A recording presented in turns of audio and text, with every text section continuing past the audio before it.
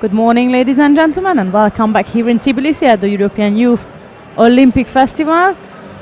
With the second day of the tournament, we're going to start in less than 5 minutes, so I'm just going to quickly take you through what we should expect on the second day as per today. So we will have 3 weight categories on board. It's the under 48, under 60 and under 66s. So starting with the under 48 kilogram category, we have 18 competitors. Number 1 seeded is Maruša Stangar of Slovenia, who is the current cadet European champion. She just won her title in Sofia a couple of weeks ago. Besides that, she's got a really long list of achievements already with the age of only 17. She also got a bronze medal from the Miami World Championships for cadets in 2013. Followed it up, she claimed the bronze medal in Athens in 2014, and then to top that up, she managed to actually win the Cadet Europeans, as I said, a couple of weeks ago. But on the other half of the draw, there's also interesting lineup. That's with number 2 seeded Nadezhda Petrovic from Serbia, and that was Stangar and Petrovic who made the final in Sofia. So that means we got the silver and the gold medalist, and hopefully we'll see them in the final for a rematch. On the bottom half of the draw, we also have Jorian Visser from the Netherlands, and she claimed bronze medal in Sofia. And just to mention, for the home nations, we have Natalia Kipshidze also in the under 48 kilogram category. That's from Georgia.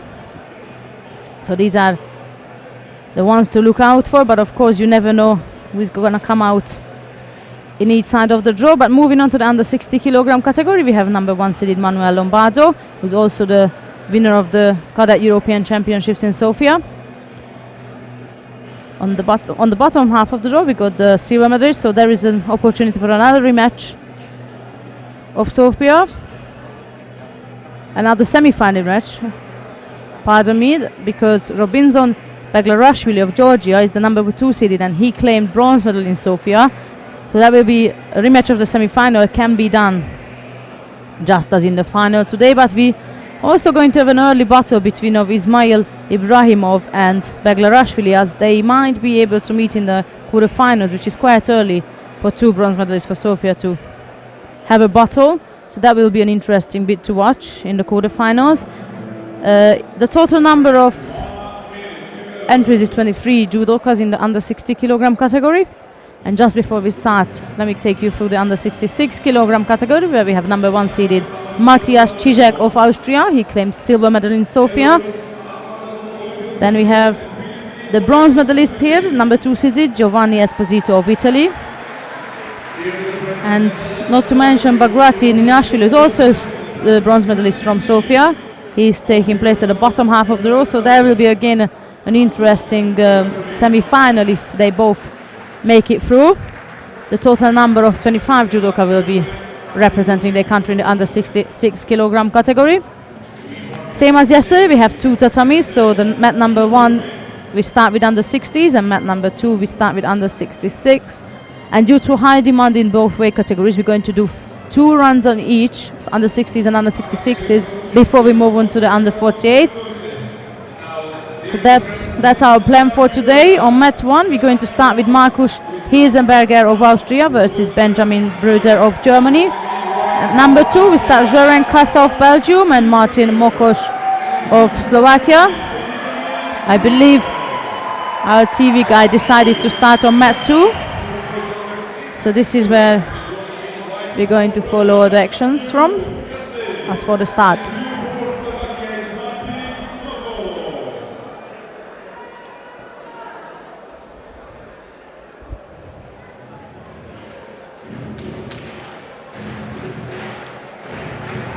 Yes, here we are. Mat number 2 is where we're starting. So there we will have Kassa of Belgium in white and Mokos of Slovakia in blue.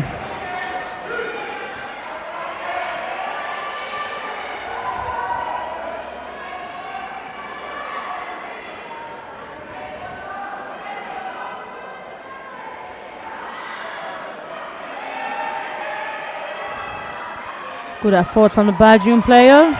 Left side, he drops the naga, is what he started off with.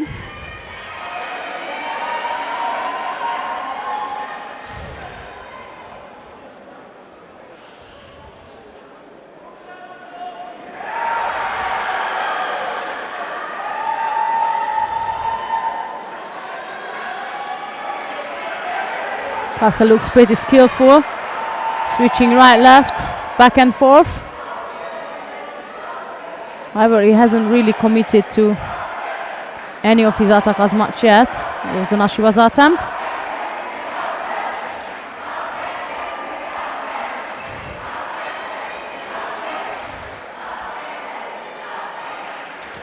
You can hear the German team cheering on mat 1 for Bruder. He's down by Vasari currently, so he definitely needs a bit of cheering up there. But for now, between Kasa and Mokos, we haven't got much going on.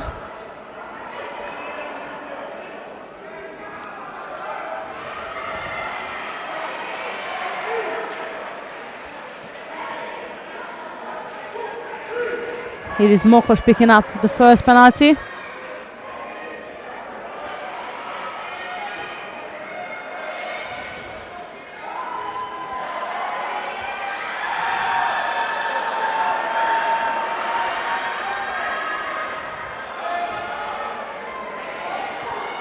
Beautiful Ashiwaza from Mokos. It was all Kasa right at the beginning. He was attacking, trying to get Mokos out of balance, and then here we are. Mokos just find the right time to sweep Kasa's leg, get him down for Yuko.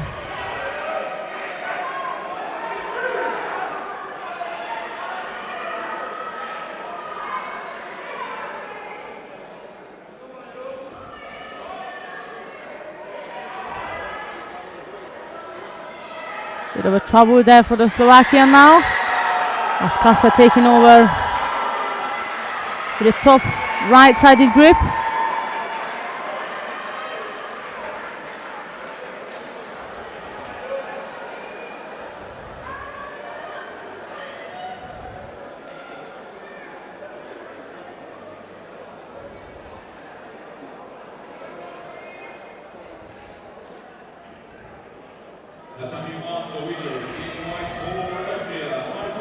Another attempt on the right side from Kasa, got dogged off by his opponent. He's now working in Nevaza. Not only working, but he managed to turn Kasa over.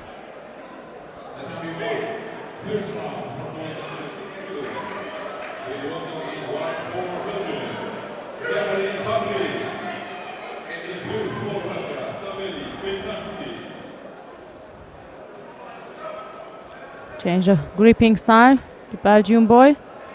This time is the lapel on the right side. He grips first before taking over the top. Now a cross grip from him.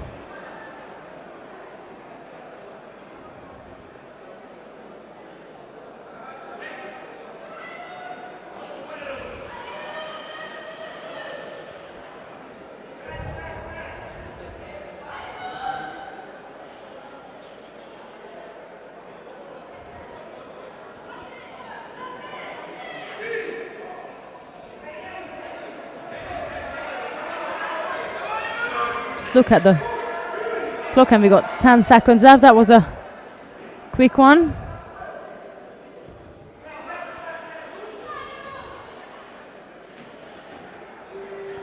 The time is up now, so we got the winner of the first contest on mat 2, and that's Martin Mokos of Slovakia.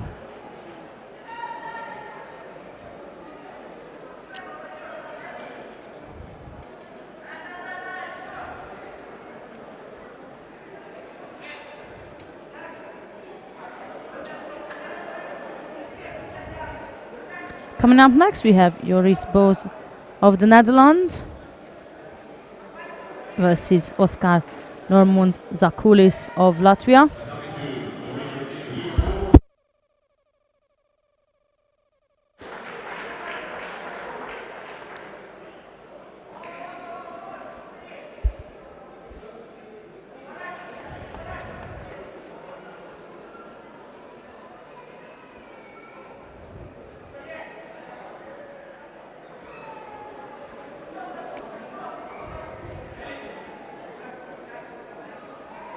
Just waiting for the referee first to take place. There is some highlights for you from the previous contest.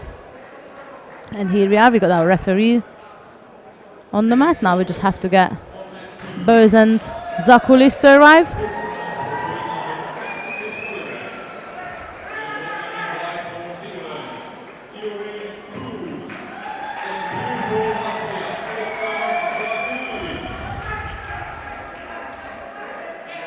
So there is Bose in white and Zakulis in blue.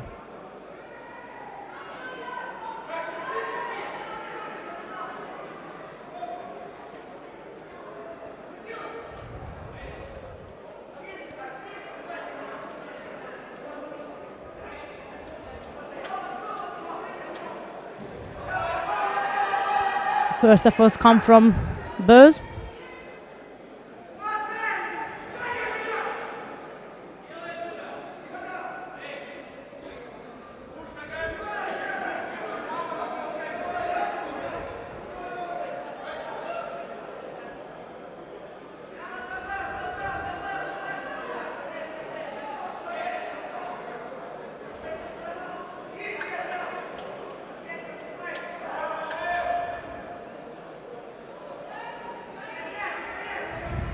Zakulis is trying to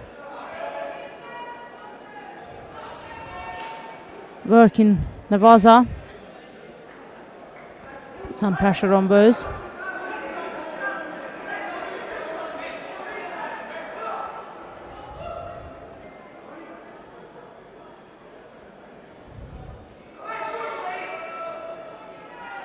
Good effort. Right sided drop more to Senaga is what Zakulis was trying to score with, and here he carries on with the turnover. The top half is not quite secured for him to actually score with it.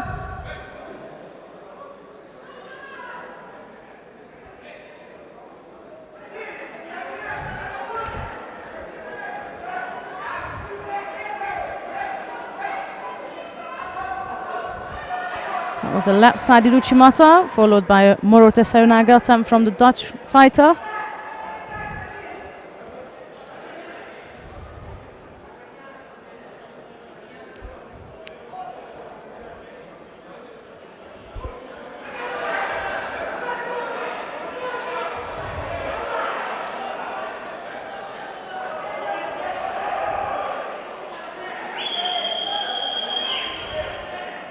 And not this time, Bose managed to lock the arm down enough to score.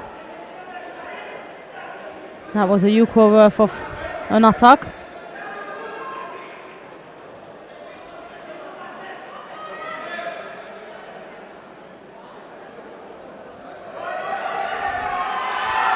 Here he is again on the left side this time.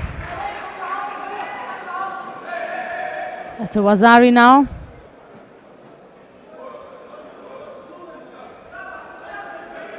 It's a Wazari Yuko lead for Bose. And I believe that the Wazari was at the Ippon now, so that's a win for Joris Bose of the Netherlands. And he'll be facing Eetu Heinonen of Finland in the second round of the under 66 kilogram category.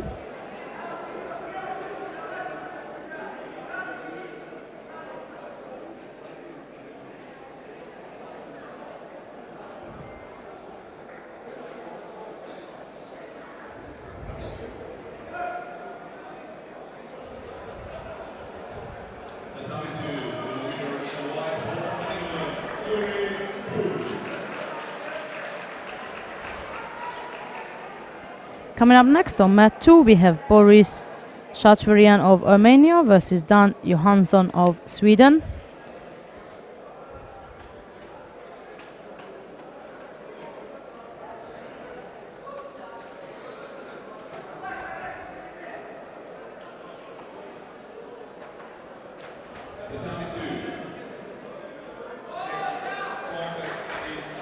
Here we are with our competitors reaching the mat now.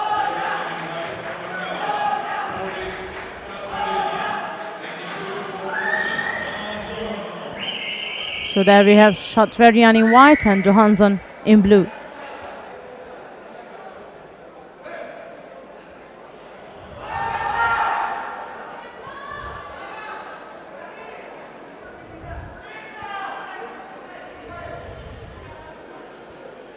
Both fighters get engaged immediately.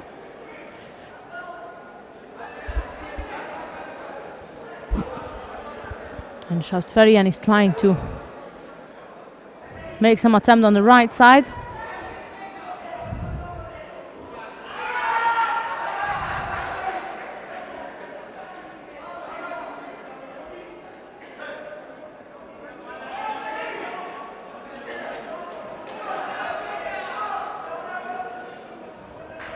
So penalty goes for Johansson.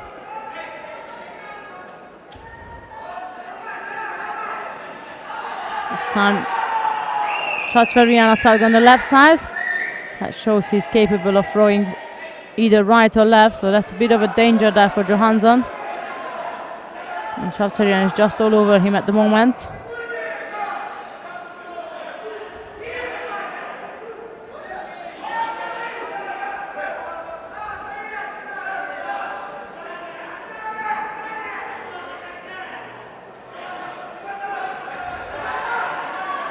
Johansson is trying to pin the right sleeve of Shaftverian down, but does make really much difference because we've seen him attacking both sides quite effectively. Meantime, Johansson dropped down on the left for a Senaga attempt.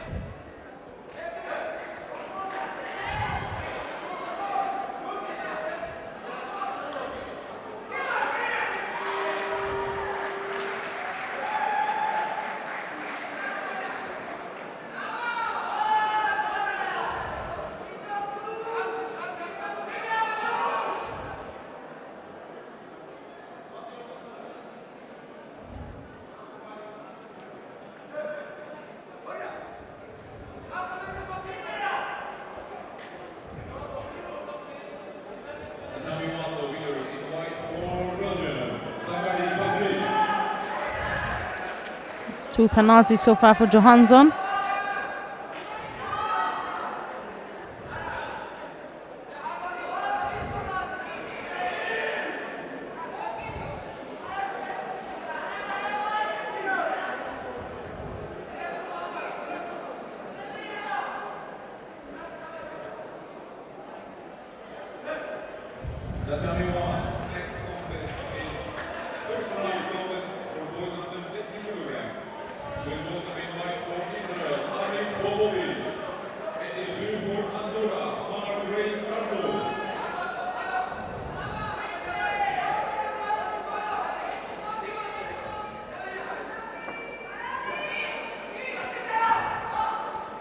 A slightly poor attack from Johansson.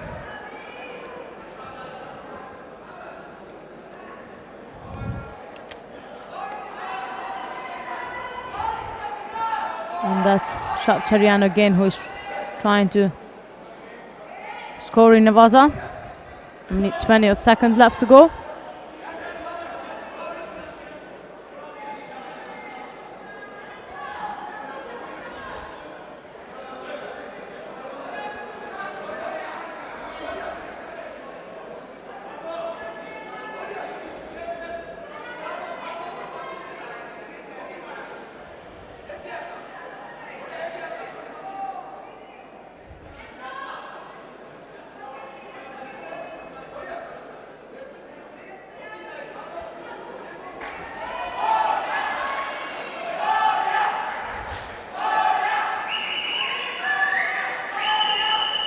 Johansson was going on the left side for Uchimata attempt, and Shaftverian was trying to counter that attack.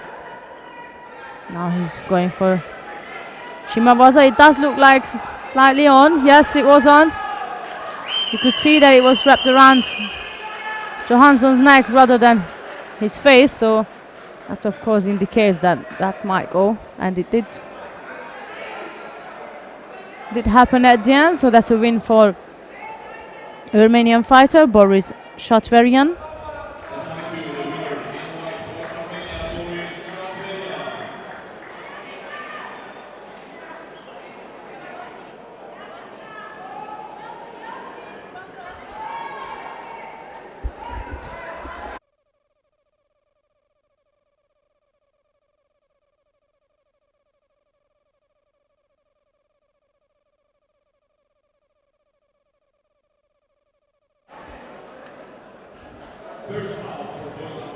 Coming up next, we have Theo Requin of France versus Sevak Papikian of Russia.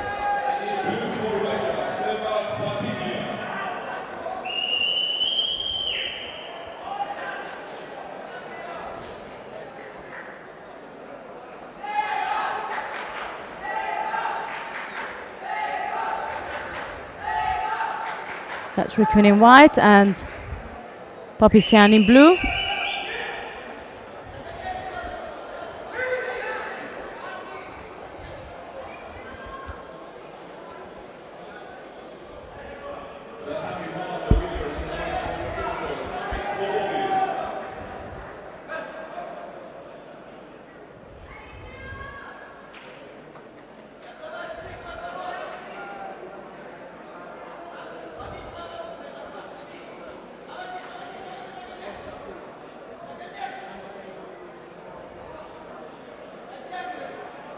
Requin attacked on the right side with Uchimata. Both players are quite cautious in terms of what they going for or not. That's a lovely drop snag on the left side from the French fighter. Couldn't quite finish it to actually score, but he did manage to get Papikian to look inactive, and so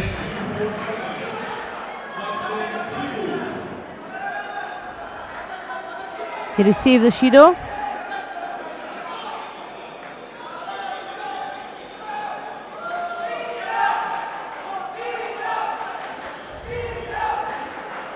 Another left-sided drop Sernaga attempt from the French fighter. Carries on in a Vaza with it.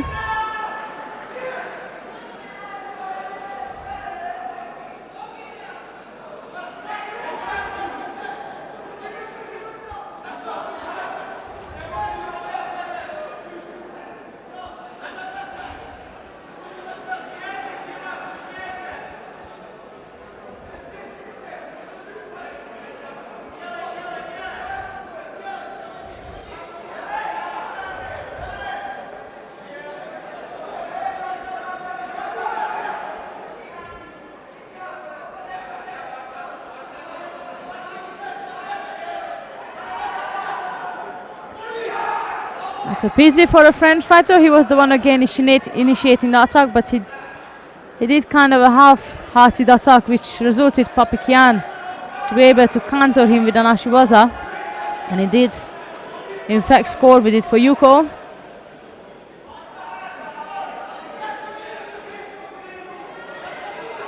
Still time on the board for Requin to bounce back.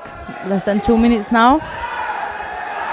It's again a dangerous engagement. We knew that. We could see from the beginning both fighters are seeking to throw by Uchimata. The way they moved and the way they positioned their feet. But this was again Papikian to score. And that's another Yuko on his side.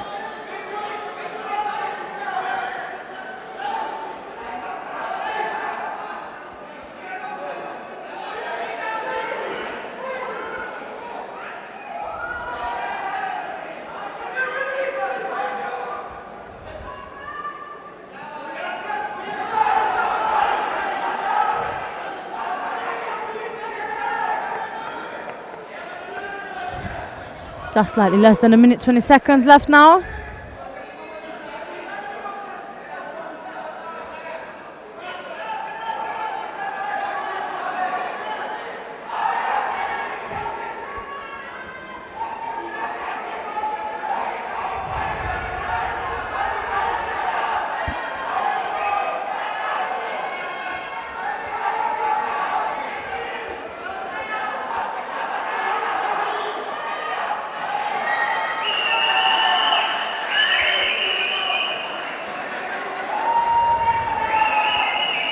Requin is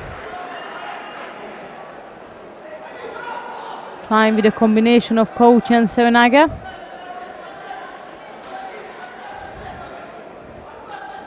He's again attacking on the right side.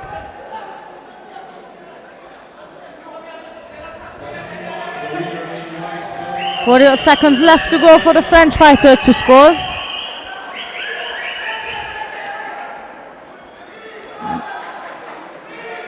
The coach is screaming from full throat out.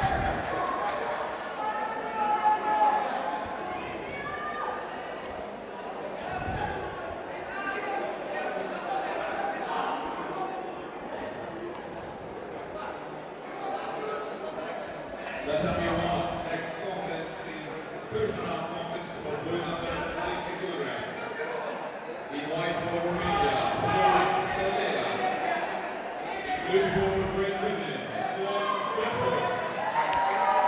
20 seconds left to go, still 2 Yukos for Papikian and 15 seconds left for Rikin. To change that, Ashiva's attempt from Papikian was tried to be countered by the French fighter.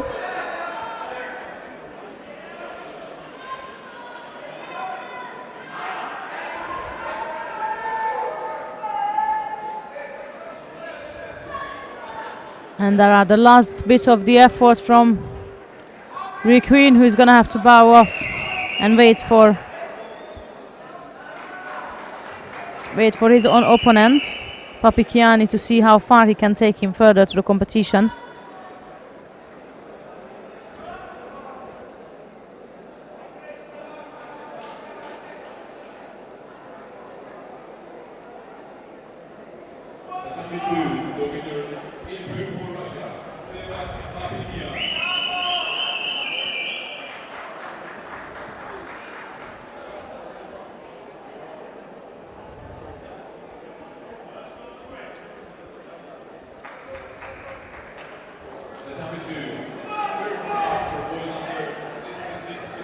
Coming up next to the under 66 kilogram category, we have Ilya Pandomidas Parlas of Estonia versus Ugur Sharikaya of Turkey. So that's Laz in white and Sharikaya in blue.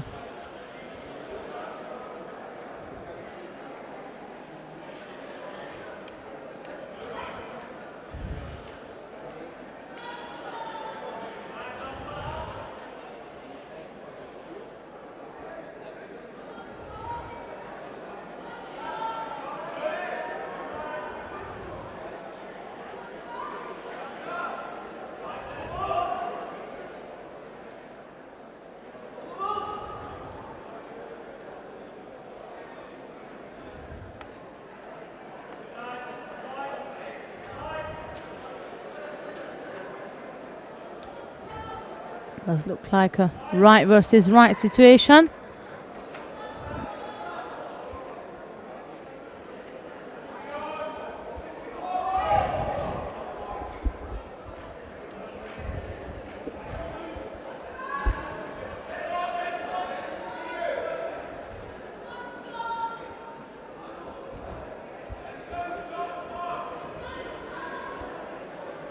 There's an attack from Sharikaya.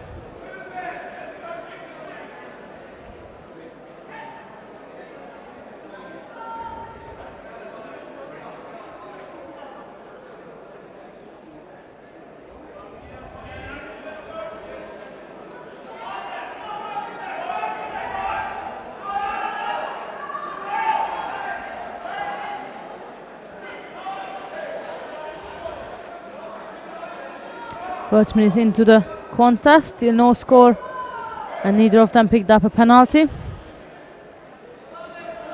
It's Sharikaya who is attacking, and just as I said that, Sharikaya dropped in for left-sided Seonaga. Turn lash over for Vasari.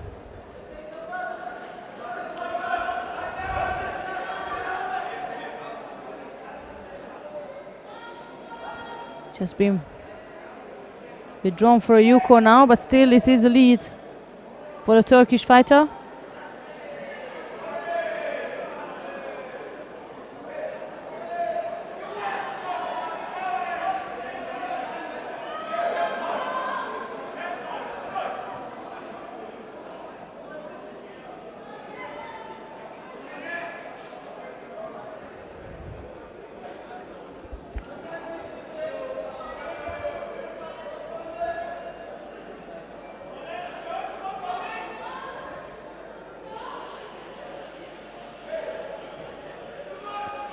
Now she's trying to control the right sleeve of Sharikaya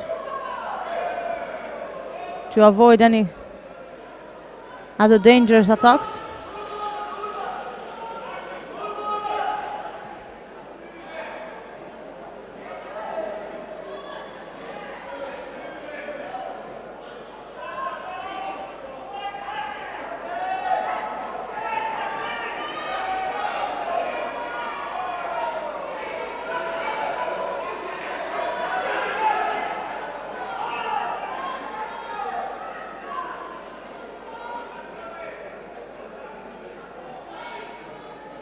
There's a right-sided grip installed again by the Turkish player, and that's, as we've seen, that's the dangerous one. When he gets the lapel right on the top with his right hand, then we know that some sort of attack is gonna come.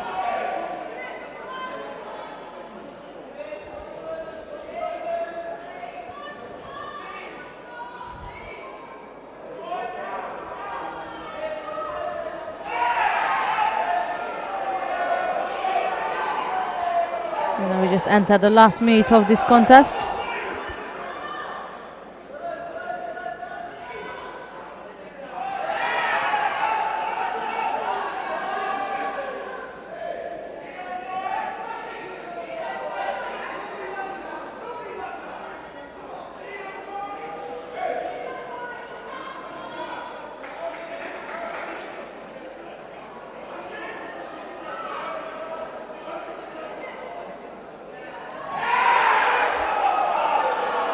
So 30 odd seconds left to go. It's still a Yuko lead for Sharikaya, and Laz is trying to get some sort of grip first, because now Sharikaya eased up on gripping.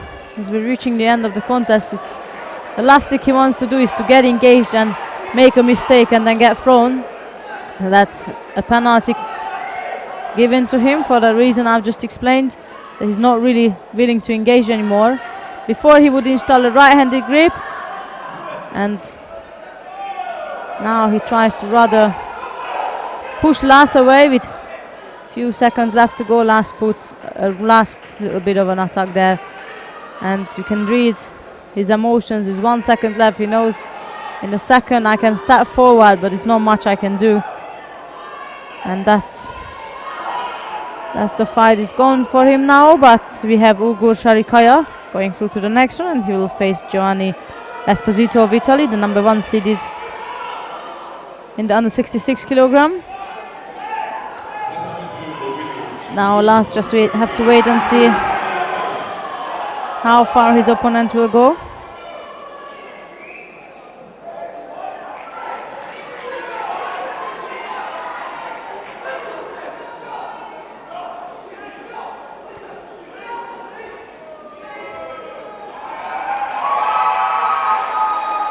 He does the drop Senaga on the left side, which was a Yuko score for Sharikaya. Coming up next, we have Ilya Bazyanko of Belarus versus Ivo Jurkovic of Slovenia. So that will be Bazyanko in white and Jurkovic in blue. In white for Belarus is Ilya Basikov, and in blue for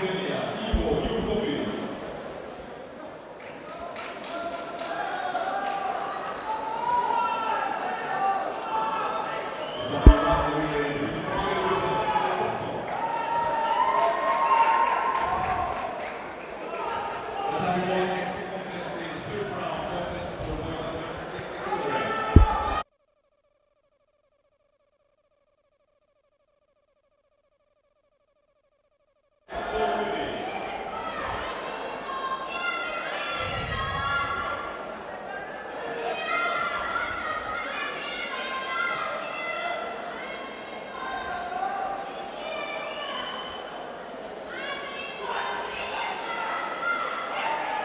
Jurkovic is seeking to turn on, I was gonna say on the left side, but then as I was gonna say that, he just switched around for reverse Senaga. But he definitely looks like a left-sided player. But at this age, it's nice to see that at both with the boys and girls, amongst the boys and girls, they can more or less throw each side, or if not even throw, but they're definitely brave enough to turn either way. They're fairly open and skillful, which is of course great to watch. And now is exactly what I just mentioned. They're capable to do both left and right. And Jurkovic was showing to Bazhenko that, listen, I'm gonna go left, left, left, and he threw his right right on the top, pressured his opponent, and done a really nice Uchimata attempt on the right side. Couldn't quite finish it off to actually score it, but it was definitely worth. There was another standing Seonage on the right, so that's his tactic. He pretends to go left, make Bazhenko believe that he's gonna come left, and then switching to right.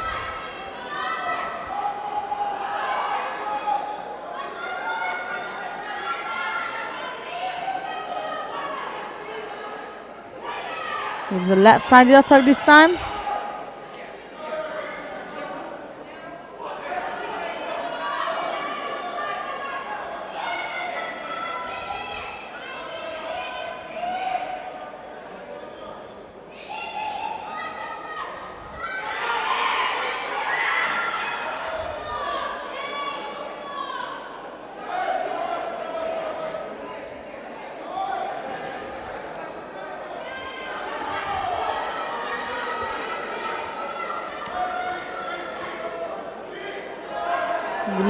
We reached the remaining 2 minutes of this contest, and so far is Bazhenko picked up a penalty.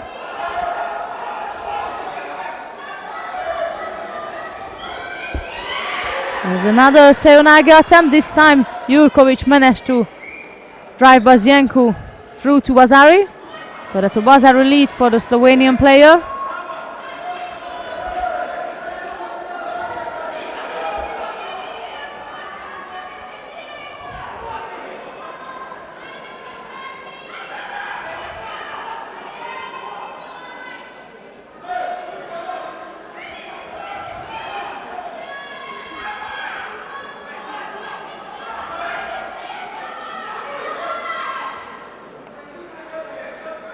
Bazhenko got into not a panic zone, but something like that. Now he knows he just has to push through the last minute and make the most out of it.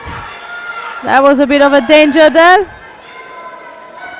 The Slovenian guy hooked on for a Kosotogak, and Bazhenko almost managed to come back with an Oshigari as a counter attack.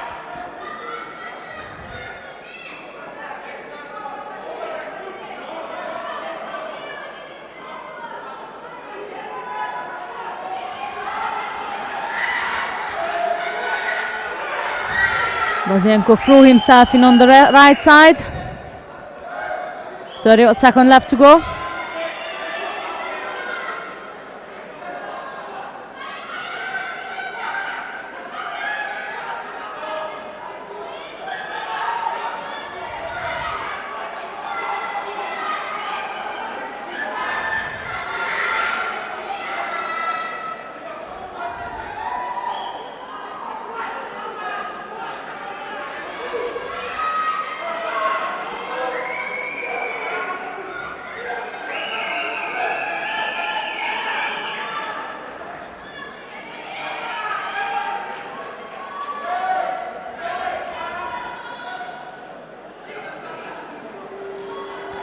And this is it, the time is up now, and Bazhenko put all his effort into the last minute. However, he couldn't bounce back, so that results Ivo Jurkovic of Slovenia to go through to the second round of the under 66 kilogram category.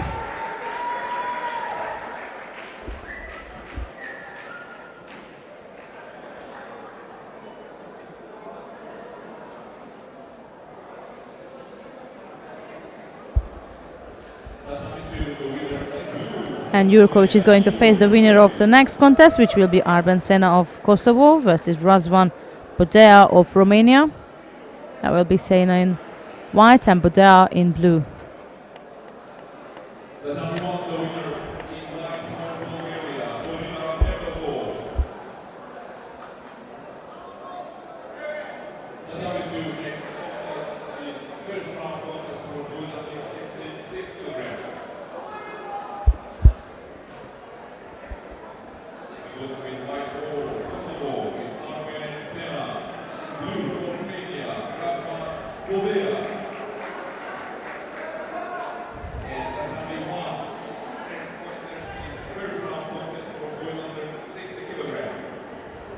In white for Netherlands, Lars Campus. And in blue for Latvia, Emils So here we are with Sena and Bodea.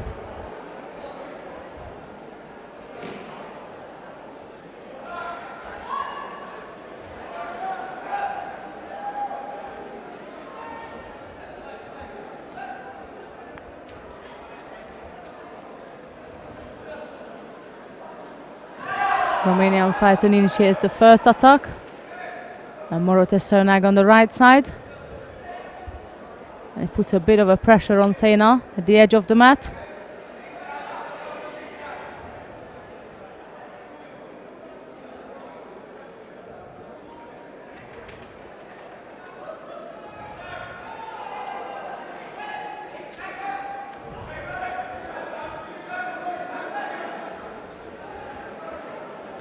There is again right-sided Morote Sernag is trying to do, but Sena's got his right arm locked up. Not quite locked up, but he's definitely pulling down enough so that Bodea cannot actually turn him properly to be able to score.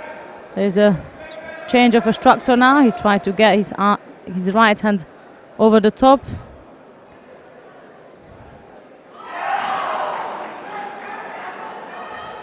Seems Bodea just rather want to be looking busy than actually scoring with these attacks. And he did manage that. Sena's got a first penalty.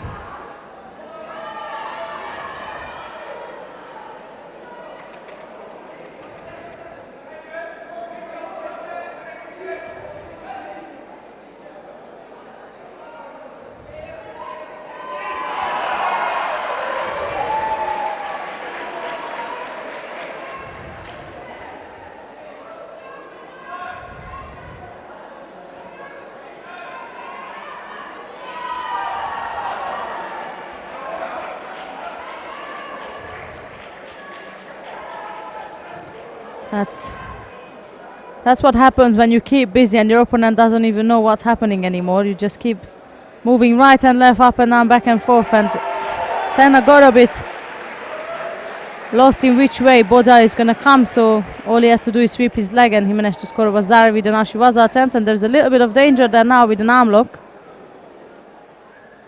The question is whether Sena will be able to escape from it or it's going to be Bodea scoring. That's a good defense from Sena.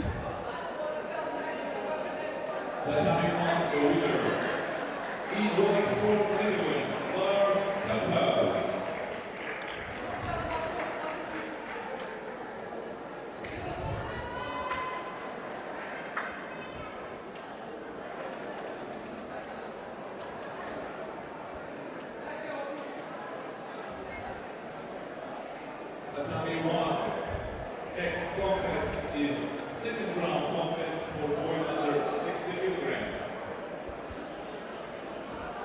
Resulting in white for Italy is Manuel Lombardo. And in blue for Austria, Marcus Hilsberger. As we are approaching the last minute of this contest, there's still a Vazar late for Bodea.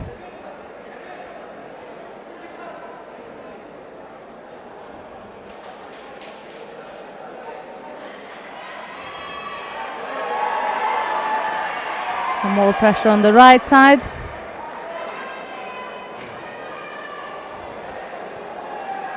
Sena is trying hard, but it seems to me that there is a slight strength difference as well. As you can see, Bodea's got a really, really strong grip on Sena, and Sena tries to move each time on the right side, and he just gets completely blocked out by his opponent.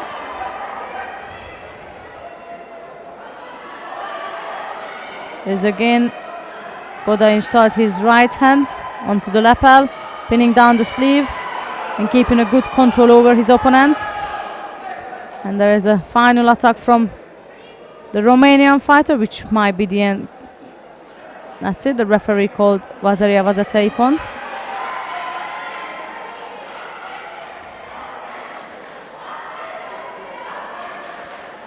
So with 6 seconds left, but they are just decided to finish the contest.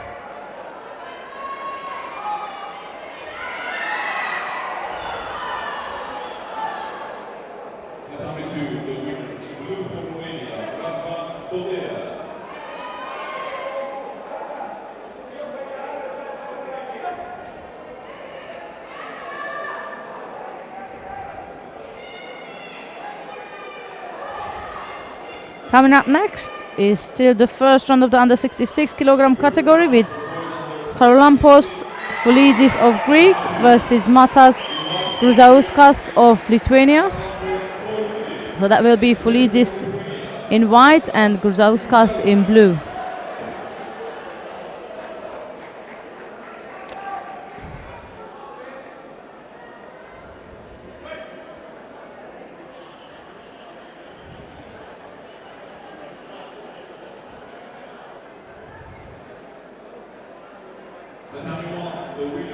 Neither of the fighters wasting much time. They get the grip immediately, and it's unusual, but within the first 15 seconds we had the first attack already. So they definitely mean business here. Neither of the fighter will wait. Definitely not Gruzauskas. He keeps throwing in attacks on the right side. The Taitoshi attempts.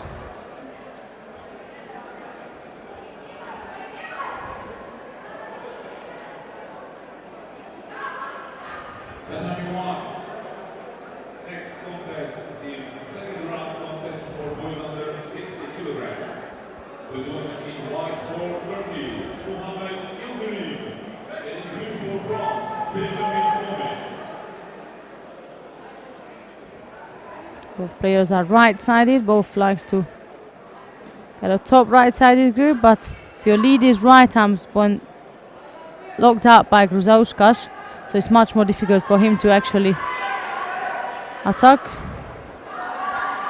There's another good effort from the Lithuanian player.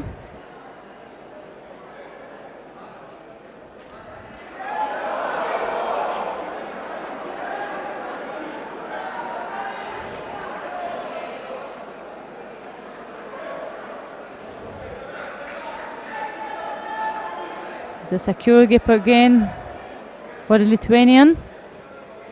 But what a great hit work from Foulidis. It doesn't look like he's got a strong grip enough, but then look at the way he turned his hips in. And sadly, as he turned in so widely, he managed to get Gruzauskas over, not for a score, but managed to get him out of balance. And as he was throwing himself into the throw, he got held down. And now it's a good escape, but it was slightly later than 10 seconds, which meant Gruzauskas will pick up a Yuko score.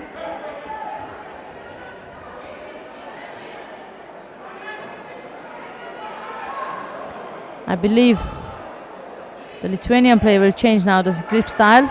He was too confident over there with the right hand, not knowing that Foulidis will just turn in from almost every and any angle, and not just turn in but actually cause some sort of damage.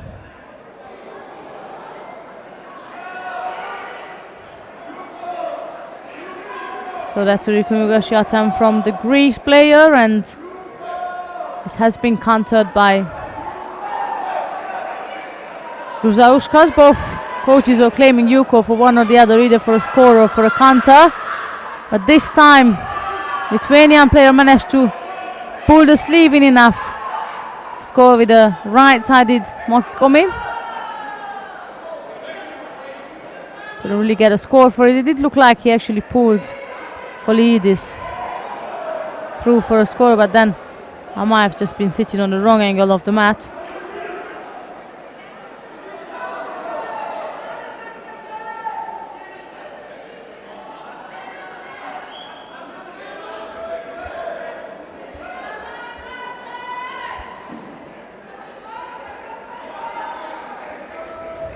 A minute left to go now.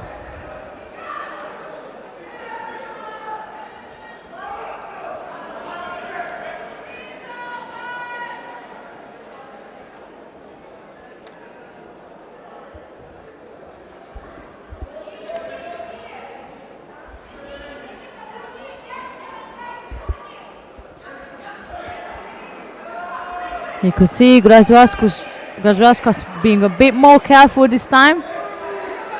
And Folidis still managed to come across from such an angle. But now the Lithuanian knows the cue to block this out as he steps around it on the side to avoid his throw and attack.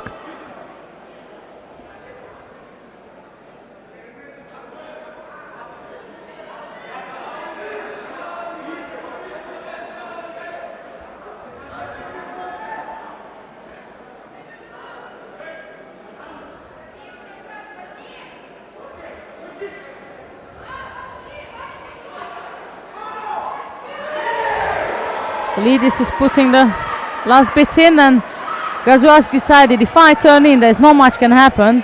I just follow my front. What a throw! We had that yesterday and we have it again. The last 20 seconds, Folidis dives in, picks his opponent up. This is what happens when you know, right, I'm gonna have to just go all out. Really, I have got nothing to lose. There's 20 seconds left on the scoreboard. I'm losing by a Yuko. I might as well just go and get hold of him and go all out. And he did so, and it was a beautiful score, a beautiful throw. I'm not sure if we're gonna have the replay of that, but it was definitely a stunning and amusing throw by Folidis. Who would have thought so, right? 20 seconds to go, and Grauzaskus was controlling the fight. Slight error can cost a lot in judo, as we know that. I'm not sure, as I said, if we're gonna have a replay. Let's just hope so. Just definitely worth of a replay. There we are. Stepped in, and as the Lithuanian competitor was trying to step off it, he just got caught up in the air and got stunned on his back. That's a great match between of these two, but that will be Rampros Folidis of Greece, who going through to the next one, and he'll face Ofek Shani. But for now we have to focus on the next contest, which is Jędrzej Stecki of Poland versus Konstantin Gabun of Moldova. So that will be Stecki in white and Gabun in blue.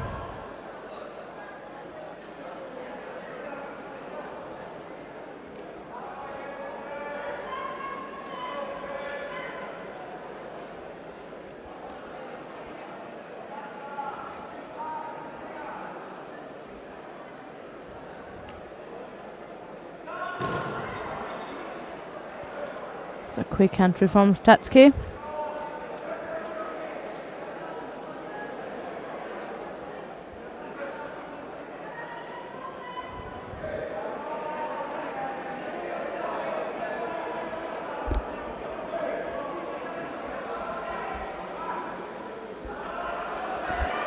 Right-sided Morotas drops to Naga.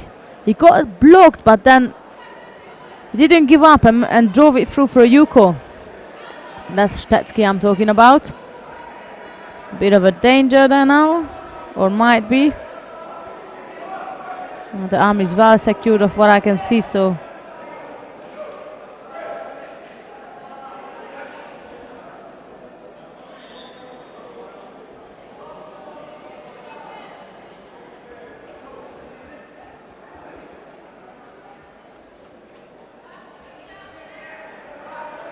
flying armbar is what Gabun was trying to do. Or rather, takedown. Connected to an armbar, or an arm lock.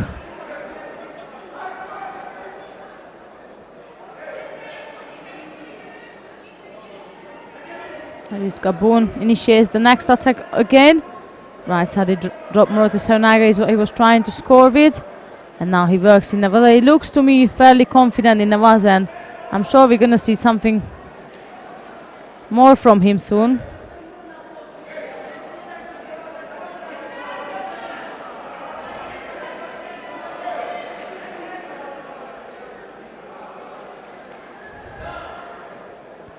Side to Manage.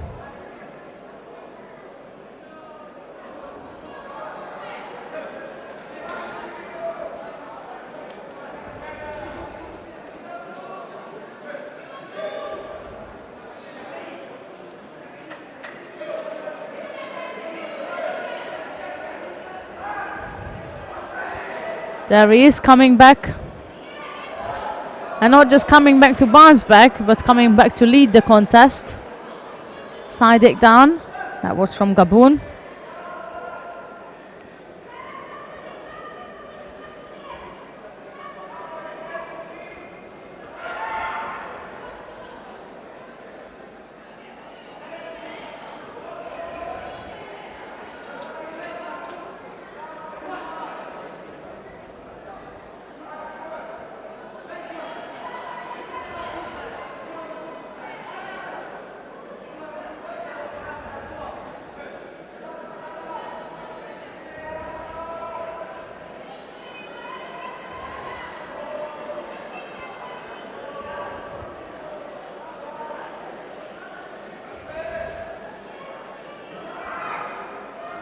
Left side he drops Naga, time from Stetsky.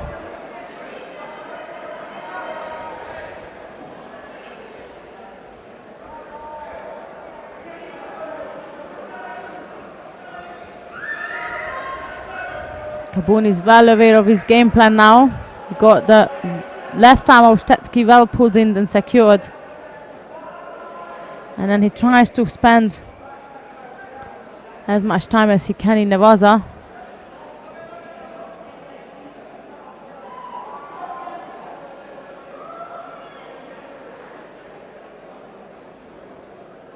Could be a slight danger, as I can see. If the leg of Stetsky is just sliding out bit by bit.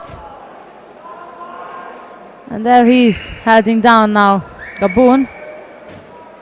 Good escape from the Moldovan player. But Stetsky is back on the top again. And his leg is sliding out.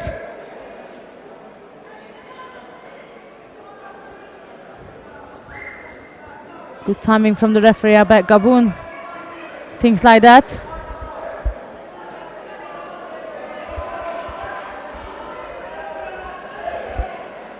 We're approaching the last 10 seconds of this contest. And Gabon decides to just take down Stetsky to spend more time in Nevaza rather than being in danger, as we see in the last contest, and we see many of them yesterday. Anything can happen with these guys. They're not afraid, they have no fear, they just get in there, whatever left on the time, 20 seconds, no problem. They just go get hold of each other and throw one another and win the contest at the very end. We had one already today, and I'm sure there will be more to come, but for now that's a win for Konstantin Gabon of Moldova, and he will be facing Bagrati Niniashvili, the Georgian fighter who's got bronze medal in Sofia a couple of weeks ago at the Cadet European Championships. That will be an interesting matchup between of these two. But now we're moving back to the top half of the draw as we start the second round of the under 66 kilogram category. And we will have number one seeded on show now with Matthias Zizek of Austria, and he will face Martin Mokos of Slovakia. So that will be Zizek in white and Mokos in blue.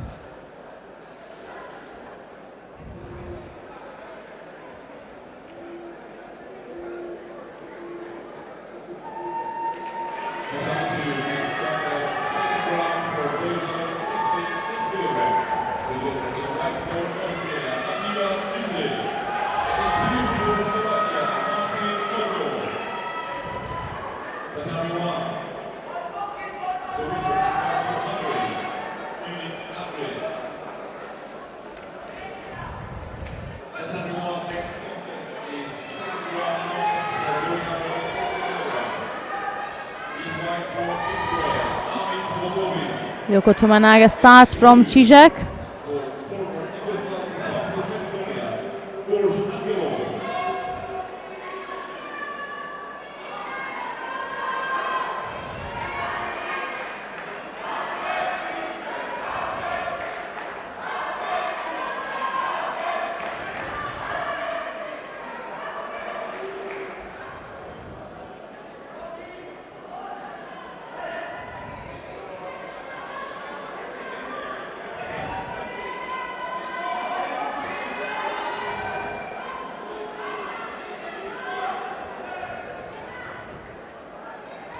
Reverse Seonaga, and he almost managed to drive Mokos through.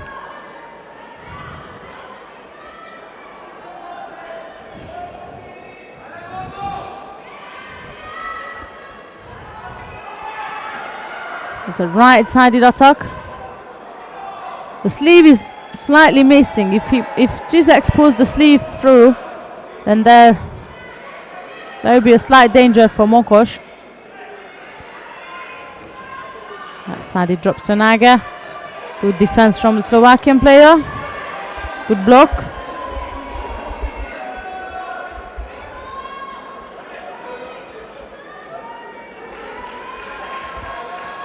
It's right Uchimata to keep his opponent busy.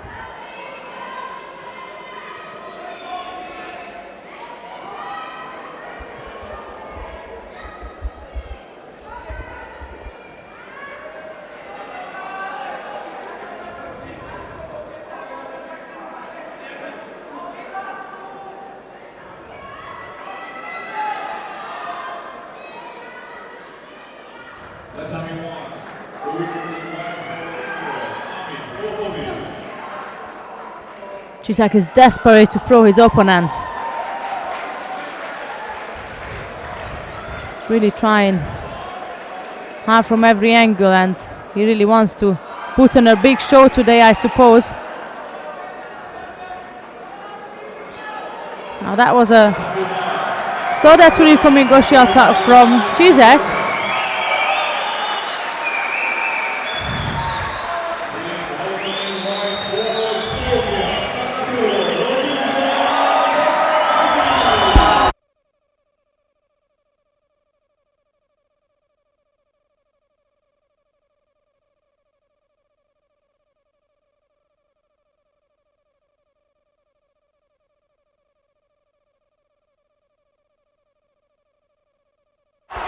I apologize. Again, I explained yesterday that the TV channel is in charge of our match, so that will be random switches throughout the day, because obviously they want to view the Georgian fighters, and that causes us a bit of trouble. So we might be focusing on one match in 1 minute, and then if they decide to switch, then we just have to go with it, as we are connected to them. So now we are back on mat 1. Well, not back, we haven't done it yet today, but we are on mat 1 right now, and we're following the contest between Robinson Beglarashvili and Tigran Batalyani.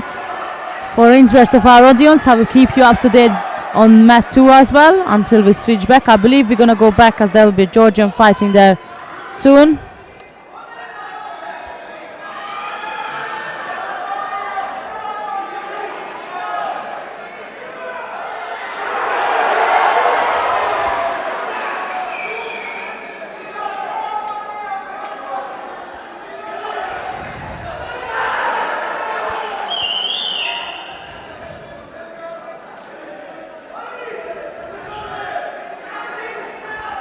Beglarashvili has claimed 3 bronze medals in a row from Cadet European Championships, starting us from 2013 in Tallinn, followed it up in 2014 in Athens, and also a couple of weeks ago he claimed a bronze medal in Sofia.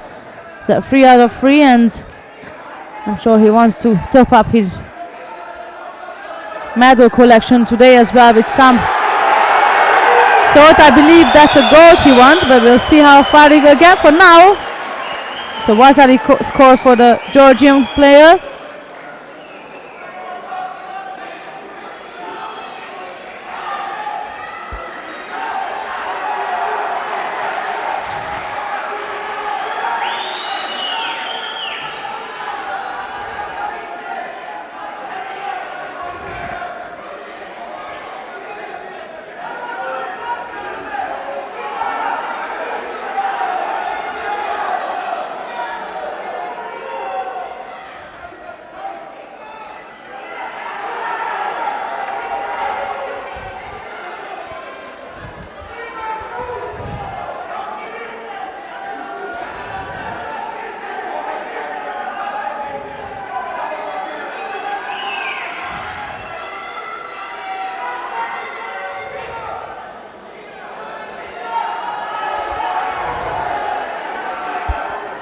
Penalty has been given to the Armenian fighter.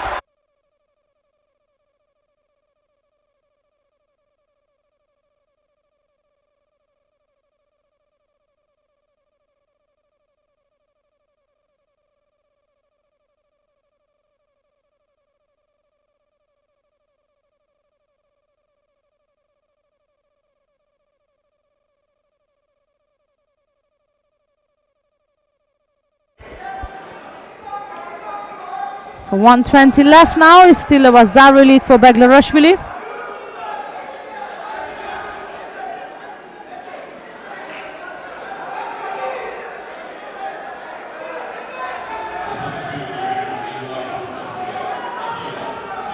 That's the under 60 kilogram category, just in case I missed that information out.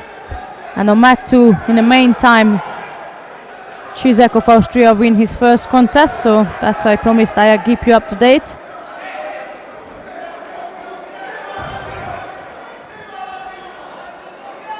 Forty seconds left to go for Beglarashvili.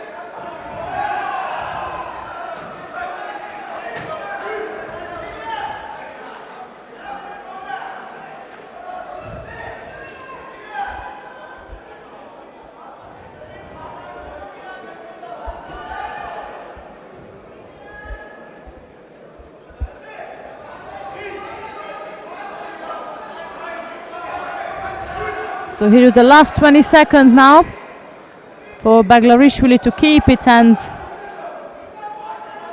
Badalian to change it.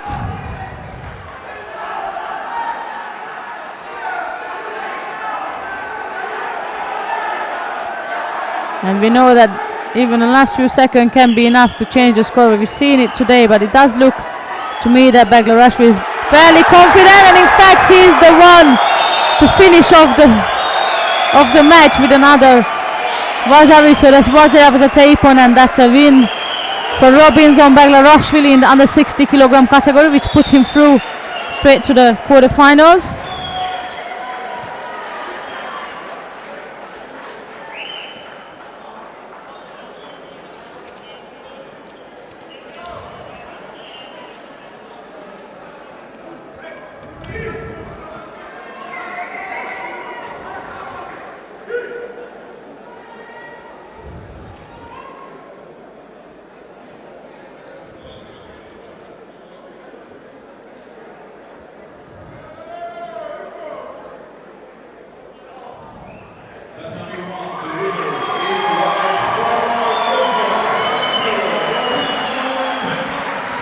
Beglarashvili is going to face the winner of the next contest, which will be Ismail Ibrahimov and Scott Thompson.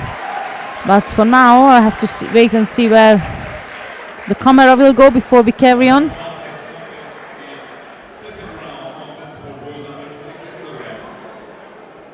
Here are the highlights of the previous contest.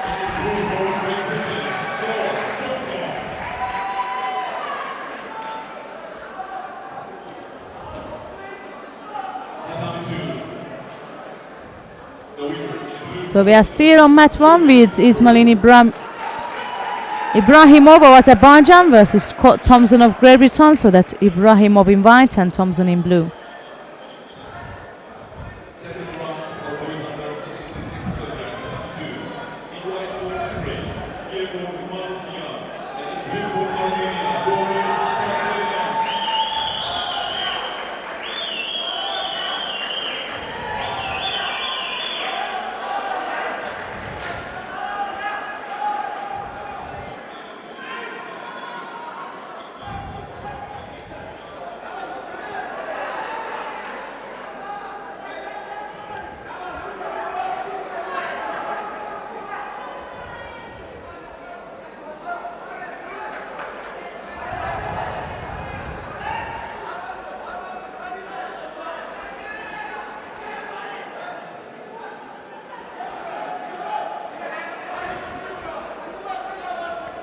So far, there's only a penalty has been given to Thompson.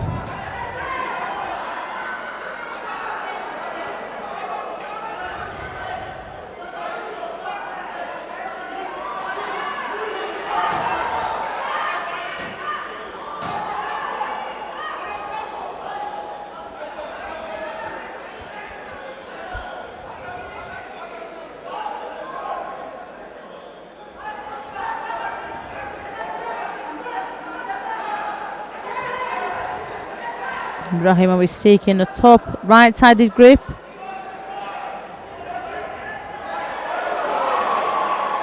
Beautiful throw from Ibrahimov. Just Thompson initiating and also Togari, and Ibrahimov just countered him with the same technique and managed to finish off this contest. And so it will be Ismail Ibrahimov of Azerbaijan who will face Robinson Baglarashvili of Georgia. Both players fairly skillful, and well, most of the players are, but it will be definitely a good match to watch.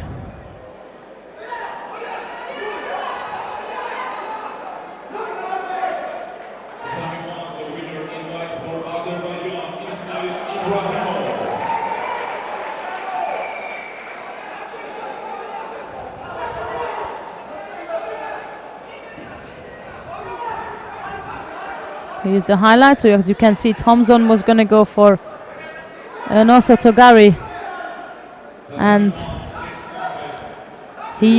Ibrahimov used that movement and caught him with a counter attack.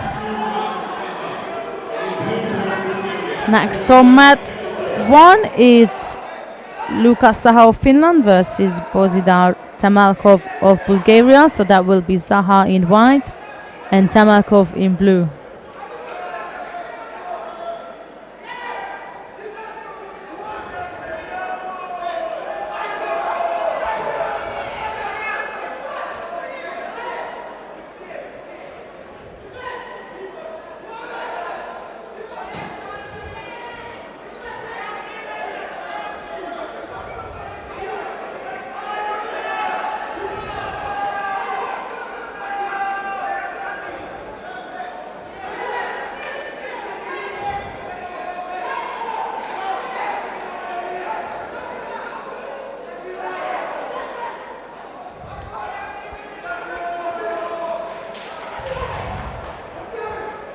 Markov picked up a penalty because he just got his uniform dragged out, which of course not allowed really.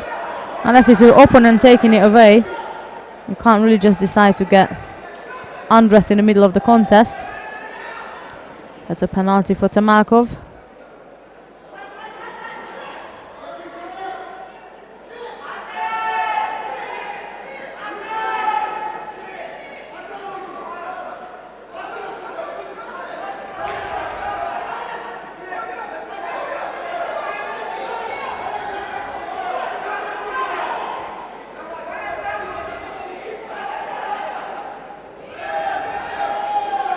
Tamakov threw in a sumigashi attempt. The coach was claiming a yuko for it. He got a head between of the players, and that's in favor of Tamakov. So Zaha is going to have to be careful because Tamakov's got long arms, long legs. If he throws them in and throws them over, then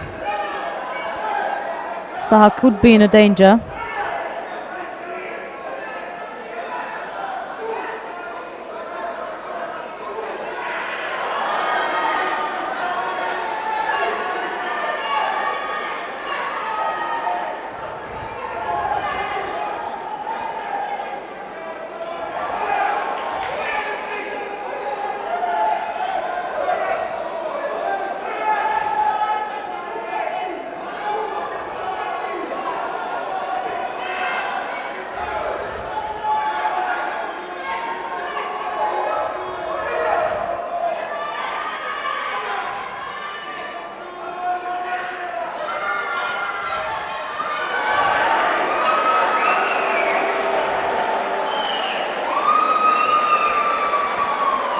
Unbelievable performance again on mat 2. I'm gonna have to tell you that it's It's almost unbelievable. We had Manukian of Ukraine versus Shatverian of Armenia, and as I keep telling about the last few second wins, Manukian was done by Wazari.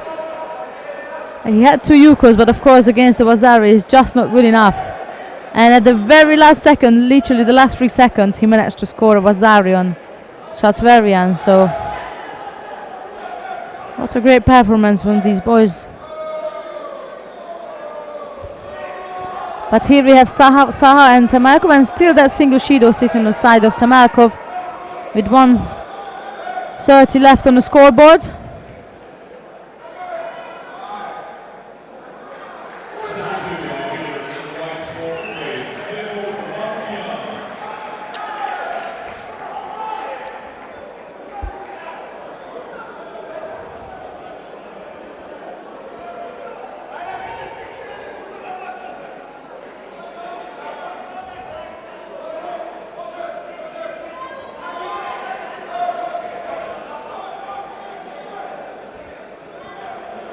Reaching the last minute, still that single Shido, which is kind of a pity because he got that Shido for a mistake he made rather than being inactive or other reasons. And if that's gonna cost him the fight, then that's slightly pity.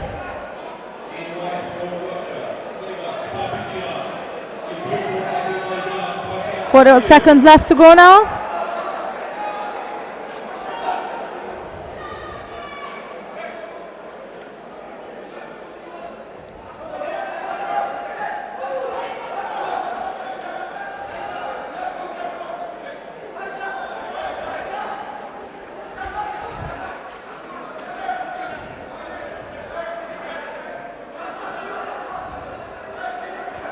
That's pressure from the Bulgarian player, trying to get a penalty for Saha so that at least the scoreboard can even up.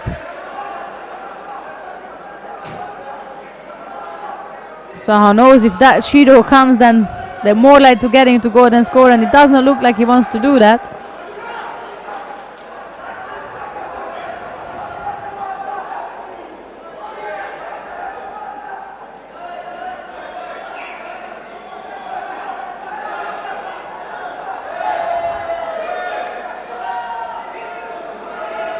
No Shido so far. Tamarkov trying to put more pressure on Saha.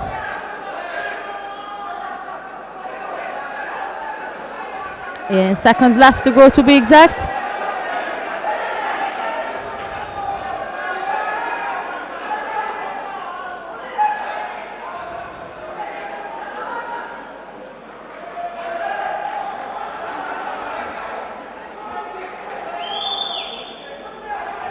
So that Shido did came then, and with 10 seconds to go now,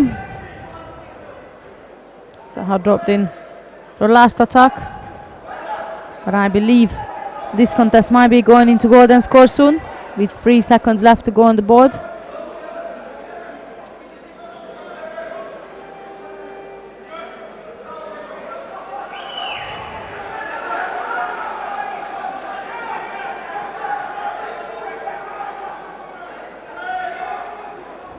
Here's Tamarkov back with that beautiful Ashiwaza. I was going to say back with that top right arm pressuring, and as Saha was trying to get away from that top right arm, it just swept his feet. Lovely Ashiwaza, and a big relief for Tamarkov. He was kind of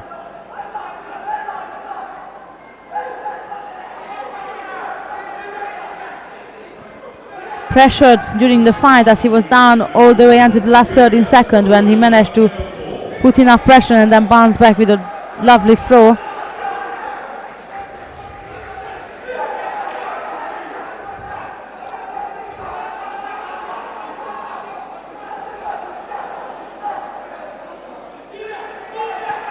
Here's the replay. Second round for boys under 60 kilograms. In white for the Netherlands, Lars Kappers. In blue for Poland, Kasper The next and last contest in the second round of the under 60 kilogram category coming up with Lars Kampius of the Netherlands versus Kacper Kaczor of Poland.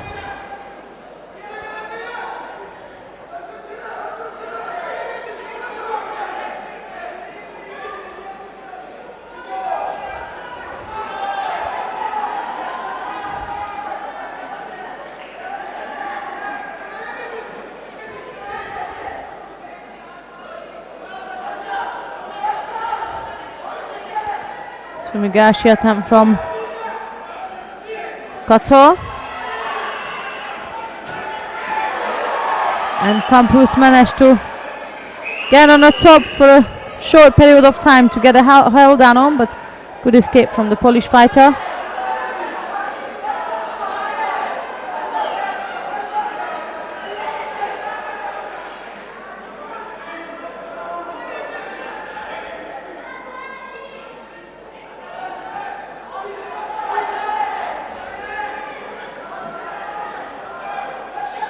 Great effort again from Kaczor.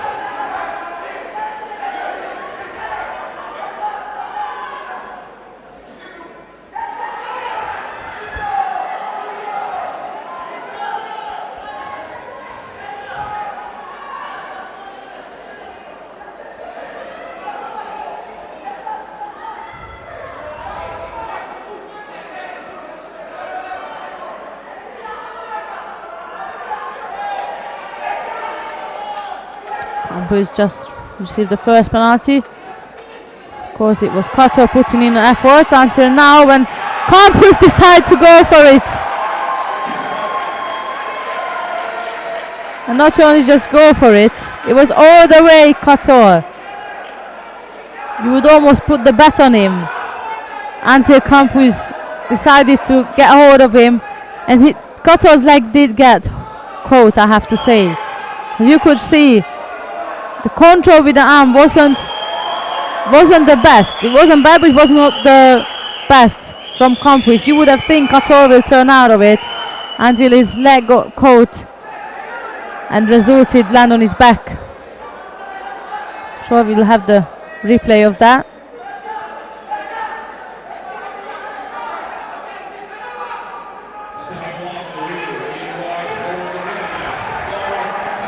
So that's Lars Kampius, who is going through to the quarterfinals.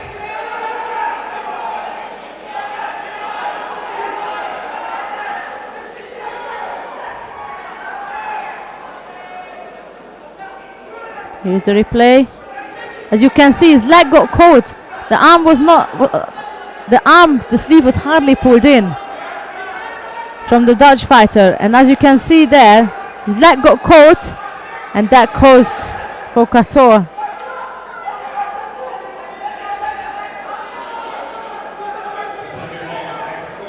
to land, and he's now gonna have to wait for Kampius to take him further.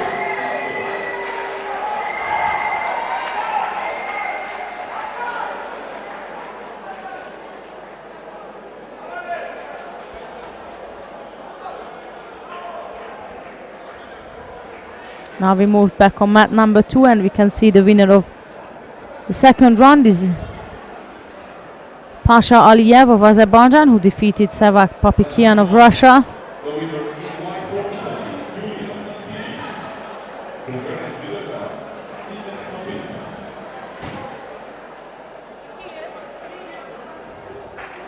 Number 2, the winner in blue for Azerbaijan, Pasha Aliyev.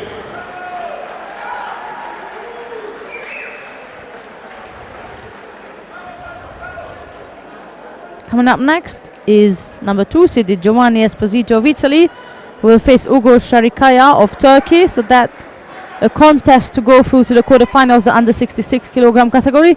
That's mat 2, of course. I'm not quite sure where our camera is going to go. There we are on mat 2. Please welcome in white for Italy, Manuel Lombardo. And in blue for France, Benjamin Gomez.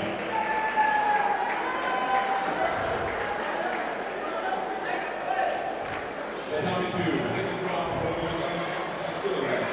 In white for Italy, Giovanni Esposito.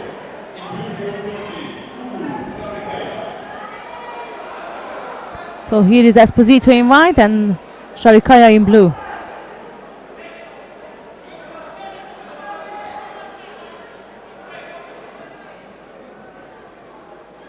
This is the first contest of the day for the Italian fighter.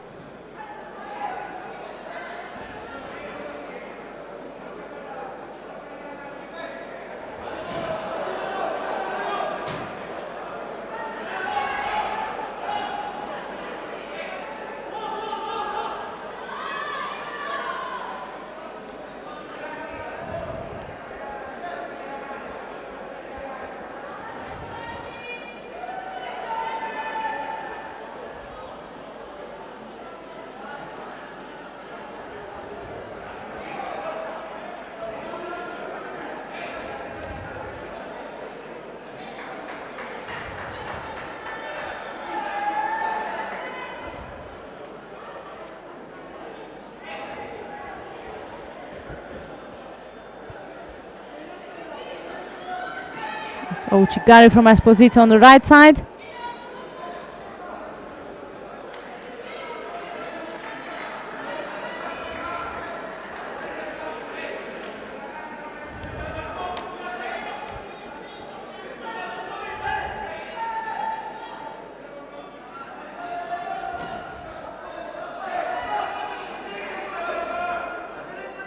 Dear judo friends, we inform you that after first day of the competition, Team of Italy has 2 gold medals, Azerbaijan 1 gold medal, and Moldova 1 gold medal.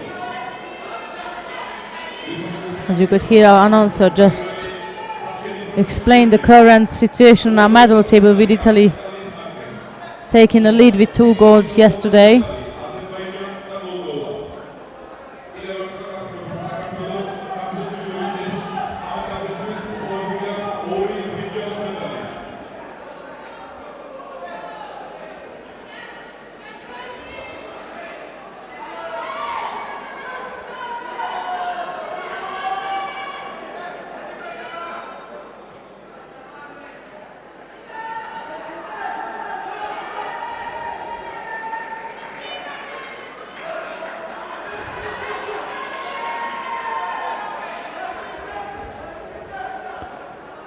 We reached halfway through this contest. There's still a single Shido on the side of the Turkish fighter.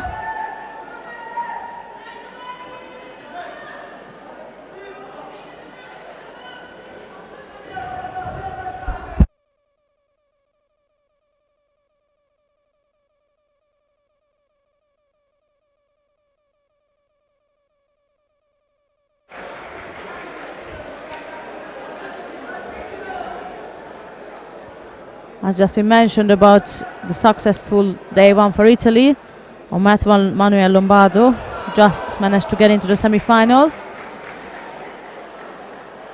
And as just I said that, we have Giovanni Esposito throwing his opponent for Ippon as well. So that's another Italian triumph here.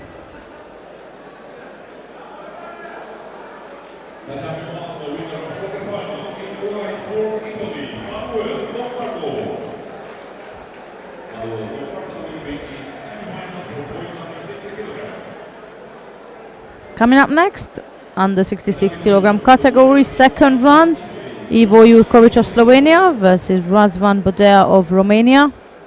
That's on mat 2. Time for next quarterfinals for boys under 60 kilograms. Please welcome in white for Hungary, Yunis Andre, and in blue for Israel, Amit Bogovic. That's number 2. Second round for boys under 66 kilograms. In white for Slovenia, So here we are with Jurkovic in white and Bodea in blue.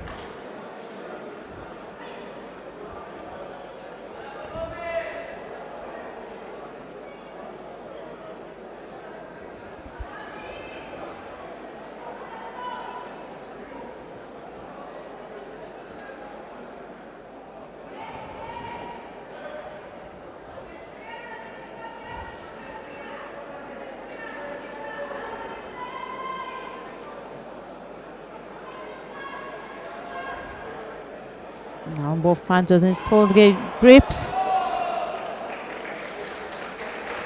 And they're still positioning themselves.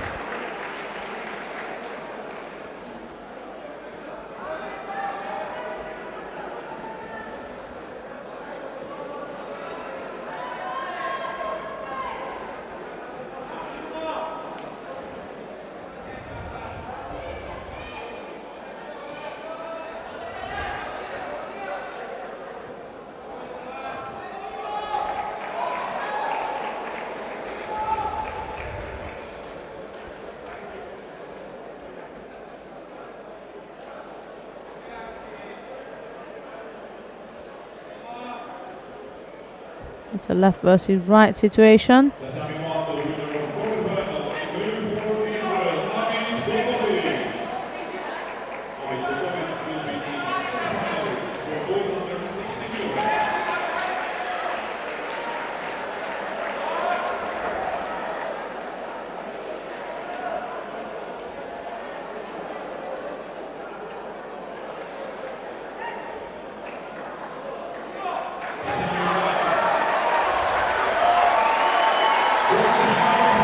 I think we're going to switch to mat number 1 in a second, because we got a Georgian fighter coming up, so I apologize if you all of a sudden going to lose mat 2.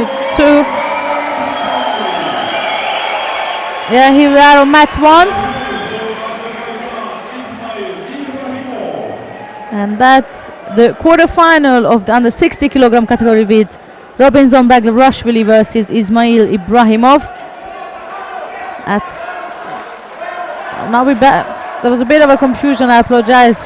Our cameraman keeps switching back and forth, but I hope now we stay on mat 1 at least for this contest. So that's Baglarashvili in white and Ibrahimov in blue.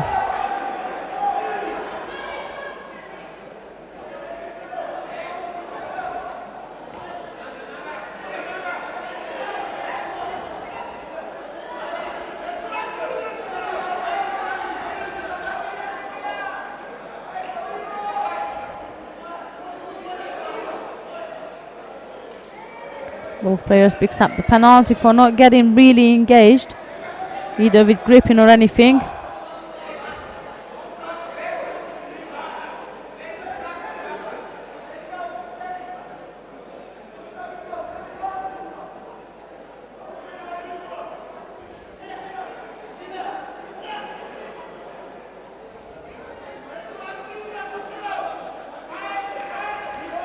Still, both being really cautious. We've seen both of their first fights, which was very promising. It's definitely a big contest, and this is the quarterfinal I mentioned this morning, that both players got bronze medal in Sofia at the Cadet European Championship, so they definitely at a good level, both players, and this is a tough quarterfinal for both.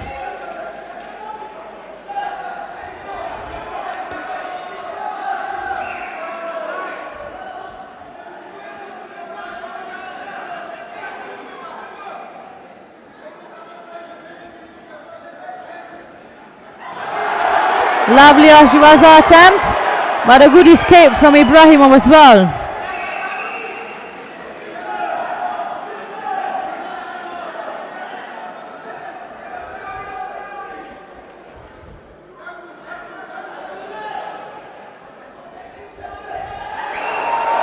So dangerous again. Right-sided Uchimata is what Ibrahimov was going to go for. Very explosive players.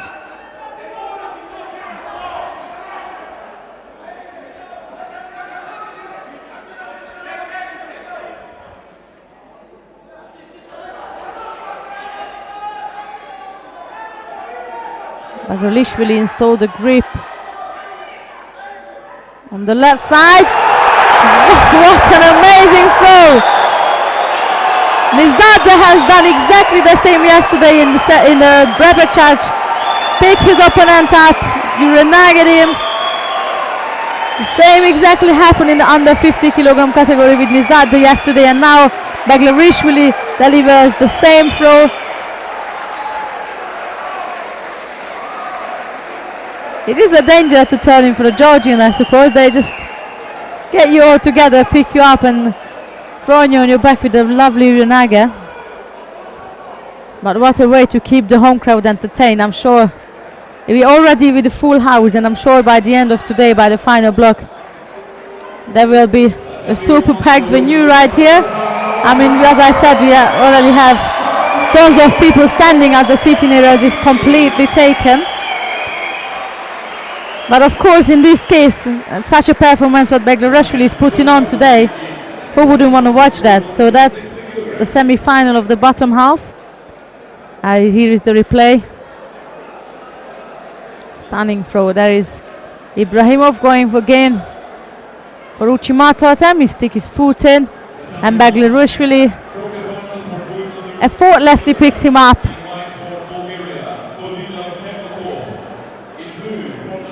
And stun his opponent.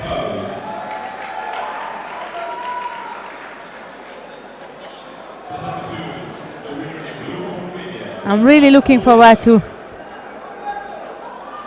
the final of these fighters, but we are back to the under 66 kilogram category on mat 2.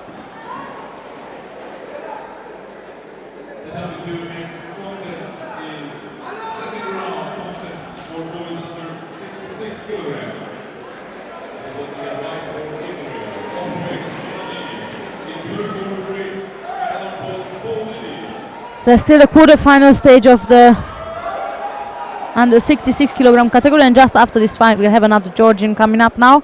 But for now we have Ofek Shani of Israel in white versus Karalampos Foulidis of Greece in blue. Remember, it was Foulidis winning his last contest in the last 16 seconds or 13 or so. Basically, on the last 20 seconds he bounced back. So let's see what's going to happen now. And it's yet Shani is the first one to attack and to cause a bit of a danger there, but as I said, with Foulidis you just never know. We have to wait and see.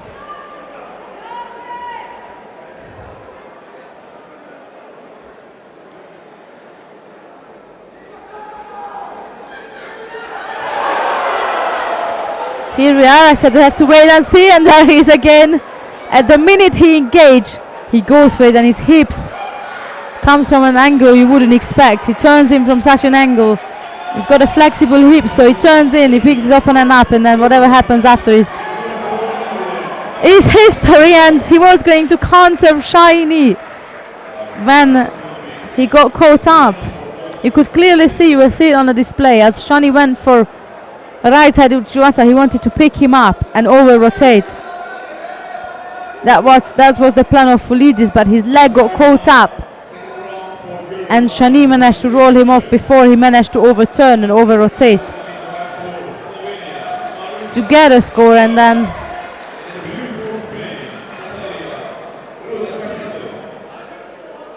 that's cost him the contest.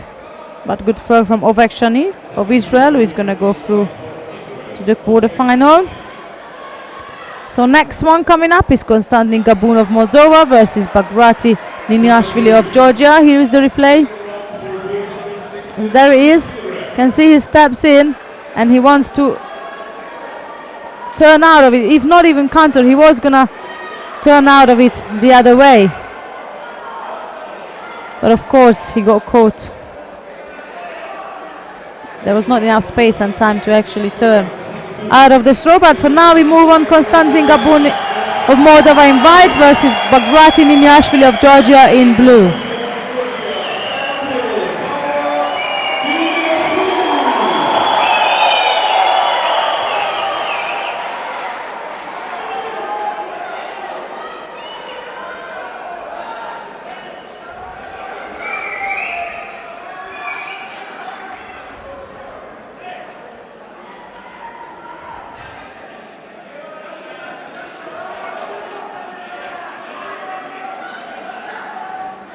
Yeah.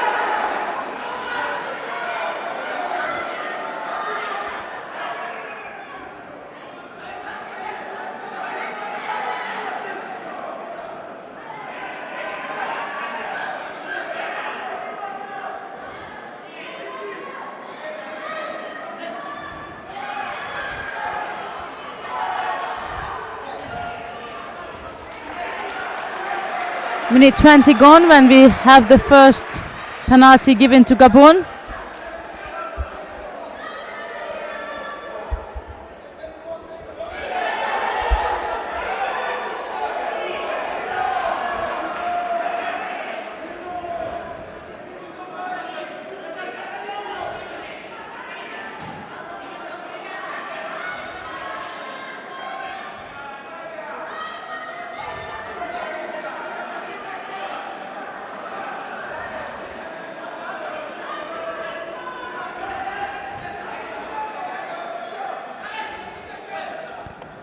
Approaching halfway through now, still that single Shido and the big butter between her.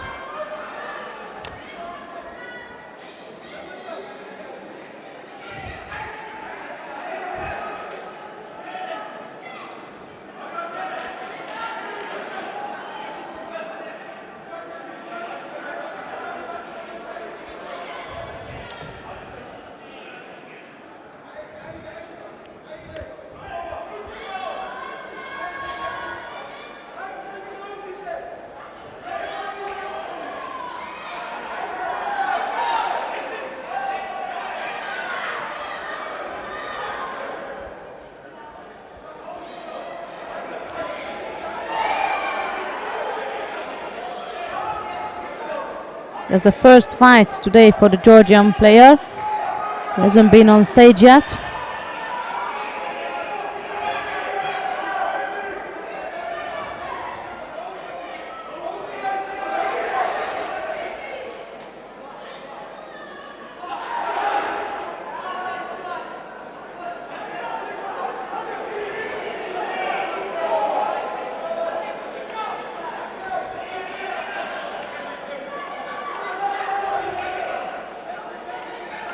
We're approaching the last minute now. There's still that single Shido.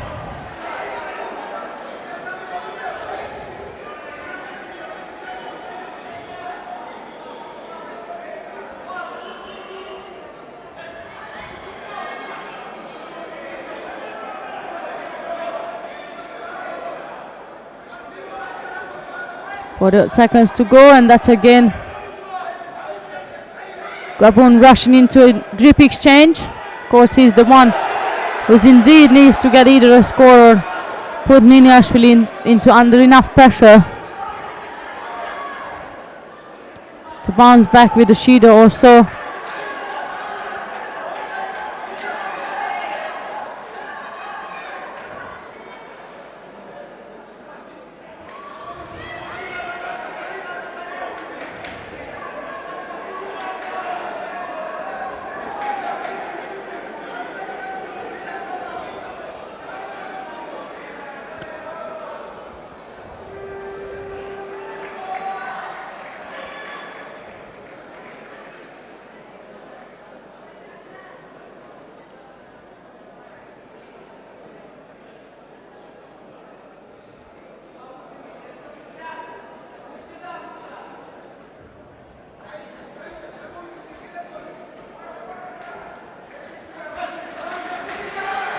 So we approach the last 30 seconds now.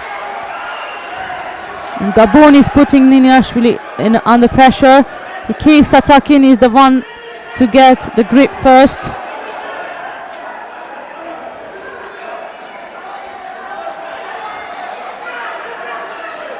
Drops again, Naga attempt, Oshiwaza from the Georgian. Another drops to Naga. That's from Gabon. The Moldova coach claiming to get Niniashvili a Shido.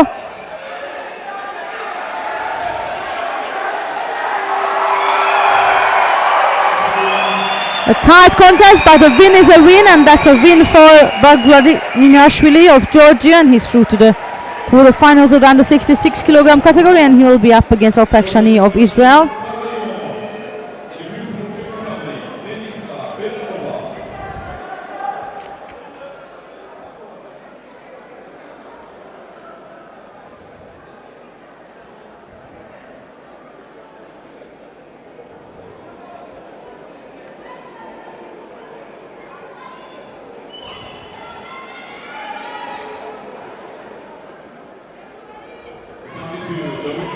for Georgia, Sakato, Inoshiro.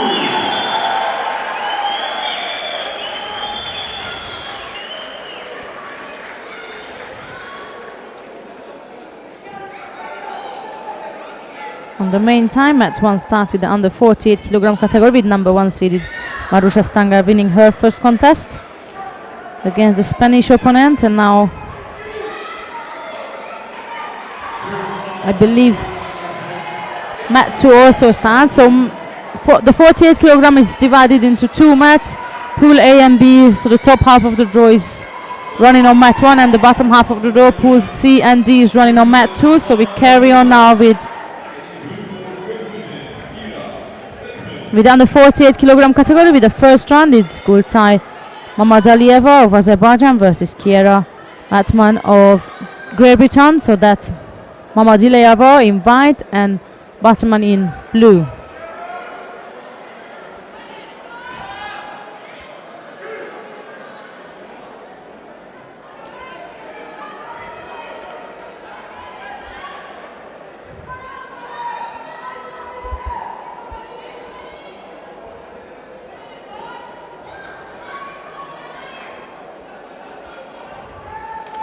British fighter initiated a left-sided Makikomi attack.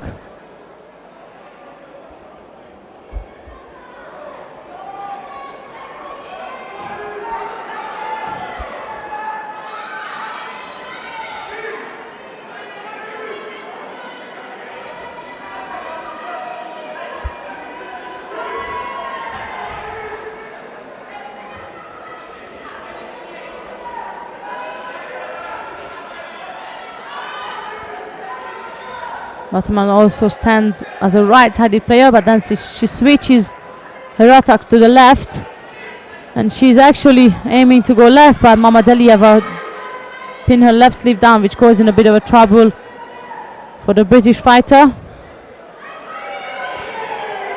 And now she carries on the work in Navaza, managed to secure a hold on Mamadalieva.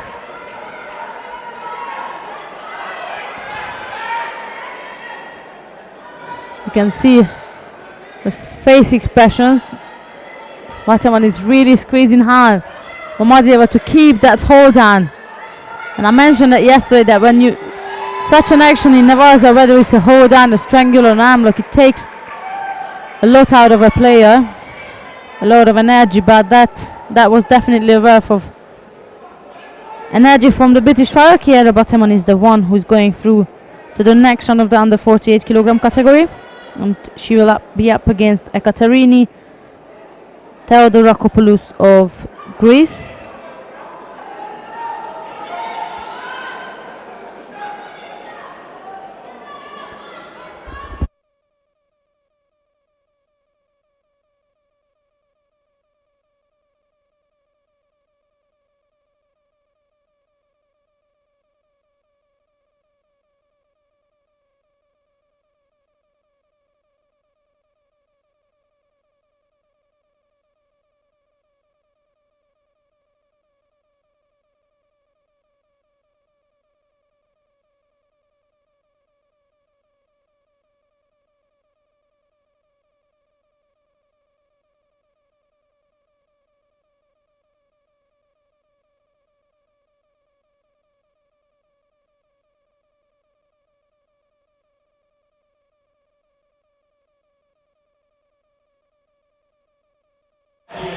We're back now with under 66 kilogram category.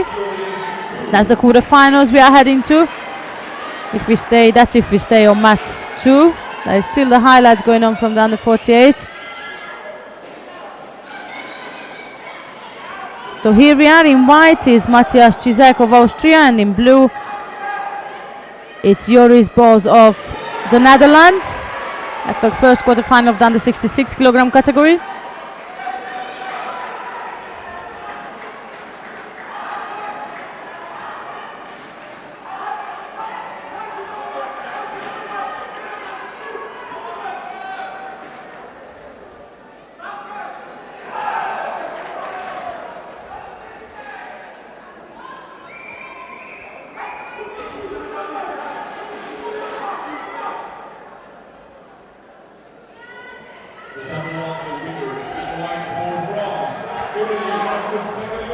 Burz was trying to take Cizek down with a side takedown.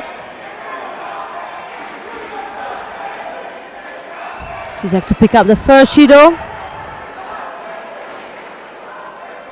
And I believe we're gonna go back to mat 1 as I see the Georgian is coming up again. This time is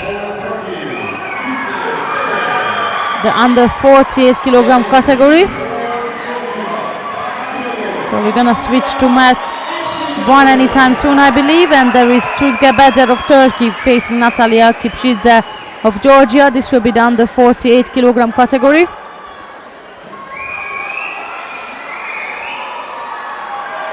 We're still on mat 2, but of course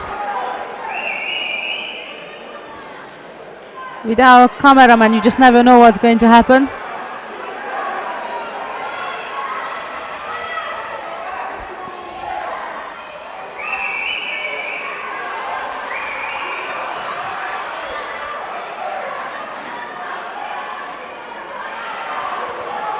That's another effort from Burz.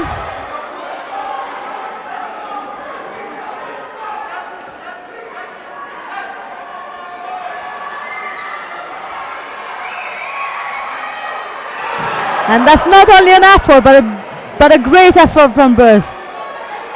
Left-sided Uchimata is what he tried to drive Cizek through. And that was definitely a good escape from the Austrian. The angle of the throw was huge.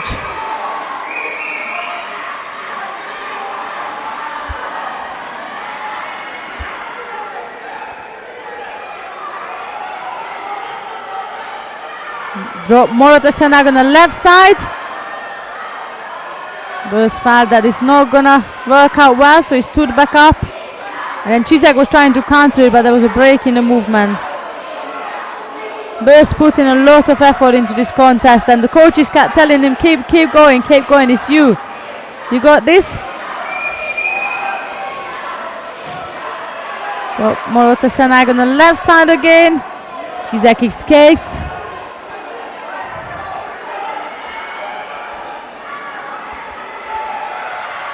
Just for the information, there is still no score on mat 1. I think the best thing to do is that if I keep you informed of both mats, just in case if we get randomly gonna switch again. Another left-sided drop, Morata Senag. No score, but Burz managed to put Cizek under pressure for a second Shido. And there is the Uchimata coming again. Approaching the last minute of this contest.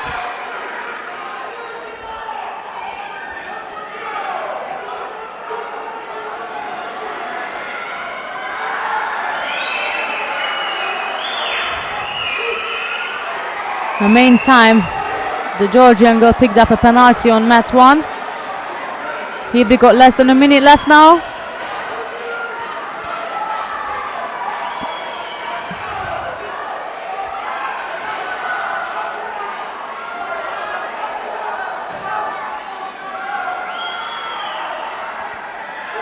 It's right inside of Uchimata from Cizek, and Burz tried to step behind to counter him. 48 seconds left to go.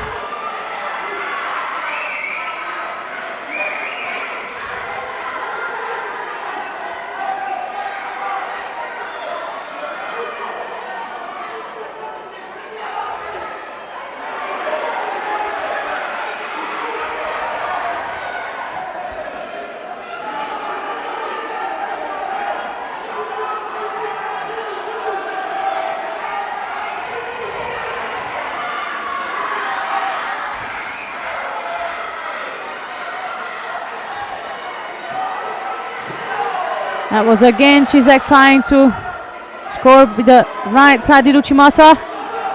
Burz was trying to take him back.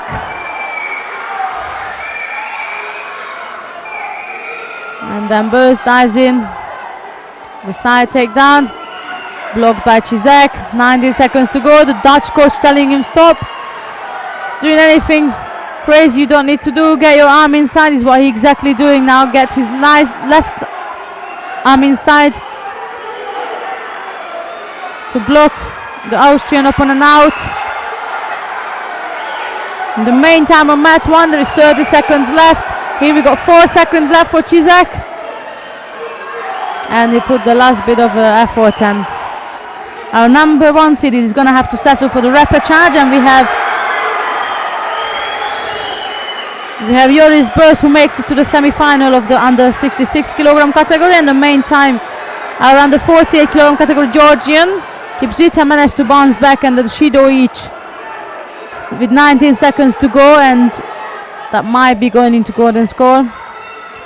No anymore, as the Shido has been withdrawn for the Turkish player and it's been given to the Georgian player. So there's 2 Shido down for Kipzita, and 10 seconds to go. 10 seconds to go when she managed to hair down her opponent. Unbelievable what these girls and boys capable of doing. She has to keep it. The clear time is up, and with 1 second to go, the Turkish player managed to escape. I know you cannot see a single bit of that, but you can see some nice highlights from Cizek and boys, but it's a really good contest from the Georgian and the Turkish girl. At the very end of the contest, the Georgian fighter held down her Turkish opponents better, and with 1 second, if she managed to secure the hold on for 1 more single second, she would have got a Yuko and win the contest. Right, here we have the next quarterfinal in the under 66 kilogram category. That's Georg Manukian of Ukraine versus Pasha Aliyev of Azerbaijan. That's Manukian in white and Aliyev in blue.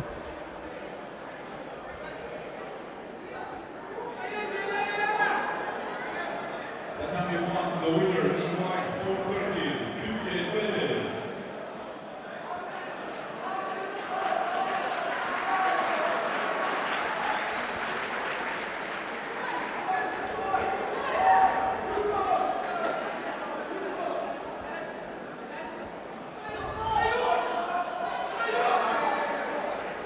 Second round for girls under 48 kilo. The time we won in white for Italy is Julia Santini. And for Russia. This was Manukian also, who scored literally the last 3 seconds of the contest. So it's also something interesting to look out for.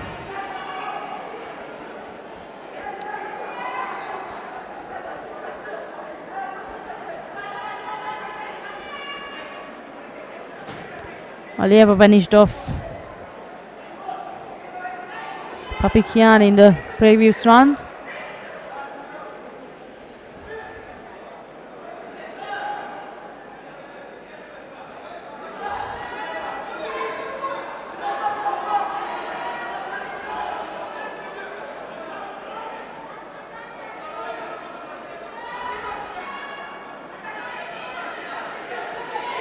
That's Aliyev picking up Manukian for Uranaga.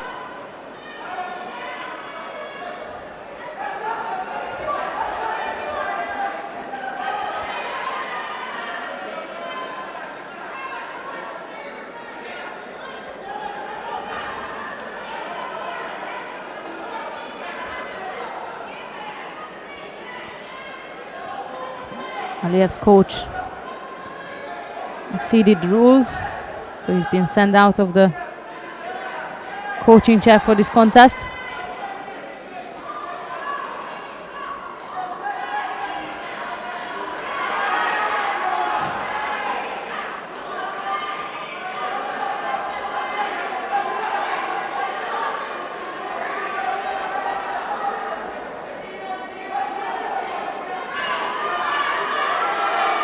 It's Manukian this time, who attacks and scores for Vazari. Right side, he dropped Morte Senaga is what he scores with. Get down to the Yuko, but still lead is a lead.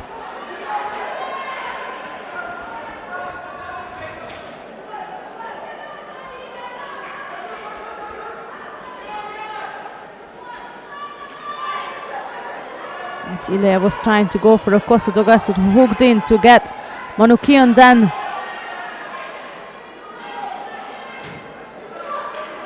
to lift up or to stuck his leg in, and then that would be a favor if Aliyev to pick Manukyan up again, but Manukyan did not do the same action that the Azerbaijan fighter thought he would.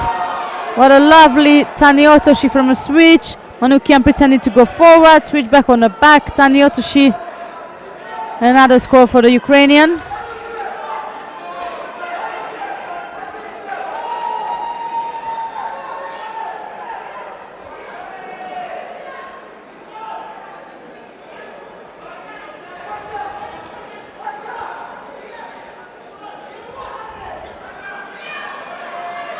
Upgraded to Wazari, so the Wazari Yuko lead for Manukyan.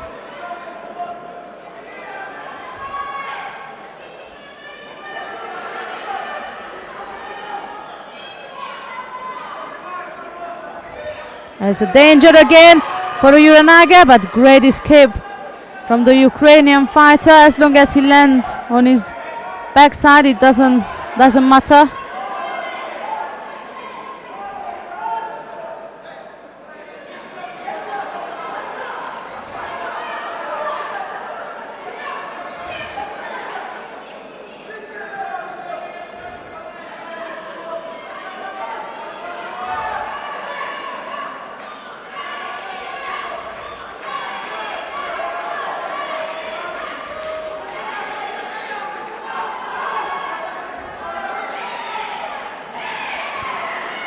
What seconds left to go.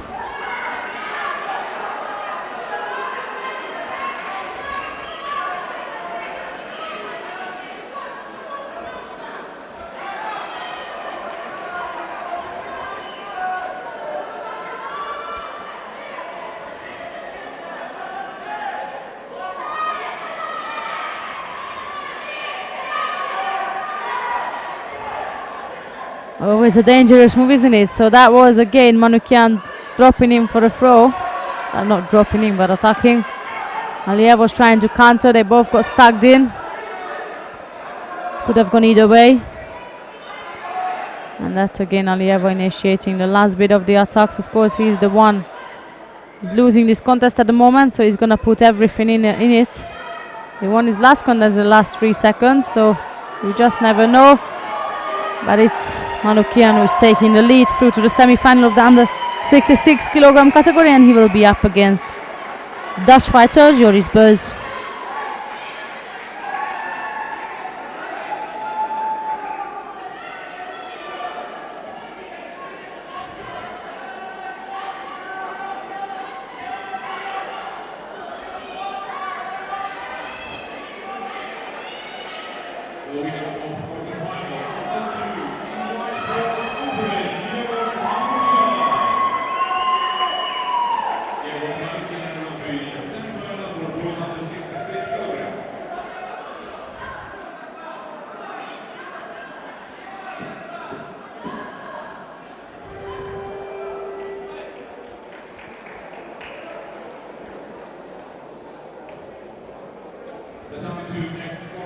Here you can see the replay, the highlight.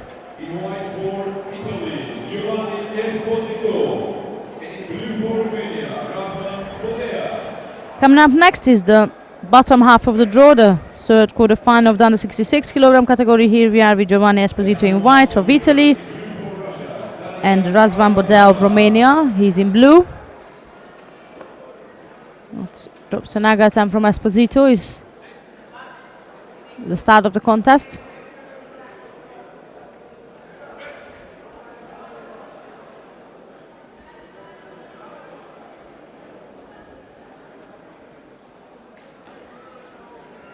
That's only one time for repechage contest for boys under 60 kilograms.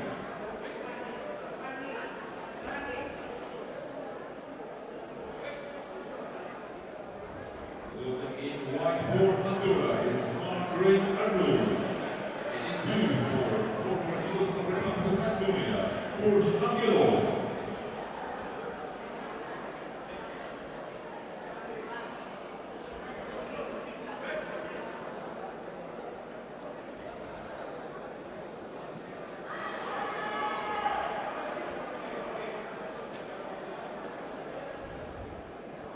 Right versus right, both in a locked-in situation, looking to. But there they open them with some sort of ashiwaza.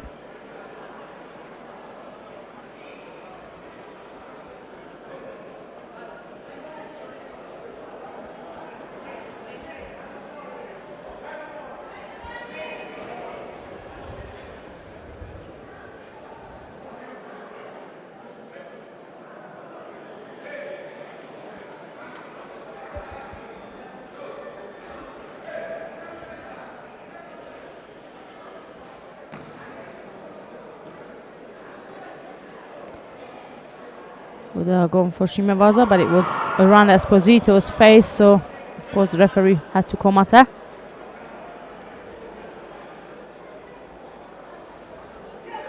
Drop Sodatsuri Komigoshi. Couldn't quite drive it through.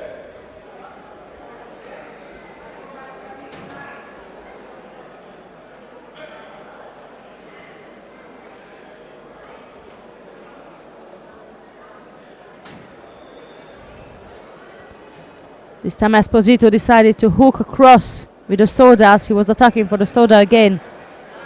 He hooked across for a sort of a soto, but then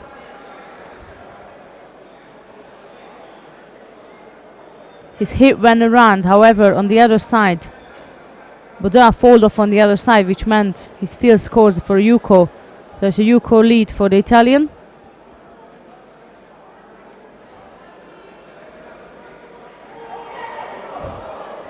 Beautiful counter-attack, beautiful counter-attack. And that was definitely worth of a Vasari for Esposito, but the coach is claiming a Nippon. That was Bodera going for Haragoshi. And from my angle, he just gone flat on his back. But of course, we have to see what our referee says or what they got to say about this. However, it was a rolling movement, so we're just gonna have to see the final decision.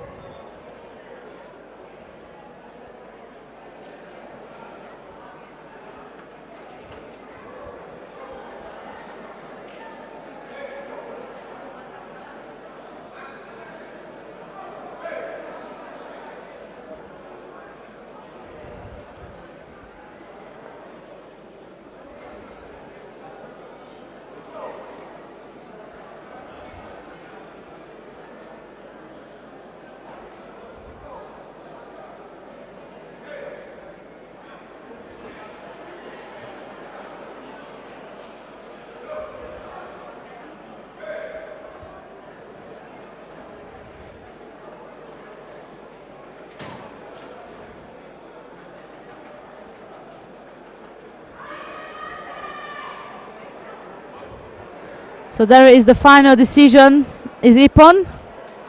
So that's another win for number 2 seeded Giovanni Esposito, and he takes his spot in the semi-finals, the under 66 kilogram category, and he'll face the winner of the next contest, which is coming up between Ofek Shani of Israel and Bagrati Ninyashvili of Georgia.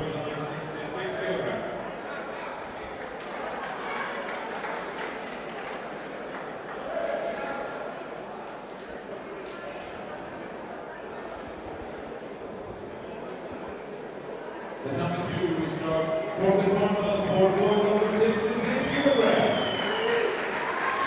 Please welcome in the four preliminaries, repechage. And in blue for Georgia, Here we are with Ofek Shani of Israel in white versus Bagrati Ninyashvili of Georgia in blue. As the last quarterfinal of the under 66 kilogram category.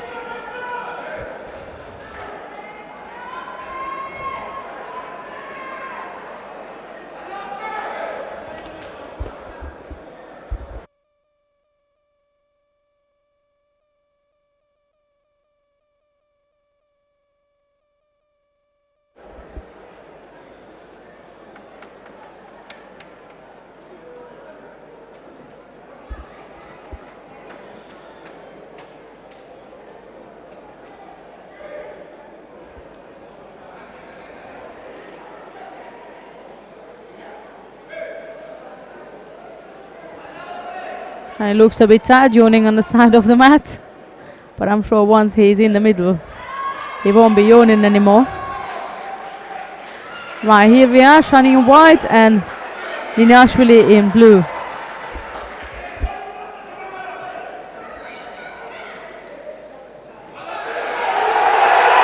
That's a great start from Niniashvili, slightly better than his first contest. I guess he was slightly nervous on his first contest, because that's definitely a different Niniashvili on the mat now. He scores a Vazar with a side takedown, and now he carries on in the Vazar, heading down Shani. A couple of seconds to go, and everybody's up on their feet. Unbelievable. So we have another semi-finalist for Georgia. Quick win from Baghrati Niniashvili.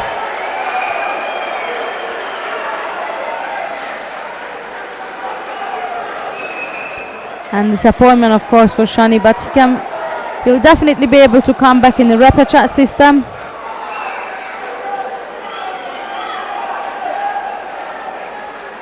But for now, here we are with Baghrati Niniashvili going through to the semi-final of the under 66 kilogram category. He's gone through his nerves. That we can see. The first contest he was more nervous and a bit more cautious, but now he gone out to do a quick win. Now we're going to follow up the under 48 kilogram category. So we got the final lineup for the semis in under 66. So now we're gonna have to see who's gonna make it from the under 48 kilogram category. That's still an early stage, as is the first round. By the second, we had one contest earlier as a first one, and now we're gonna go top 16s. That's starting with Nadezhda Petrovic of Serbia versus Katerina Sablieva of Ukraine. And it's Petrovic who is the number 2 seeded in this weight category. And she is the silver medalist from the Cadet European Championship from Sofia a couple of weeks ago.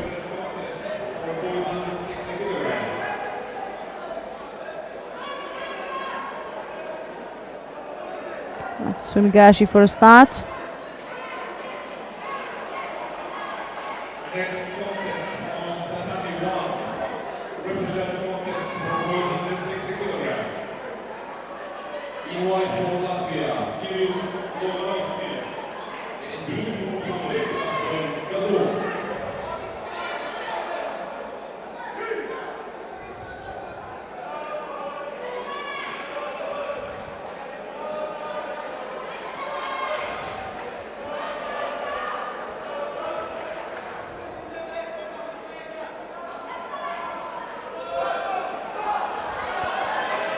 That was a great switch, turning one side, switching to the other, throwing for Vazari on the right side with a mixture of Haraigoshi Uchimata. She hasn't had a target where to throw her leg, she just throw it in. But she's throwing it in well enough to score for Vazari.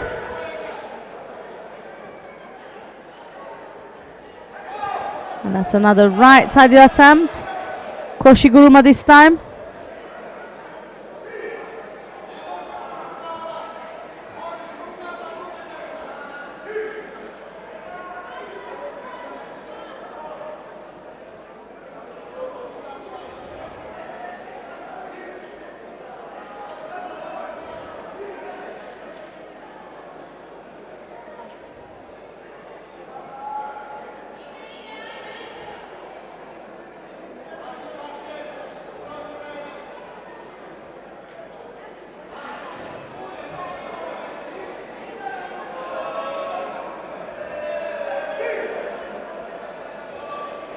Good Navaza defense from Sablieva.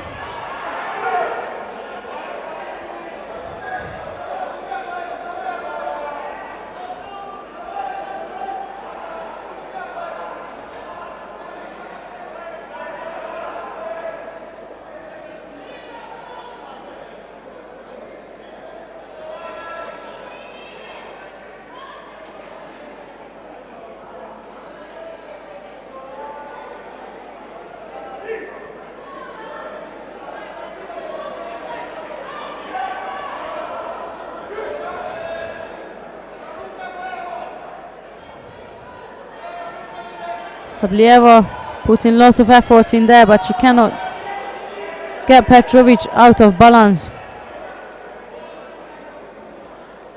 And there's a Shimewaza attempt.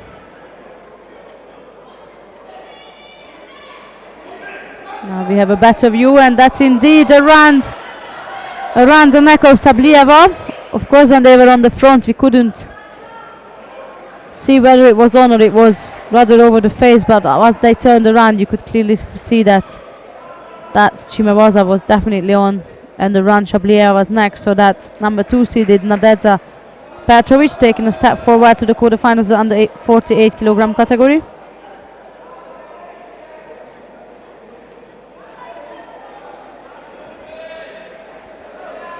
And she'll face the winner of the next contest, which will be coming up next, and that's Danuta Marsher of Poland versus Sarah Hermann of Germany.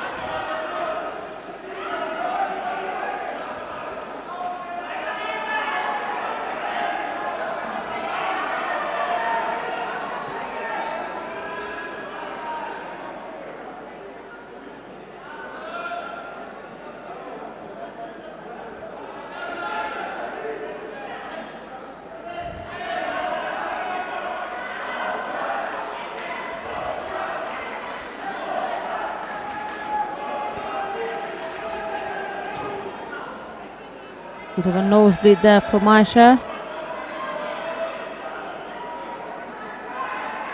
Not really nose, it's rather her mouth got caught up.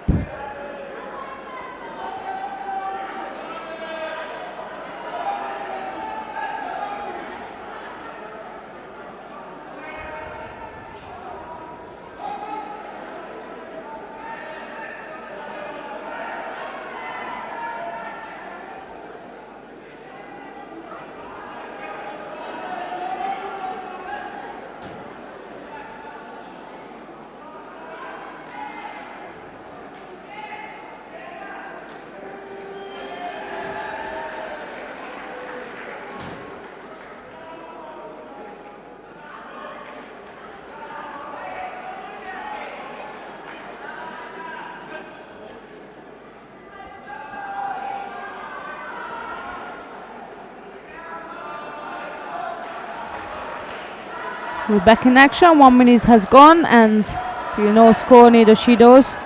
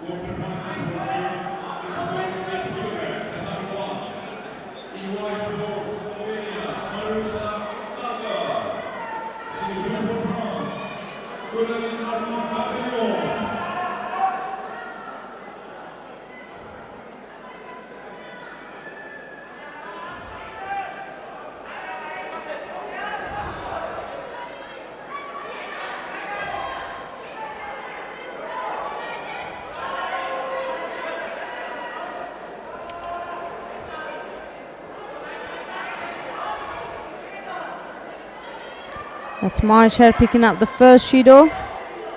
And now we are halfway through to this contest. And Shimewaza is what Herman jumped onto.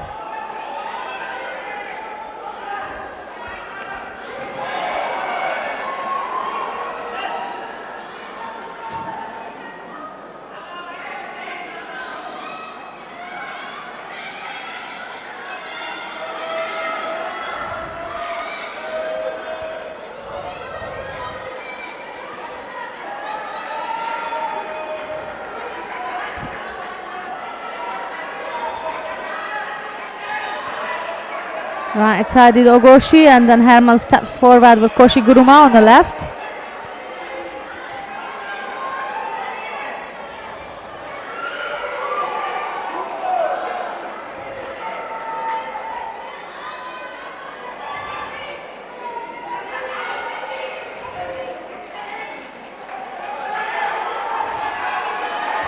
And there is again Herman trying to get Shimewaza.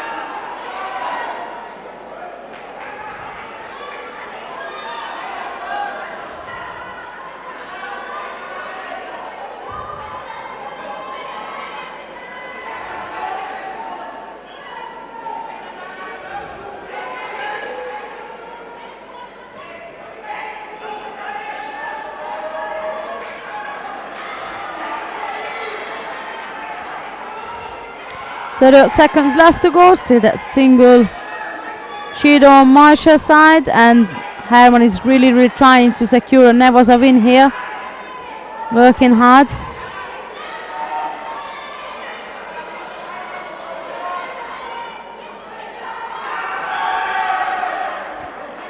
And just right at the end, Herman secured the win, not by Shido only, but she said, right, that Shido is not going to be enough for me. A score for a Yuko that's slightly more secured. A penalty can either come and go either time and either way. So that's Koshi Guruma on the left side from the Polish fighter. And she stick her leg into it for a Taitoshi. With 5 seconds left to go, and Herman is going to back up or drop down. Either way, she wants to secure a win, and she does. So she's through to the quarterfinal of the under 48 kilogram category, and she'll face Nadeza Petrovic of Serbia.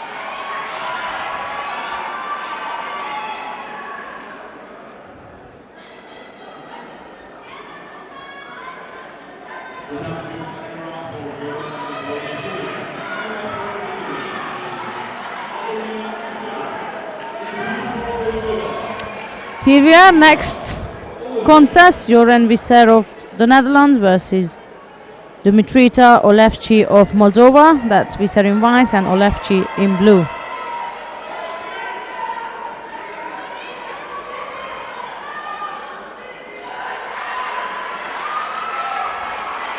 Visser initiates a left-sided Ogoshi, but for some reason she drops down, loses control over her attack.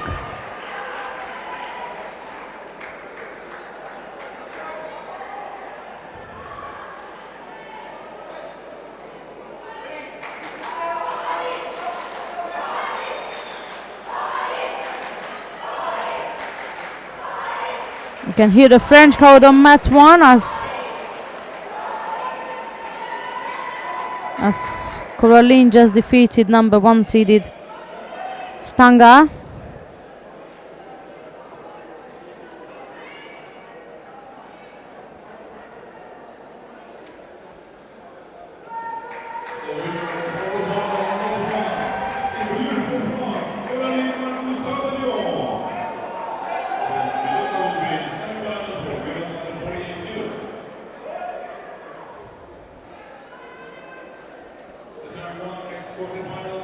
Here we still don't have any score. We passed the first minute of the contest. Please welcome in white for Turkey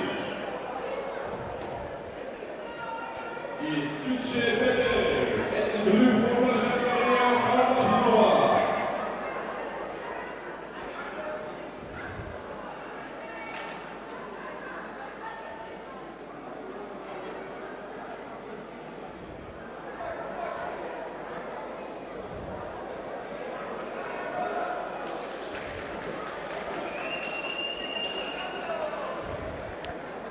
That's the end of this contest now, and that's a win in Nevaza for Moldavian player, namely Dumitrita Olevci. So she's going through to the quarterfinal of the under 48 kilogram category.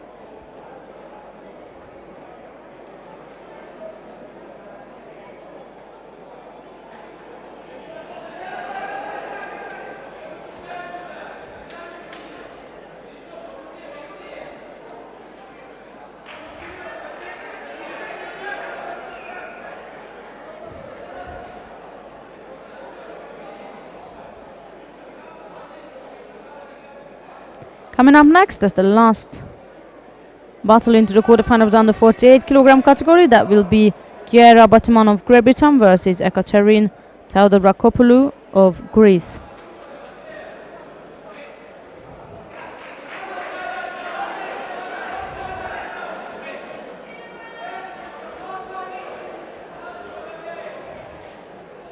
So that's Batiman in white and Theodorakopoulou in blue.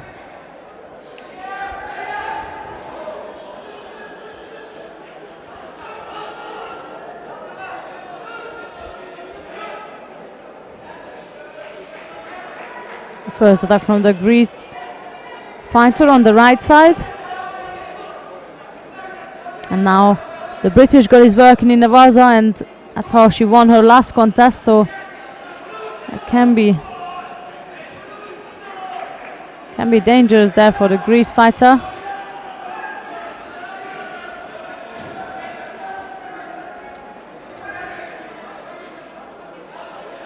She's still working to get the arm of Theodorakopoulou, but she managed to escape.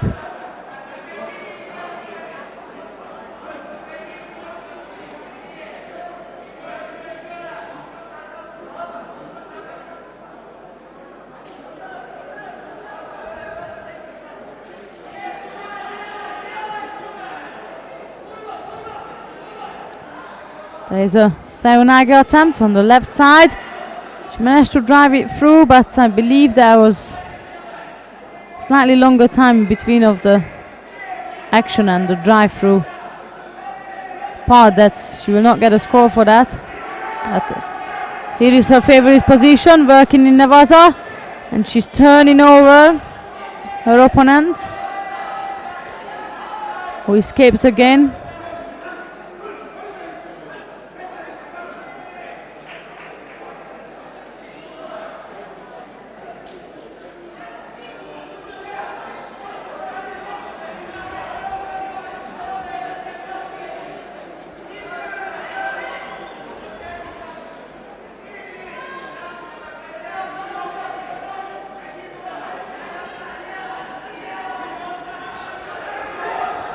Reached halfway through the contest now, and Batiman turns for left-sided Makikomi.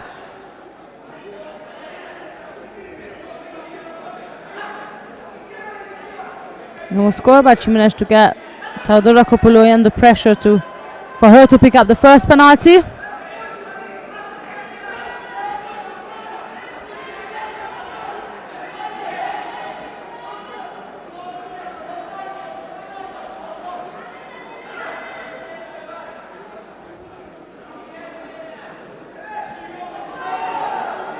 Right-sided Ochigari from the Greece fighter.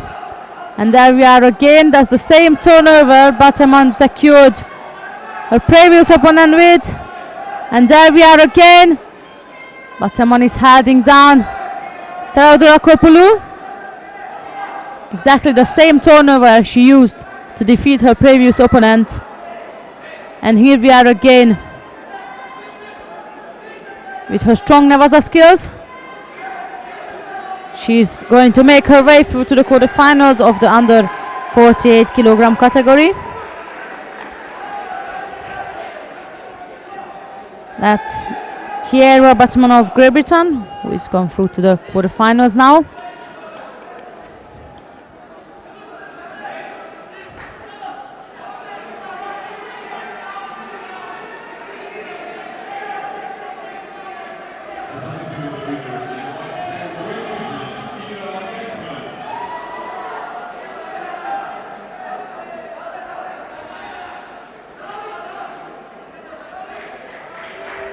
Coming up next is the repechage of the under 66 kilogram category.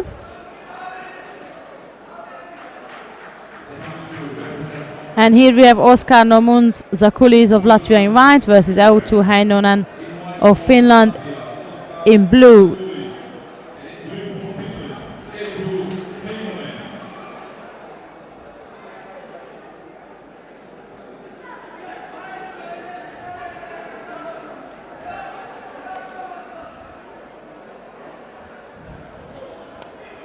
The winner of the quarterfinal of match 1 in white for Turkey, Yüksebeder. Yüksebeder will be semi-final for the girls under 48 kilo.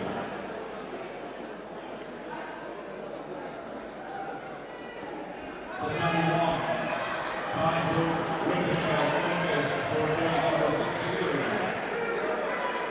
In white for Austria, Marcus Hilsberger.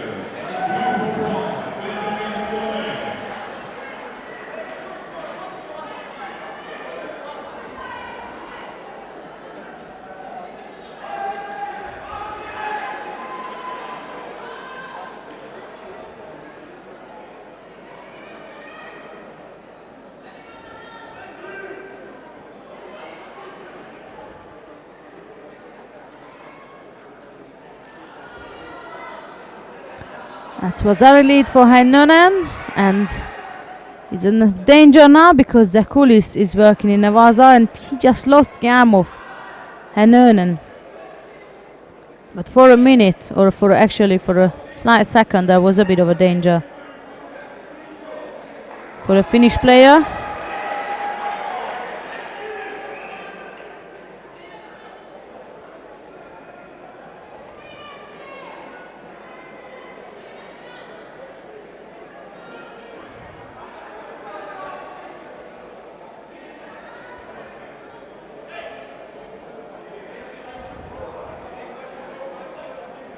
That's again.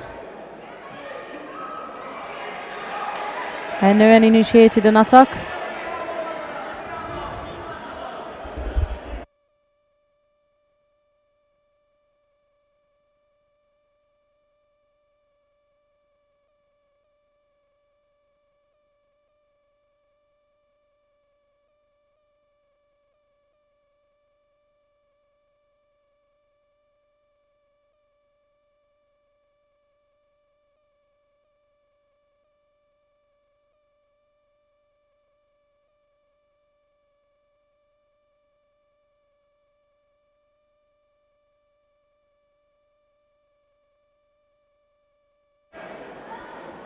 Under 2 minutes now, still a Vasari lead for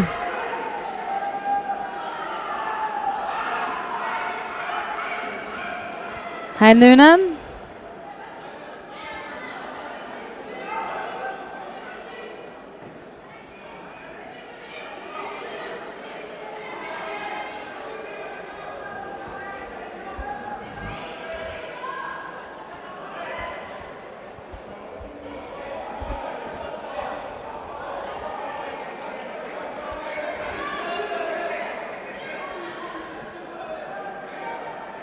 Approaching the last minute of this repechage contest, with Heinonen leading still by Vasari Zakulis turned in now for right-sided drop Sonaga.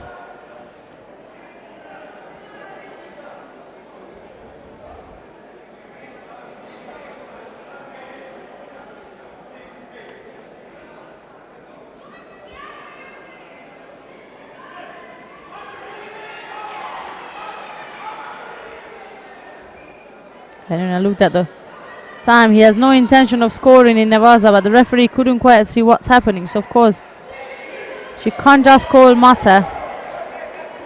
She has to wait for further information in terms of the action.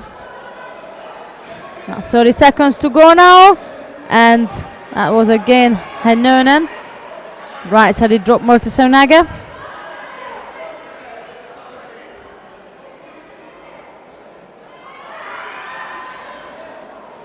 Right-sided Ochigari. That's a dangerous one. He shouldn't have got in there. He got countered by Zakulis. And then side referees decided first Yuko, but of course we've seen the angle of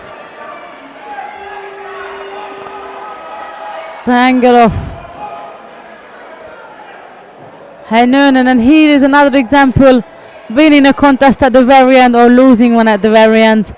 Hennönen thought he was confident. He'd gone in for a right-sided Ochigari. He got countered, and because of a single Shido sitting on his side of the scoreboard, he's gonna have to bow off to end the competition. But the good news for Latvian Zakulis, he will be through to the next round of the repechage contest, and he will be up against Matthias Zizek of Austria.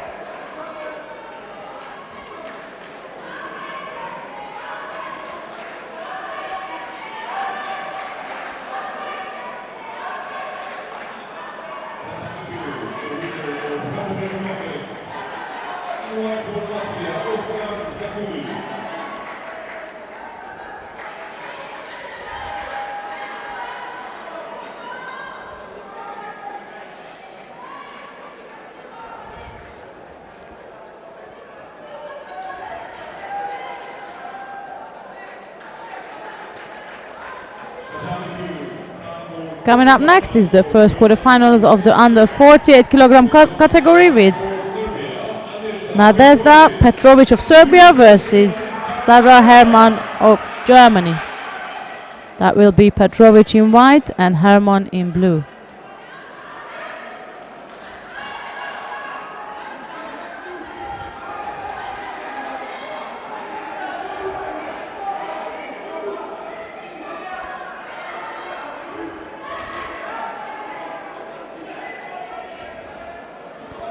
Quick entry from Petrovic.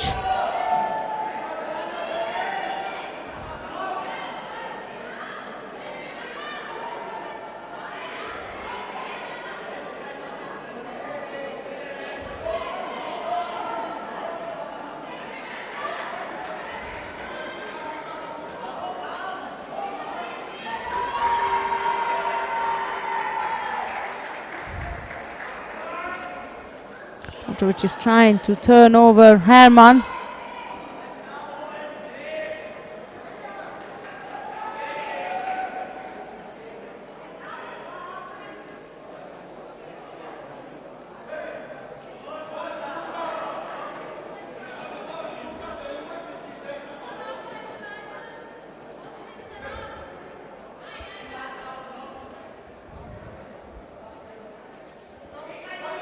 That is Petrovic top right-handed grip again. She's trying to break the left arm of Hermann as she stuck her arm in. So left-sided drop Sonaga from the German fighter, scoring for Yuko. Started off as a standing and got finished in a drop-down position. So Yuko lead. But we know the strong Nevaza skills of Petrovic. And that's what she's trying to dominate with. She already turned Hermann partially over, and there she's trying to get Hermann's leg. But her feet has loosened up slightly. Now she secures the feet again.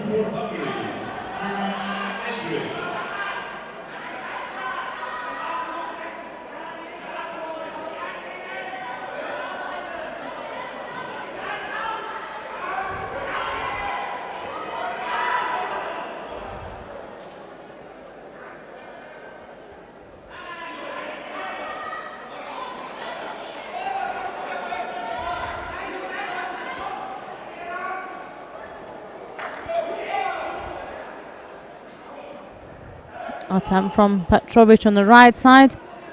Jumping first, Tayonaga. Try to sweep Herman's leg. Still no score. It's under 2 minutes now. Back on the top.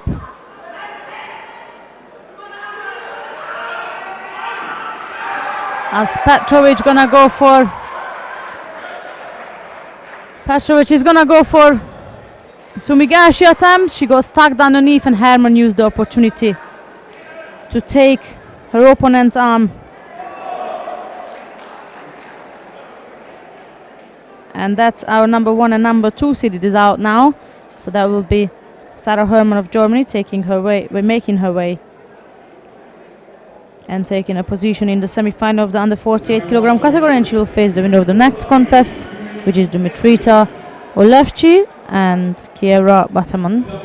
Olevci of Moldova and Bataman of Great Britain.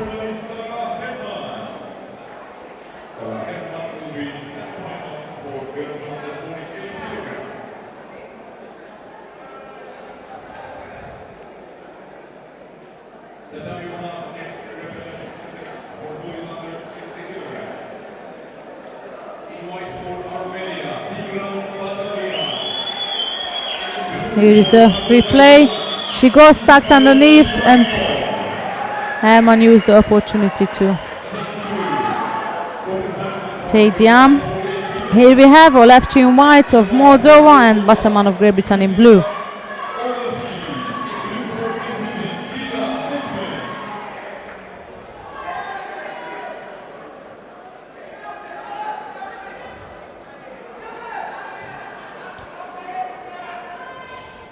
Olevci is going for Shimewaza. I couldn't quite catch whether it was on.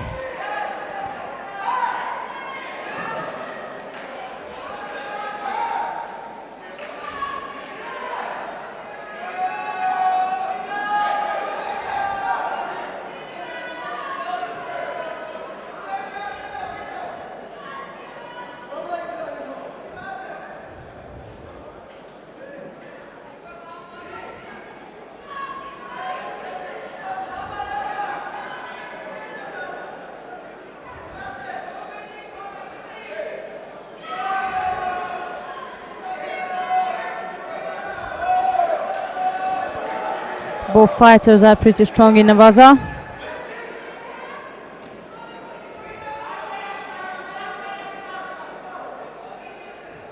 That's a good movement from Bataman, pinning down the sleeve of Olevci, but then she let her to come back. Tayonaga attempt on the left side. That's from the British fighter, and here she is in Nevaza, which we know is dangerous, but we've seen both in action in Nevaza. So it could go either way, and there she is turning her opponent, and that's Olevci is taken. Both taking each other's head off, and there is Bataman changing way of a turnover, dragging Olevci's backwards, who gets one leg hooked in. And if she's able to get that leg out, then that could have been dangerous.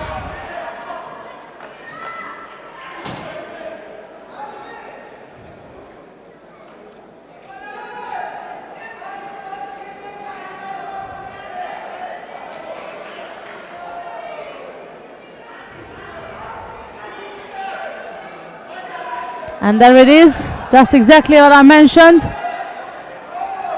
They're both dangerous in Nevaza, but especially Bataman, as she's heading hard down her opponent, similar position than before. And Olevci's just escaped and trying to get back at her with the held on.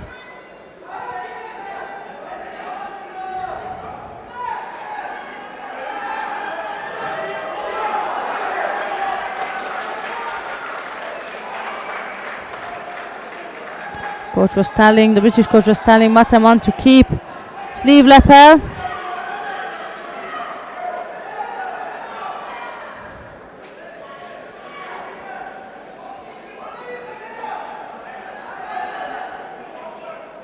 She has to focus on the right side, on the right arm of her left shoe, to keep that sleeve away. There is the dangerous turnover again. We know that this is it's exactly the same thing again, and she's repeatedly pinning her opponents with the same turnover. And there we are again. That's another 15 seconds she has to keep it for, and it does look to me this is well secured. And the left she steps out, and that's the semi-final for Chiara Batamon with 3 wins in a row with the same thing exactly. Then that's Sarah Herman who's going to have to look out for that now.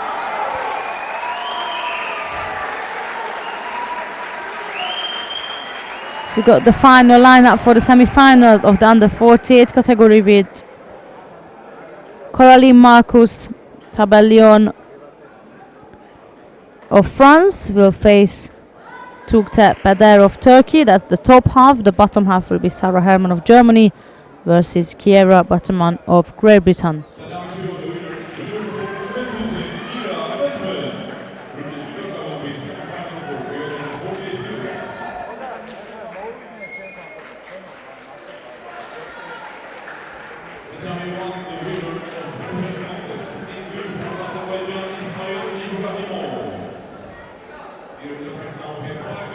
Here's the replay. Anytime she managed to get that shoulder, she really grips deep.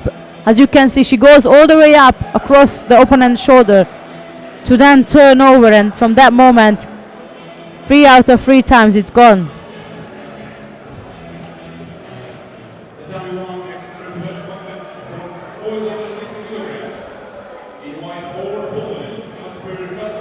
We'll have the second round of the repechage. It says on the scoreboard that we have a bit of a timeout, but as from yesterday, you just never know if it's a timeout or we're gonna carry on or not. She's gonna have to wait and see. It might be a break due to the fact that one of the players just come off the mat not long ago.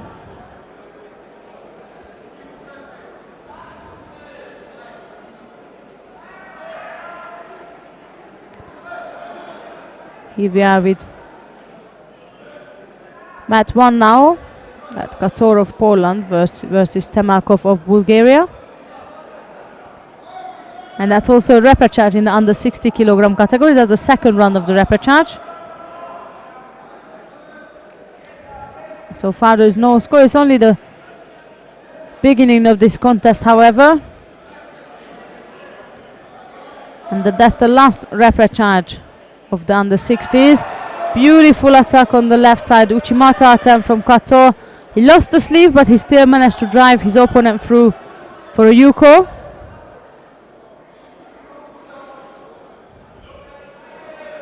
And to top it up, Temalkov picks up a penalty as well.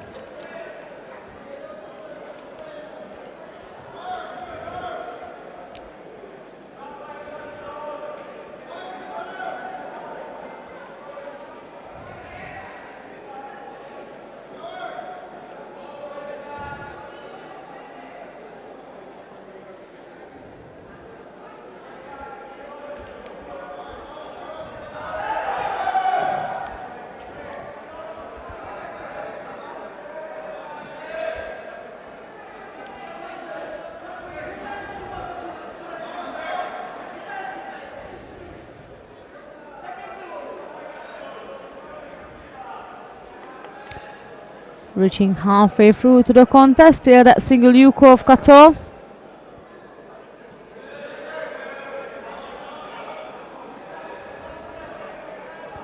Temalkov is trying to get hold of the sleeve, the right sleeve of Kato,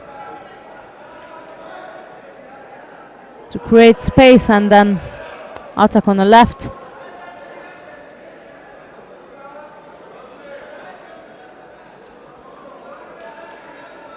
Slight little injury. I wouldn't even call it an injury. Something happened Probably not so serious for Kator.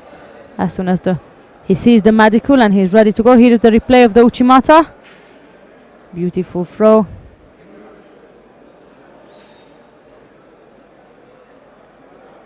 Actually, now from this angle you can see that it was actually a Haragoshi, as he caught both legs. From the other angle it was more like an Uchimata, as we could not quite see the legs, the position of the leg, but with the replay of this side that was actually a Haragoshi.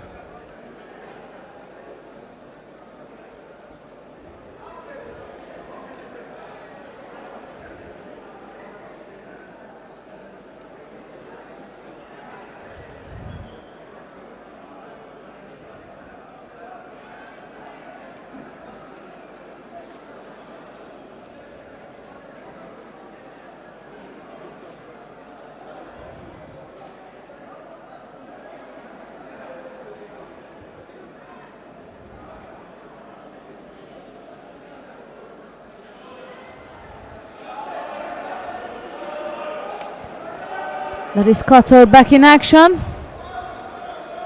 2:15 to go.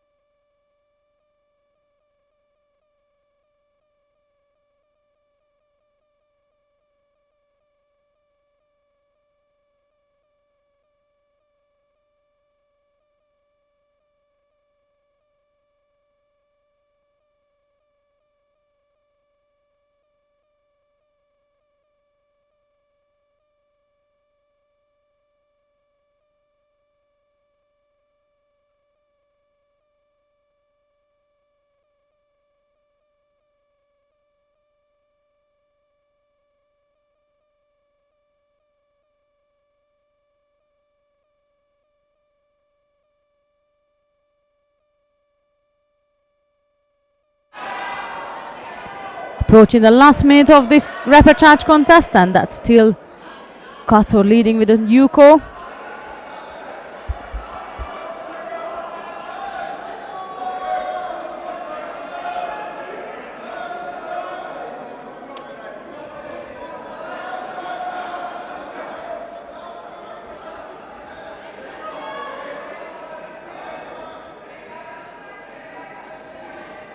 Malkov is trying to install a reasonable grip to be able to score, as the time is slowly but surely will run out for him, so he cannot just put through attacks which will not be effective enough to score.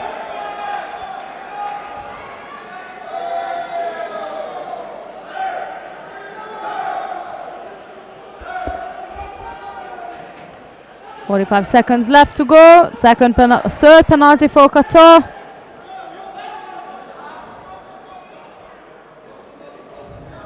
He's going to be under pressure now.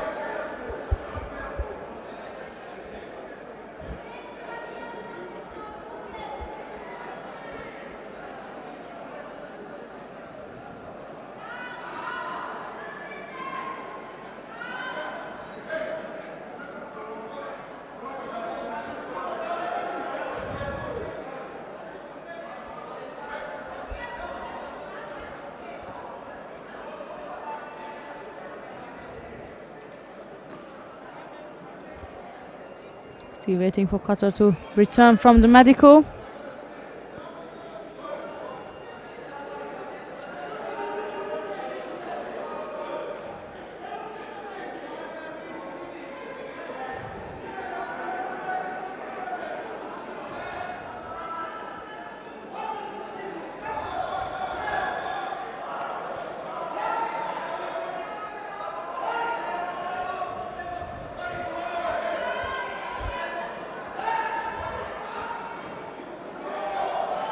That is a little bit of danger there again. Demarco is putting Kotor in a really under real pressure, and if he keeps backing up, then the fourth Shido will come, and that's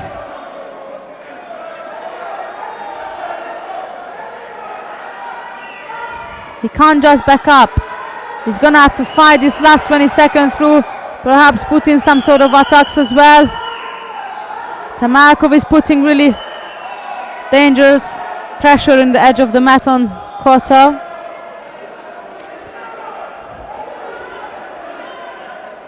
Last 7 seconds to go.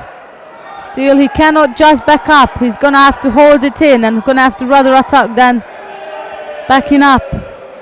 And that's the end of the second repechage, which allows Kacper Kotor of Poland to take a spot on the second run, well, the third run in his case, third round of the repechage contest, and he'll be up against Ismail Ibrahimov of Azerbaijan. But that will be later on, as we have the final block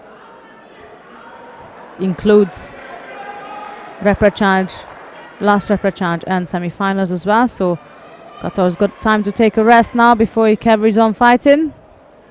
On the same time, under 66 is back in action on mat 2 with the repechage, second round of the repechage.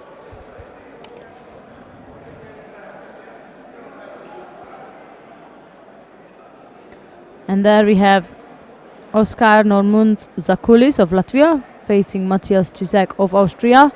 We're just gonna wait for the cameras to switch back. Here is a replay of the Harai Goshi from Kotor.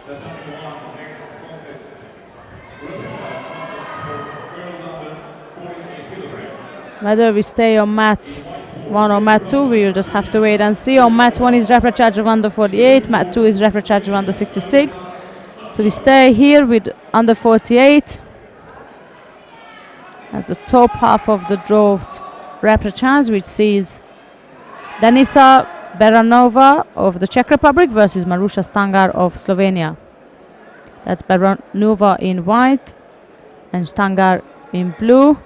Stangar got injured, as I've been informed. That means it's Beranova who wins by default, and she's taking her step to the final block. Coming up next is Natalia Kipshidze of Georgia versus Daria Karlapanova of Russia. That's also repechage of the under 48 kilogram category.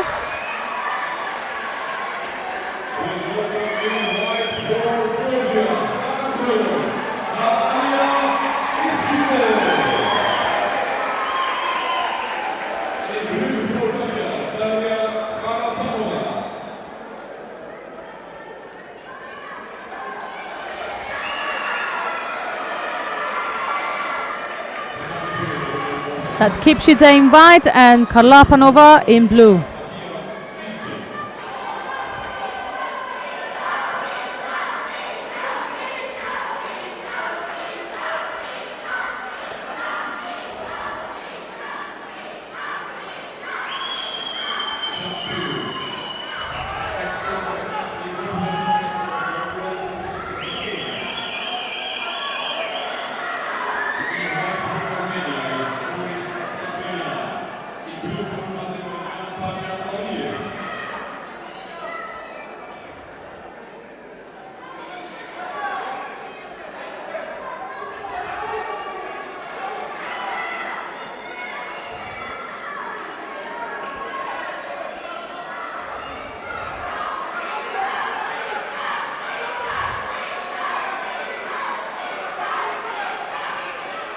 Right-sided Ouchigari attempt with the Seonaga style of grip.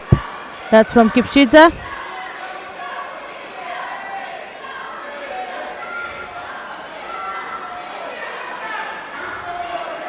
Karlapanova was initiating a turnover, then she switched now, working on an arm lock.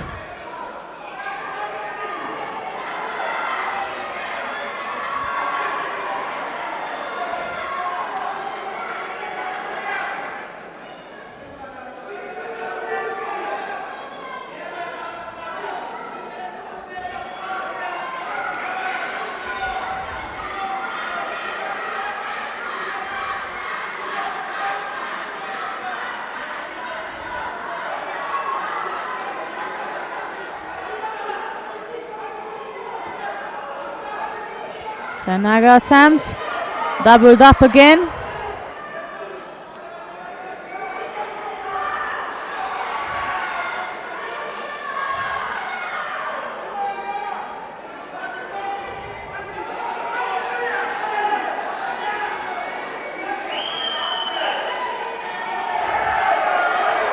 That's Karpanova is again trying to secure an offside komiwaza. And the Georgian player is holding her leg, trying to get rid of the pressure around her neck and her upper body.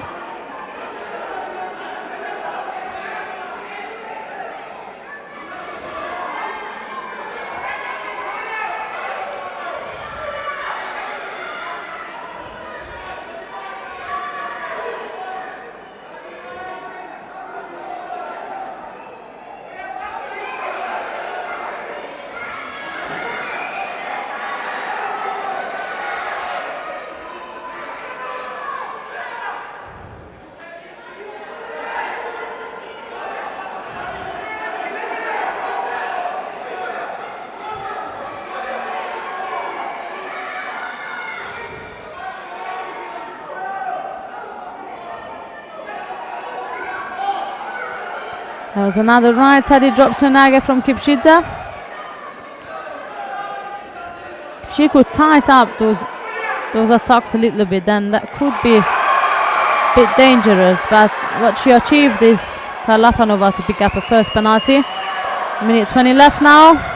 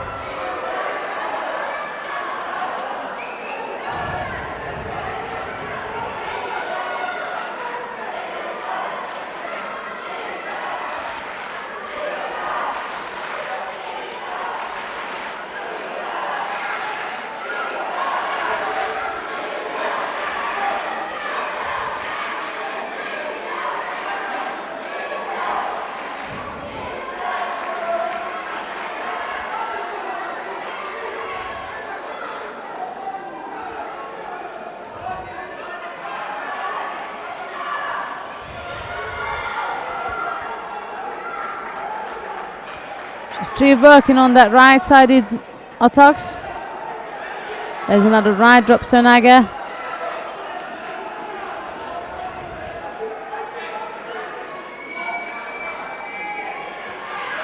She's trying to set it up with an Ouchigari, but that's when Karlapanova, then her balance goes backwards. It's really difficult to pull her forward. If Karlapanova's reaction was pushing back, then it would work.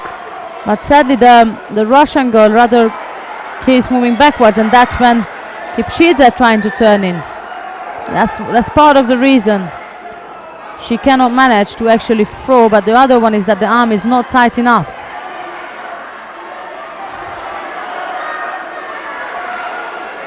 Top right-handed grip is what she's being forced to take right now.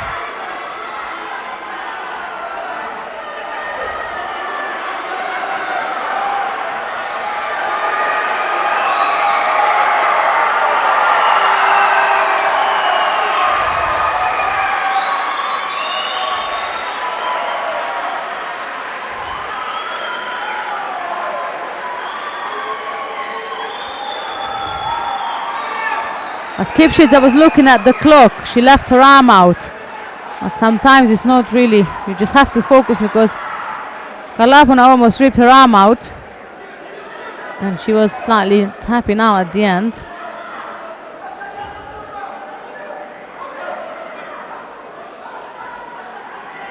Yeah, she's even claiming a bit of a pain, as you can see, holding her arm.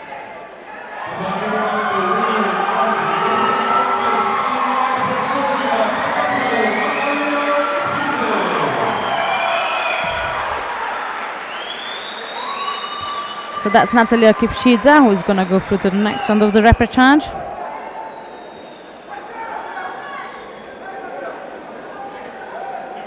And she has to She'll have a short break now before she will have to prepare for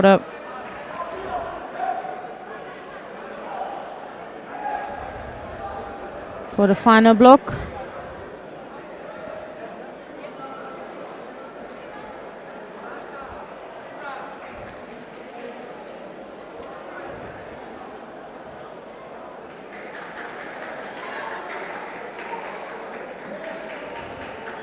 You can see the crowd is celebrating. It's really nice to see that whoever is fighting, and I'm pretty sure not everybody is family member of everyone here, but whoever is fighting, they really support, no matters who is on the mat, they really support the Georgian team. That's a nice atmosphere here. Now we're back on mat 2. On the 66 kilogram category repechage contest, and that's Ugur Sharikaya of Turkey in white versus Razvan Bodea of Romania in blue.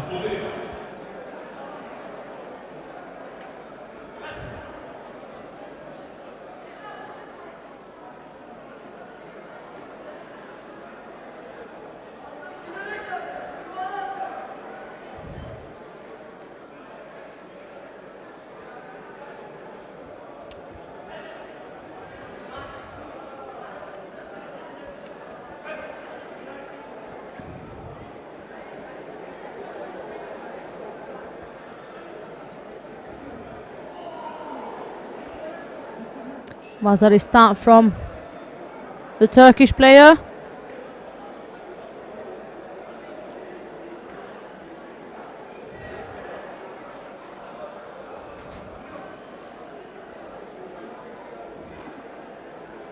And now he was trying to get a hold on Bodao.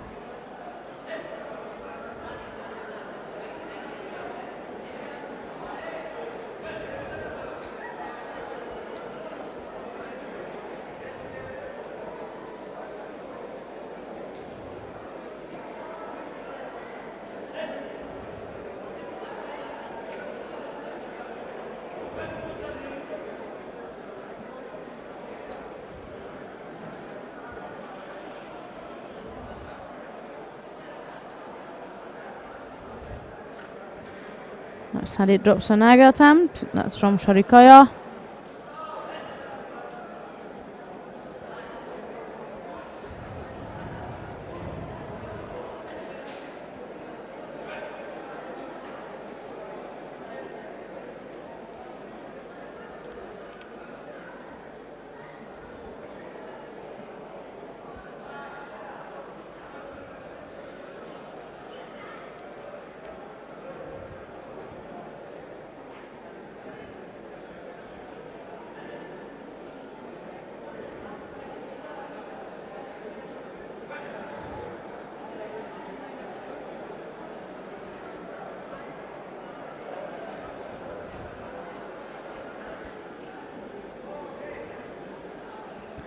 We are halfway through now, and it's still Sharikaya who is putting the attacks in.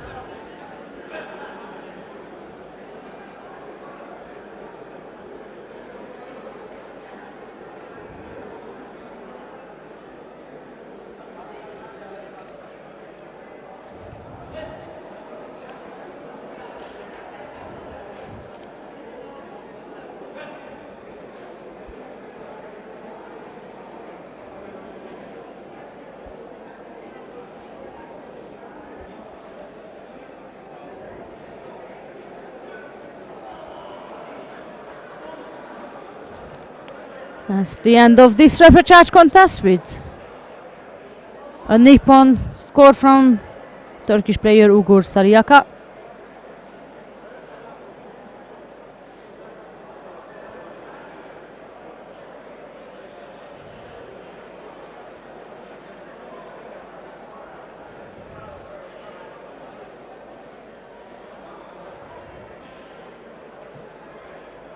We've got one remaining repechage contest, the under 66 kilogram category, with Konstantin Gubun of Moldova versus Ofeg Shahin of Israel, and they're gonna be the ones coming up next.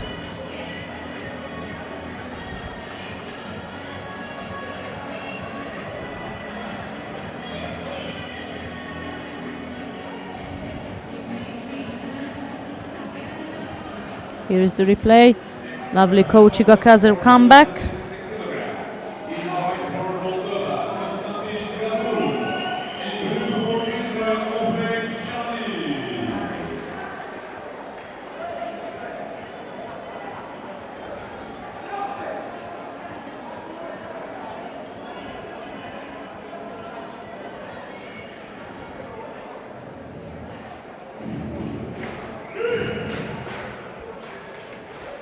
That's Gabun in white and Shani in blue. Here is the last repechage of the preliminaries. Quick start from Gabun.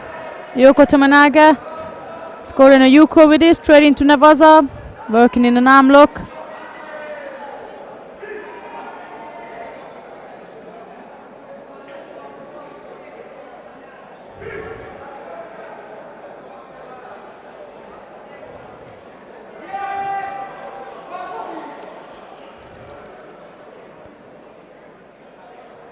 Now Shani bounced back with another Yuko, so evens up the situation.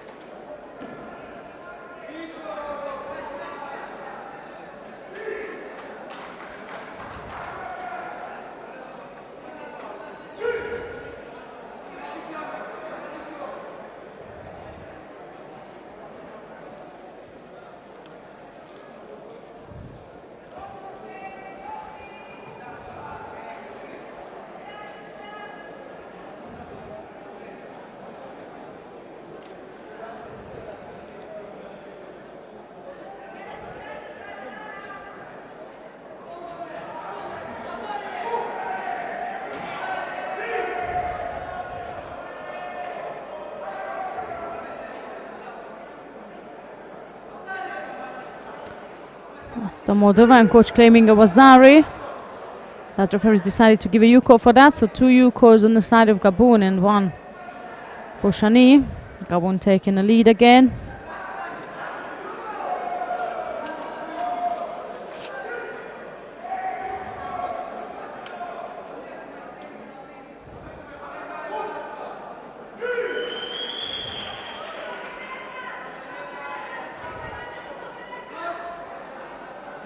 This time is 3 now.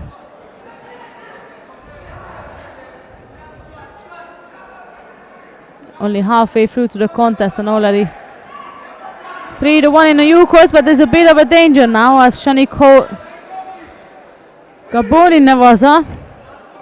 And it was indeed almost an osaikomi.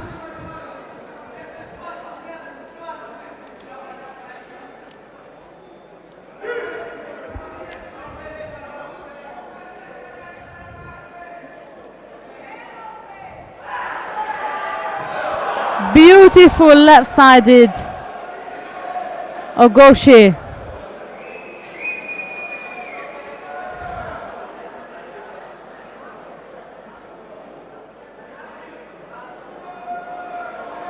We're just gonna have to wait and see.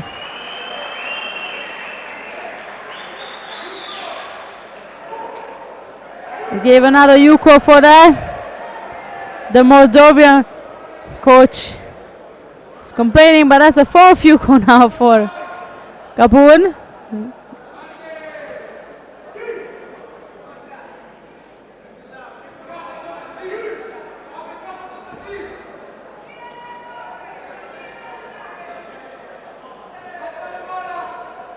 There's Shani aiming on the right side. Also Togari attempt. Tried to drive back Gabun. Gone flat on his front.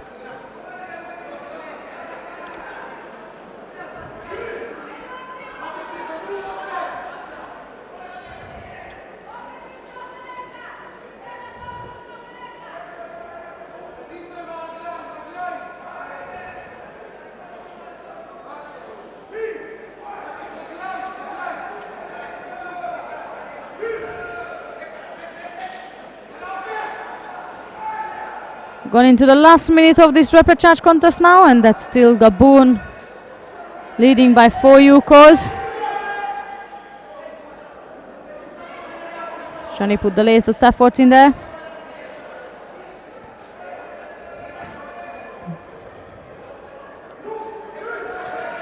And that's Gabon picking up a penalty now.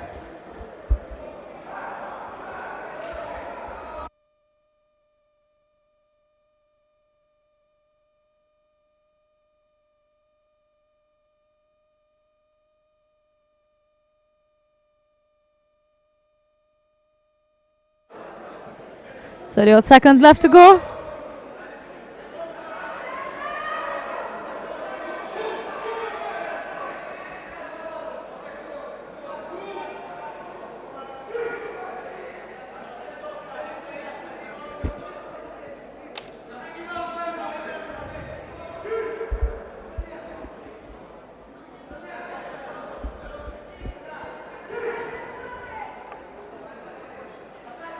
Shani is trying to get engaged with Gabon, but Gabon, of course, what he would do if not keeping a great distance. 10 seconds to go. Is Shani again putting a last effort?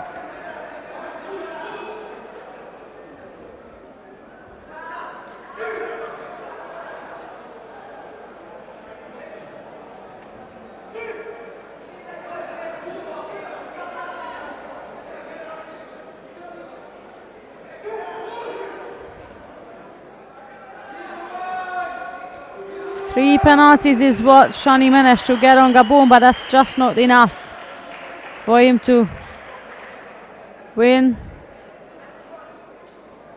Disappointed young lad on the mat. But it's Konstantin Gabun of Moldova who is gonna take a step towards the next repechage contest, and he'll be up against Turkish opponent Ugur Sharikaya.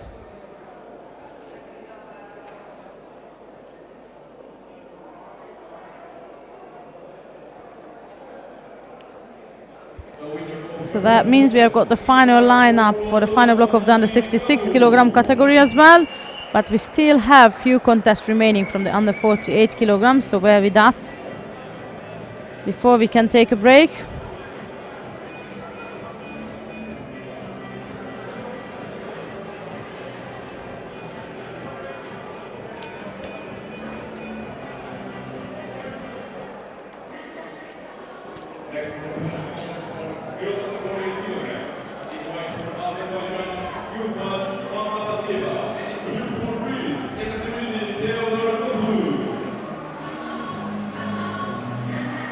Here we are, goal time, Mamadalieva of Azerbaijan in white versus Ekaterina Rakopoulou in blue.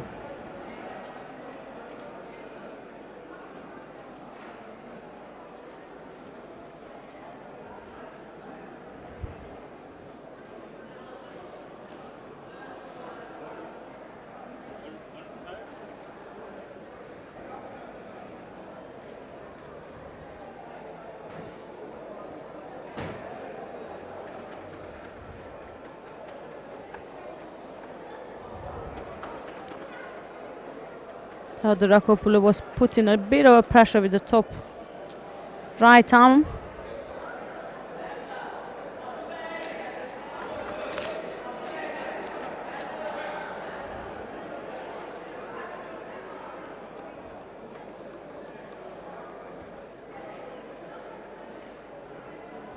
That's again the Greek fighter going across right, trying to hook in for an Ouchigari attempt. There is again Ouchigari.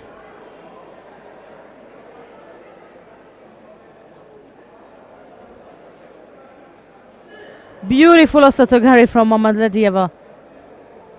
Hooks in from far, drives her opponent through. There is a danger of an arm lock now, which the Greek fighter managed to escape of.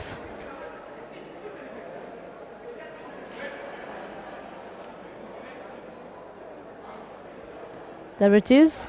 Mamadalieva receives the Yuko for that right-sided also to, actually left-sided also to Gary, pardon me.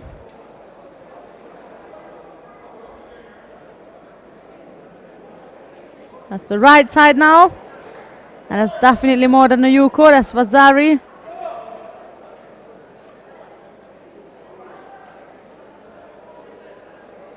And this time the danger is really there. And as she was gonna take the arm of Theodora Kopoulou, she got the information received that actually her throw was not only a Vasari but rather an Ippon, so that Mamadlieva was Azerbaijan going through to the next round of the repechage contest. She still has another round before she can book a spot in the final block.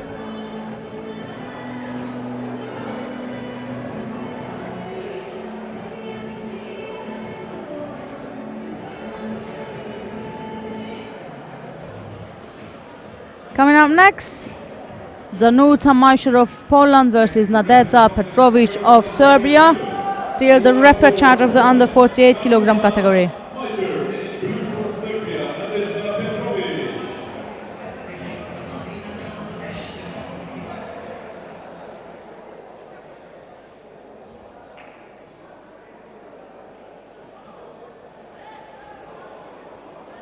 Petrovic is taking a lead with a grip in exchange.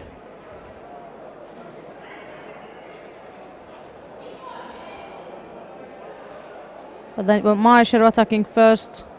Petrovic countered her. The referee has not called anything. Now they've corrected it. It's a Vasari.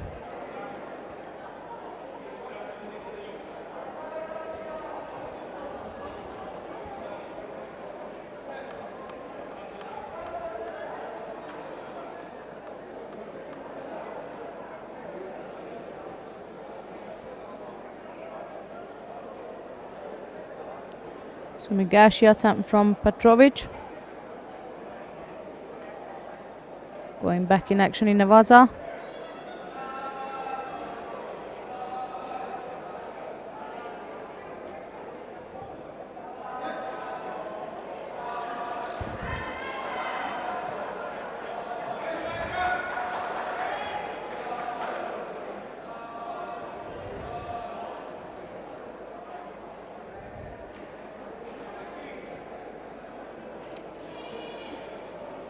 That was a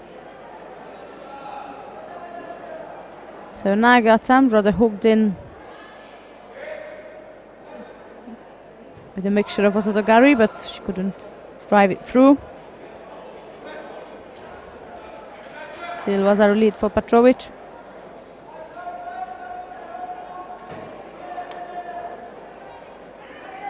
That's another left-sided drop Senaga attack from Majsher.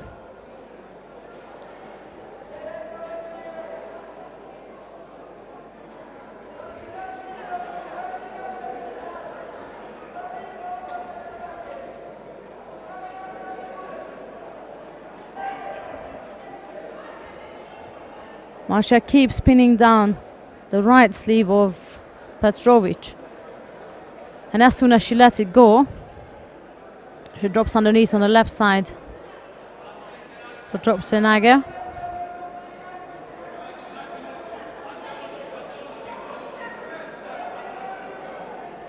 Halfway through this repechage contest now. There is against going across over the top of the body. Attacking by Sumigashi.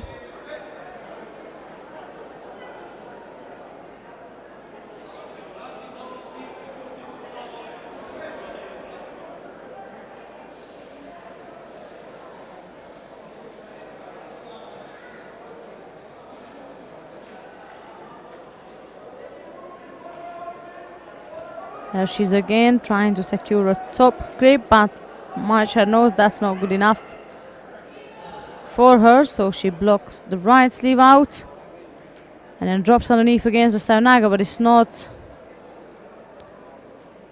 as locked, as tight as it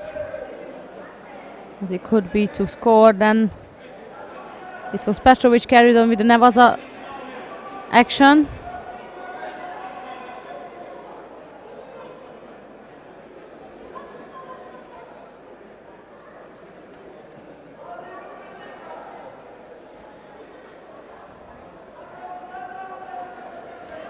Back again, top right-sided grip.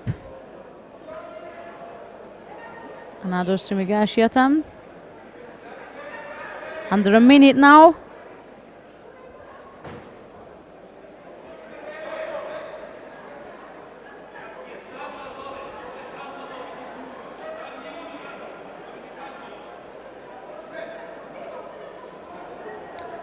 "40 seconds left to go in this repechage contest, and it's still a Vasari lead for Petrovic.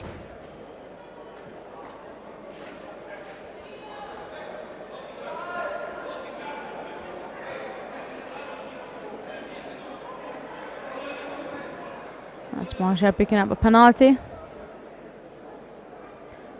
And as the last 20 seconds comes on, Petrovic is just aiming to get a top grip, putting more pressure on Masha, who picks up her second penalty now.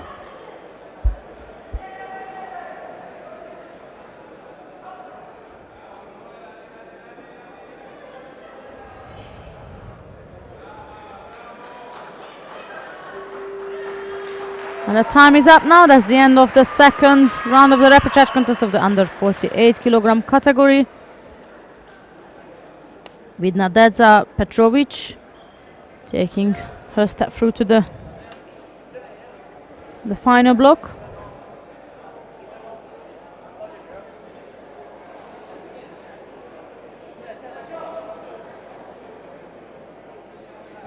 And now normally we should have Mamadalieva and Olevchi, but Mamadalieva just come off the mat, so I'm not sure if they're gonna give her some extra time before she has to come back on the mat to do the last round of the repechage for her in the preliminaries, so we're going to have to wait and see the decision.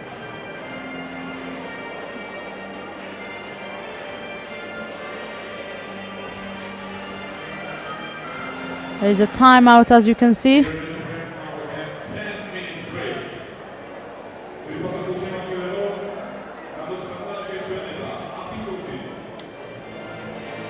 Our announcer called a 10 minutes break in.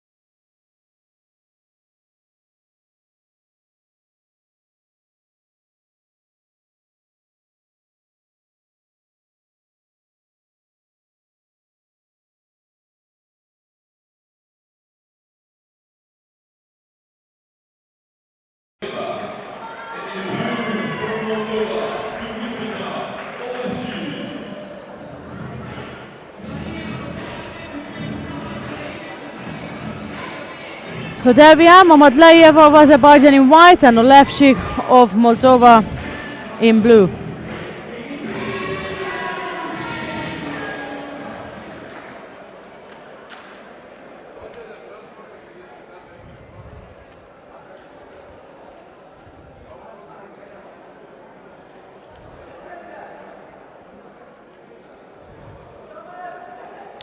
Fly number from the Moldavian.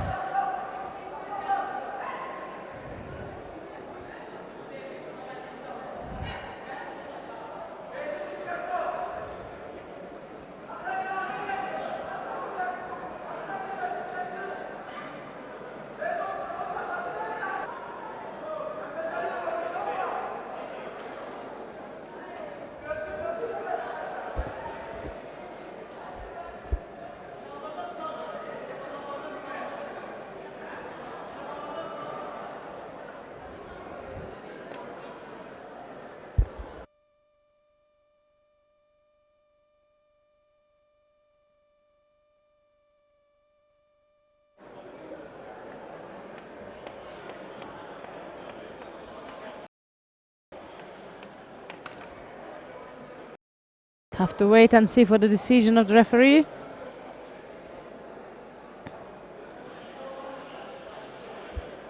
I missed that moment, I have to say. That's a hand Kumaka for Mamadlayev. I'm sure we will have a replay to see when it did actually happen. But for now, it's Dmitria Olevchik of Moldova who is going through to the next round of the repechage, and she's actually in the final block. Let's see the replay if we have one. Oh yeah, there it is. That's right. I was more looking at the action rather than the hand. Yeah, there she is grabbing the leg whilst they were standing, and that's of course forbidden in judo at the moment. So that's the preliminaries of day 2 ended now. It's almost 2:45 here, so it's 4 o'clock local time when we start the final block with the repechage and the semi-finals. So I won't say take a short break, that's a slightly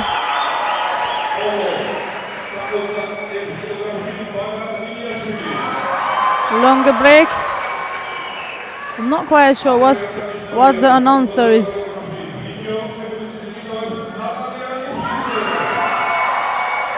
announcing, but for sure some Georgian players by the sound of it.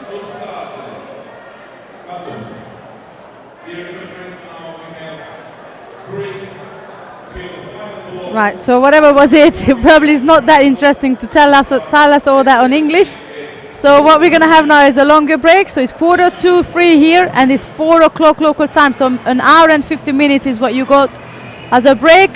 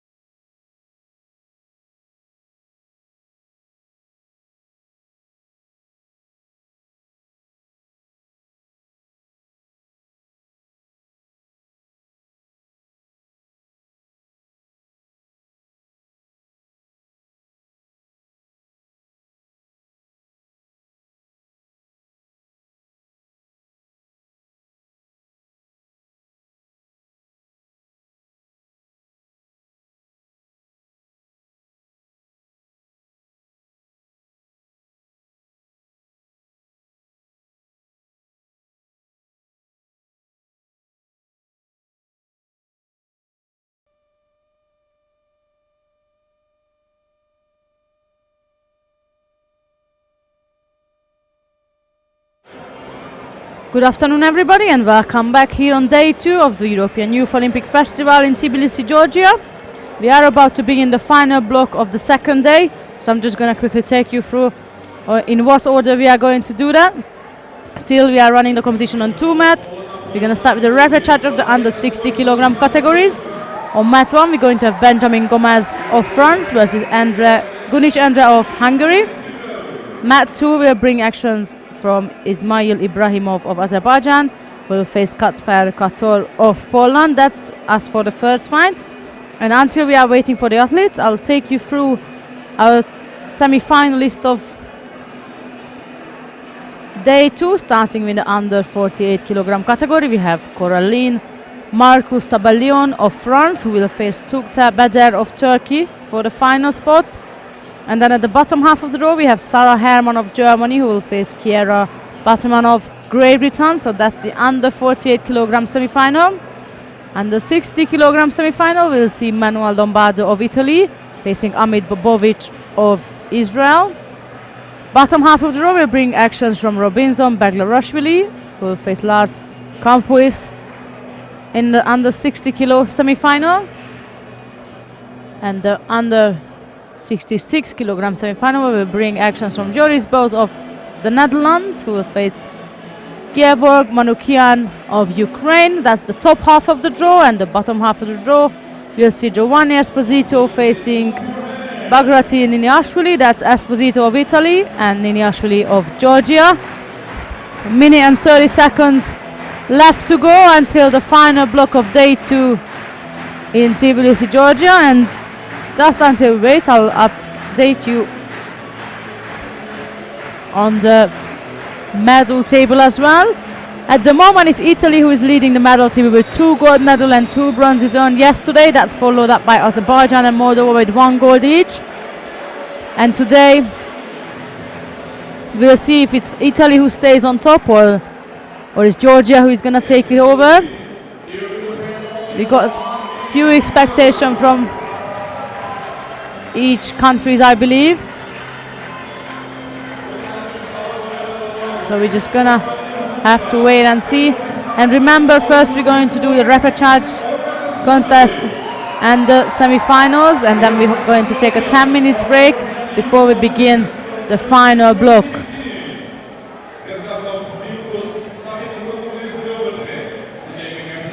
And today every single medal contest will be on 1 mat. So all the bronze medal and finals will be running on mat 2. So we won't have 2 bronzes at the time, we're going to have only 1.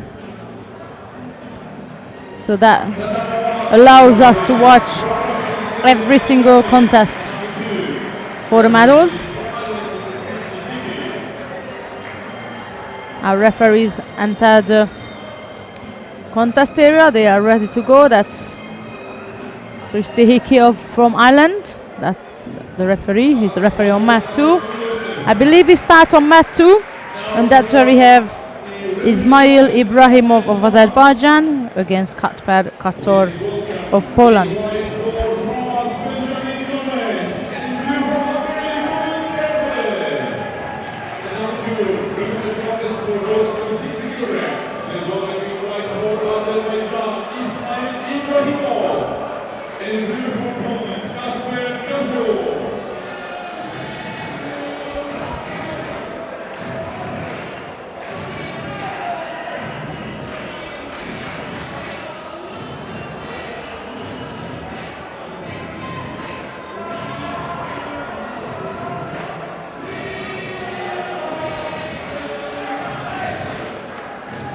Here we are, Ibrahimov in white and Kator in blue.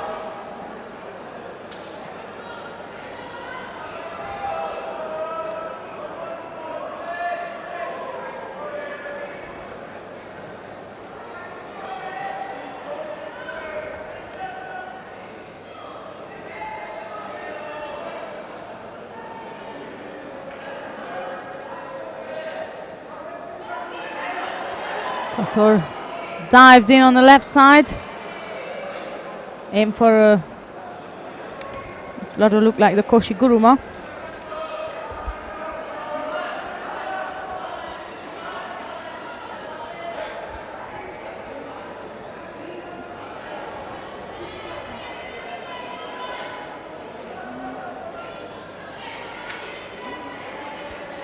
This time is Ibrahimov taking the first step inside on the right side. Throwing an Uchimata. The question is if that's going to score.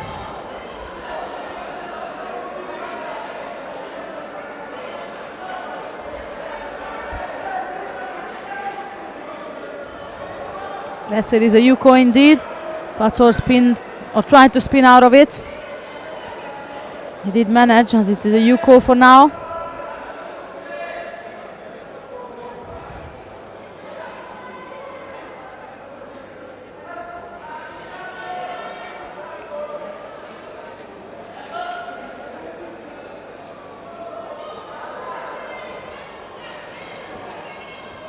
Ashiwaza from Ibrahimov straight into an arm lock. Kator, what a good escape in Navaza. Just the moment you would think this is it, Kator spins around and escapes.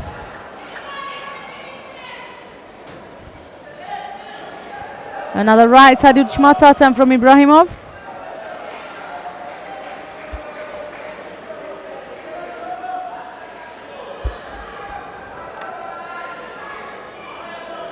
And it's Kator now who was aiming to finish a piece of a Navaza work there.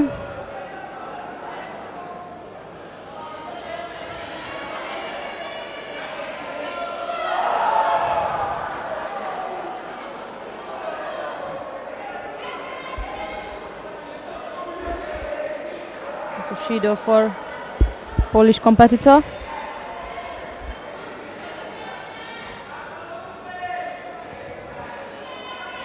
More pressure from Ibrahimov on the right side. That top right-sided grip is dangerous, and he put his hip through, and Kator managed to spin out again, but I believe he landed on his side, so we're just going to have to wait and see again whether the referee gives any score for it or not. That's no score for now, but it's still a Yuko lead for Ibrahimov. Back again with the right-sided grip. And now Kator is trying to spin out on the opposite side, so he's pulling his left top part of the body away from Ibrahimov. That's exactly where he wants to grip him and wants to pull him in to attack on the right side, so that's why he started to spin out on the other side, on the opposite way. Minute 20 seconds left to go.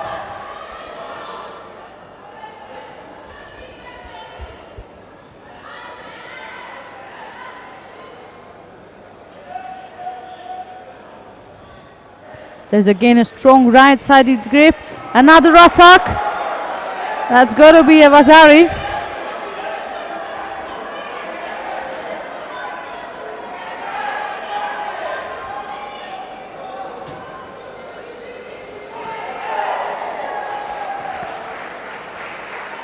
At least, exactly. That's so. The final decision is an Ippon. We'll see the replay of it for sure. And indeed, if Kator's shoulder touched the floor, then that could be the reason. Stunning performance from Ibrahimov, but it's not at the end yet. He is the one who will be able to fight for bronze medal of the under 60 kilogram category. So his day is not ended yet. This is just a step closer to the podium, but a very promising step, I have to say. Here is the replay. He pretty much Kator on his back. Coming up next, semi-final of the under 60 kilogram category. Very exciting matchup. Robinson Beglurashvili of Georgia will face Lars Kamphuis of the Netherlands.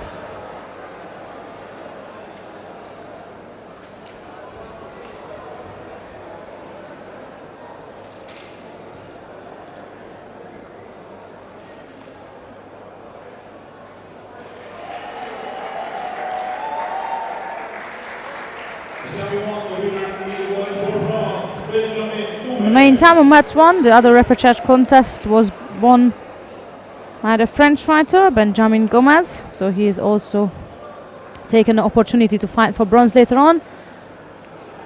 We have to wait for match 1 to clear up, change the referee.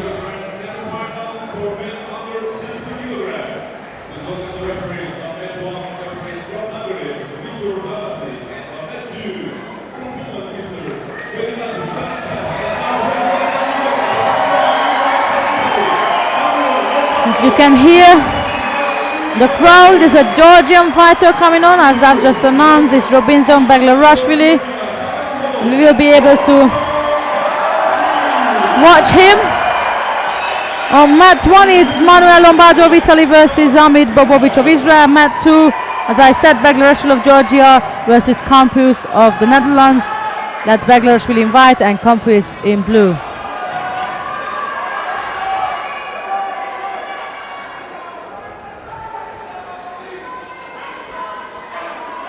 That's dangerous move.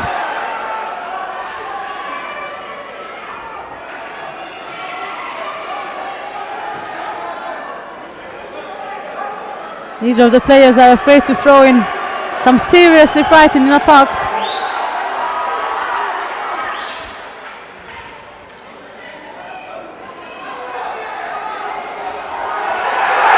Beautiful combination. Beglarashvili takes no hesitation but to secure a medal for Georgia, as he's taken his place into the final of the under 60 kilogram category, defeating Lars Campus in the semi-final.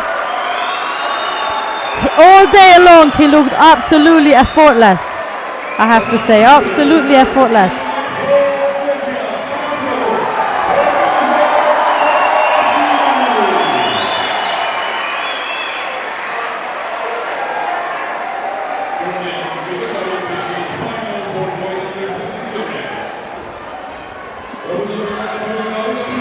Great piece of work from the Georgian fighter, absolutely amazing, and everybody's up on their feet. Here's the replay for you. There is turning for Harald Goshid and switch back to also to Gary. And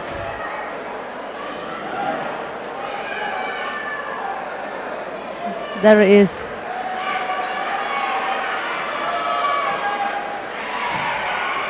You can see all the volunteers, everybody is jumping up. The atmosphere is really excellent in the stadium. Every single member of the country supports the athletes, whether it's a volunteer, it's a staff, it's a parent, a family member, or just a random visitor. It's really, really a great atmosphere here at the Judo Academy. But just to keep you up to date, we switch to mat 1 now. That's Lombardo of Italy heading down Bobovic of Israel. And that looks like to me that Lombardo is through to the final of the under 60 kilogram category. This will be a very exciting matchup in the final, I have to say. The gold medalist from Sofia and the bronze medalist from Sofia are gonna battle their way on the top of the podium today in the under 60 kilogram category.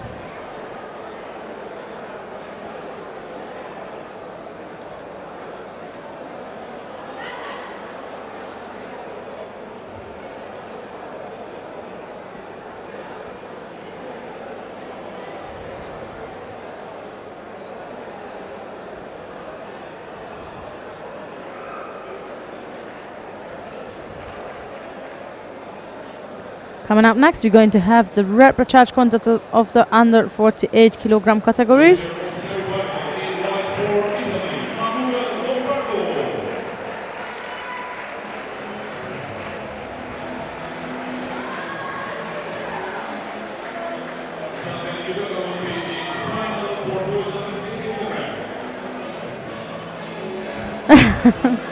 Peaky the mascot is congratulating Lombardo at the corner of the venue.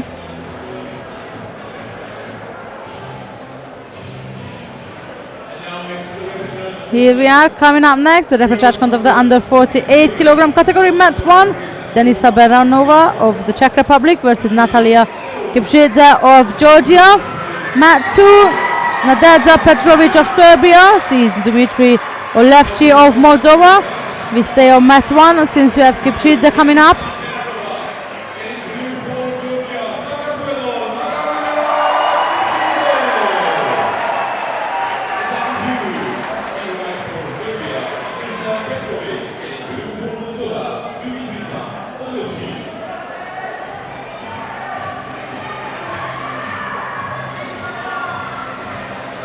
That's Peranova in white and Kipchidze in blue.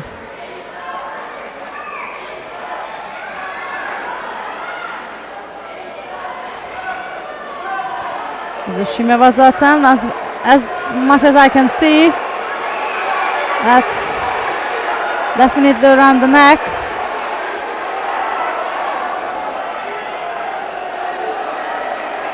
Yes, you can clearly see that's around the neck of Peranova. The question is how long you let that go.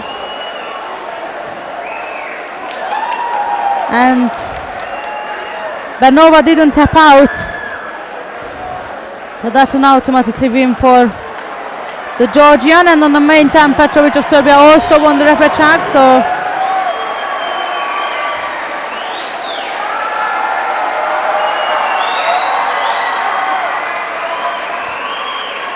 here we are. We got the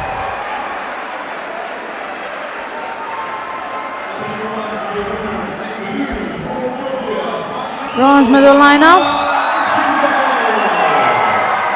That's Natalia Kipchidze, one of them, and the other one will be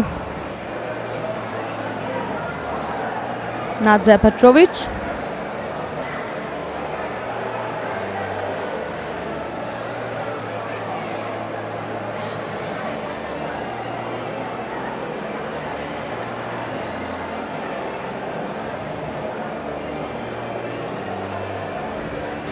Coming up next, the semi-final of the under 48 kilogram category. Match 1, we'll see Caroline Marcus Tabellion of France versus Tuga Beder of Turkey. Match 2, we'll see Sarah Herman of Germany and Kiera Waterman of Great Britain. I believe we're moving back to match 2. We're just going to have to wait and see.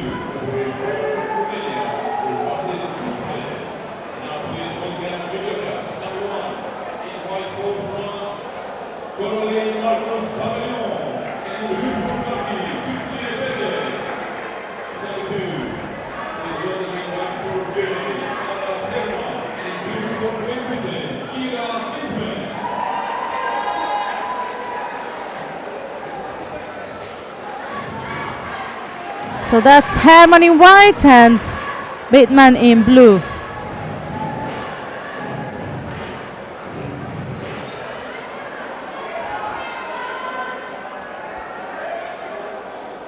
We've seen strong Navada skills from both players.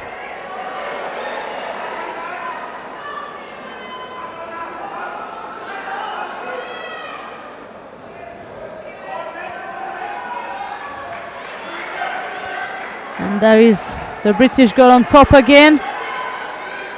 This is the place where she's in favored. The Raman Nevaza.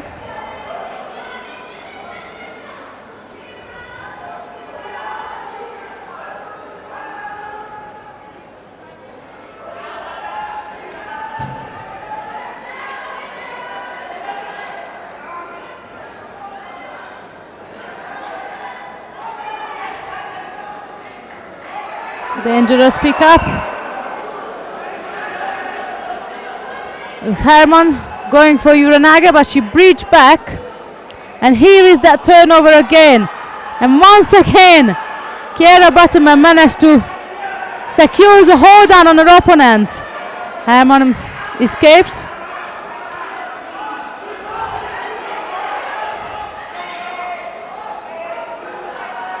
There is she again, working in Nevaza.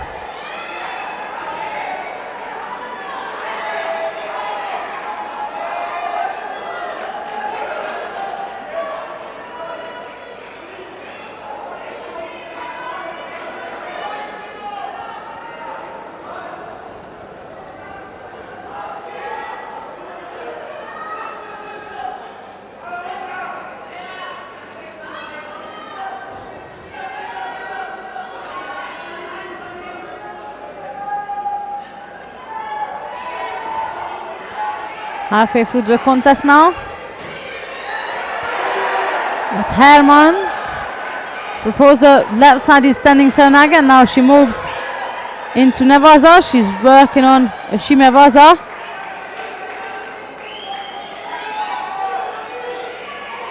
Herman won her previous contest with an arm lock.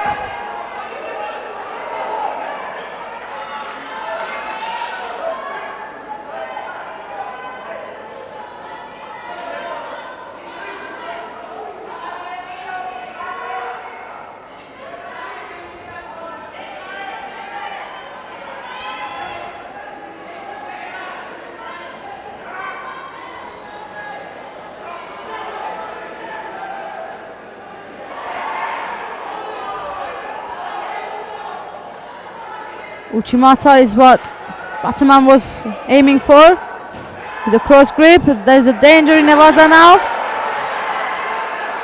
Herman got Batman's gi wrapped around her neck, and there it is. You could see as she went down that Herman really hooked on.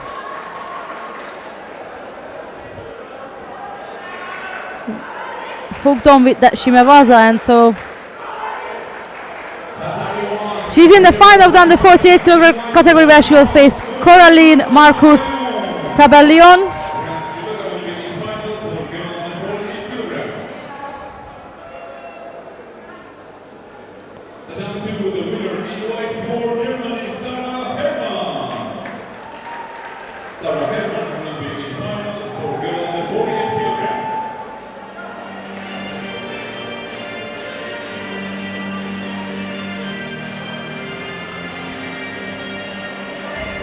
Coming up next, repechage contest of the under 66 kg category. Mat 1 will see Matthias Zizek of Austria versus Pasha Aliyev of Azerbaijan. Mat 2, Ugur Sharikaya of Turkey versus Konstantin Gabun of Moldova.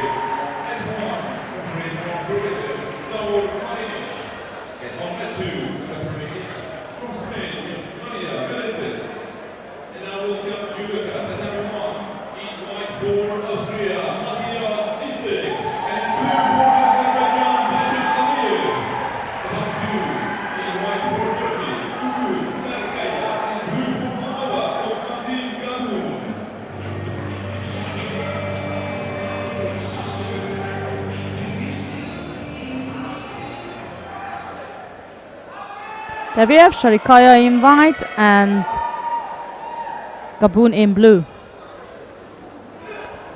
Left side drops Senaga for a start off.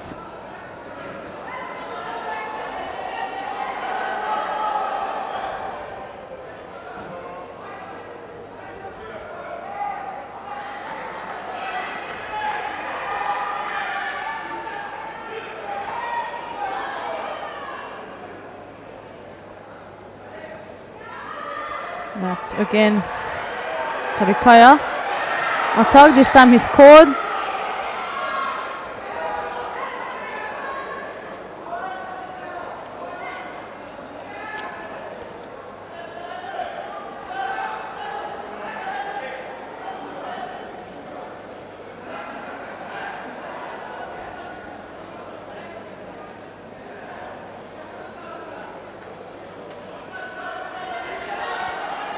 Top left arm got thrown on the back of Gabun.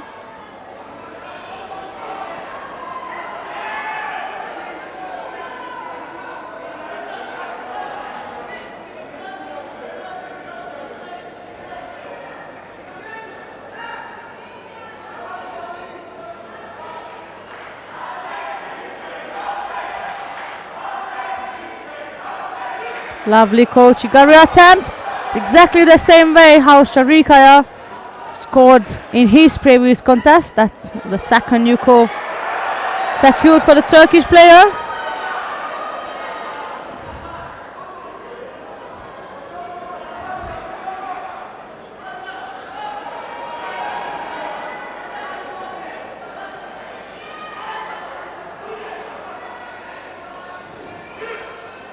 Another left-sided drop Senaga.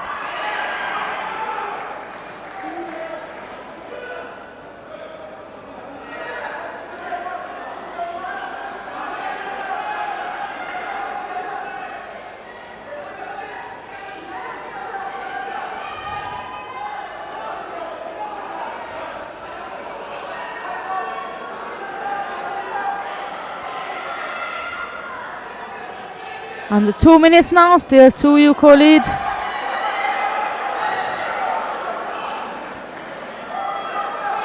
Gabun gone for a right-sided Ochigari and almost caught Sharikaya.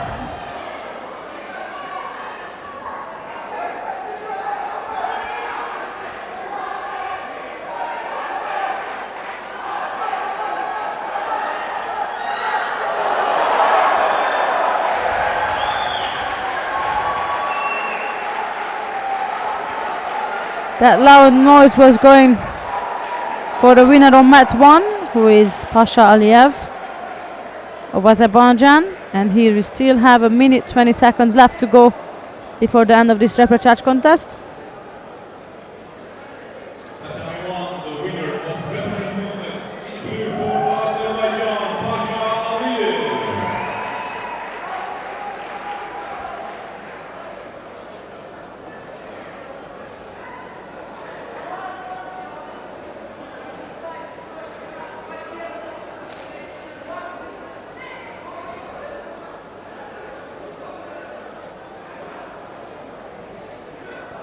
Another great drop Shanag on the left side. The arm was slightly missing there.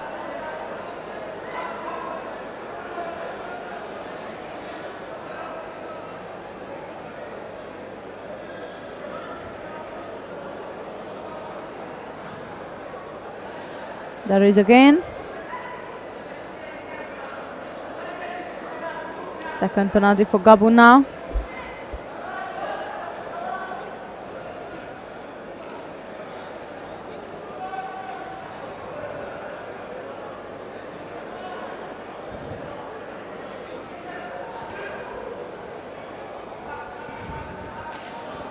Seconds left to go, and that's Sharikaya who is leading.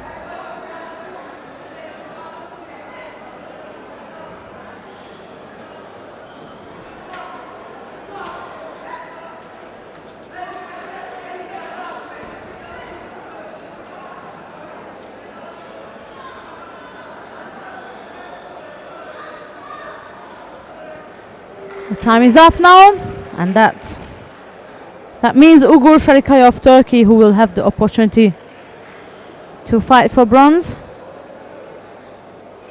That's in the under 66 kilogram category.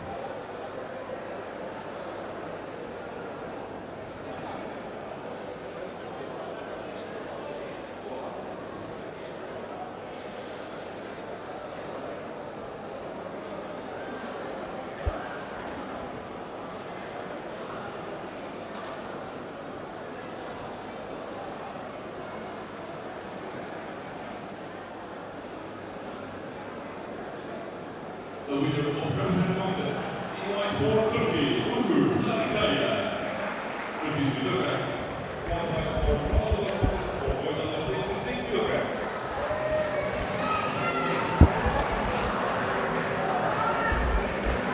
Here's the replay of that lovely Kochi. Right, coming up next, semi-final of the under 66 kilogram category. Joris Bers of the Netherlands will face Georg Manukian of Ukraine on mat 1. Mat 2 will see Giovanni Esposito of Italy and Bagrati Niniashvili of Georgia.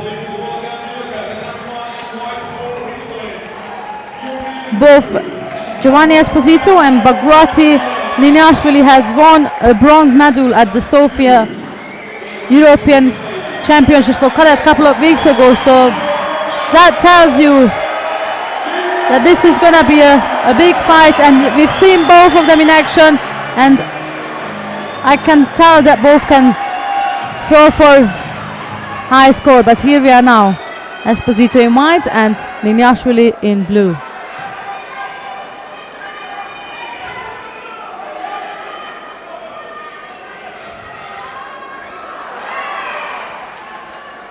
Coach attempt from the Italian.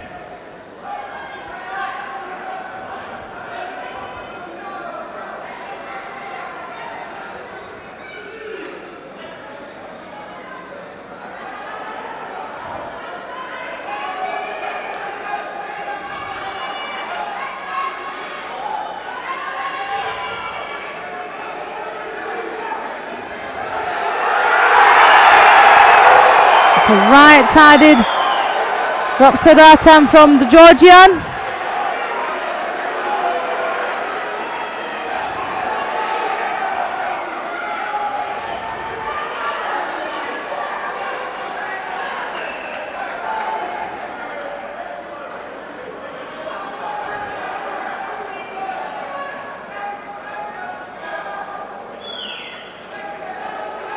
And a slight bit of a blood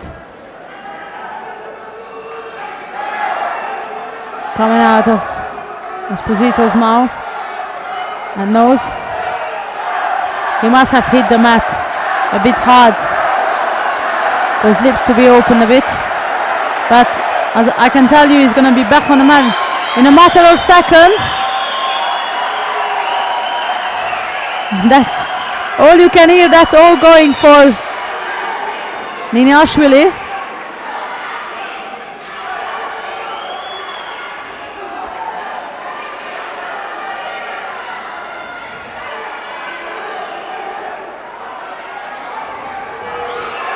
Right, the Ochigari attempt from the Italian again. So far there's been 3 attacks, 2 for Esposito and 1 from Niniashvili, and now Niniashvili was trying to do some work in Nevaza.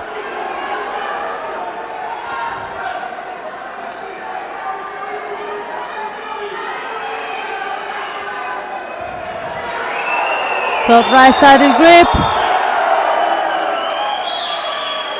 before the referee had to call Mata.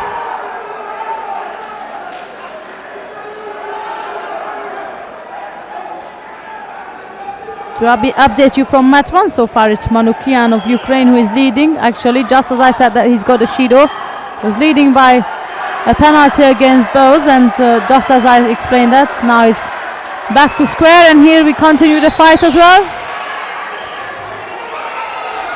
Another attack from Esposito, and the strangle is in the face of the Italian.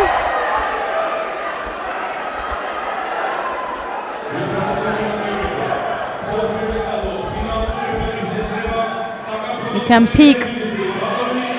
The president of Georgian Federation was just sitting up there, David Kekviashvili, but now let's focus on Esposito and Niniashvili for this moment.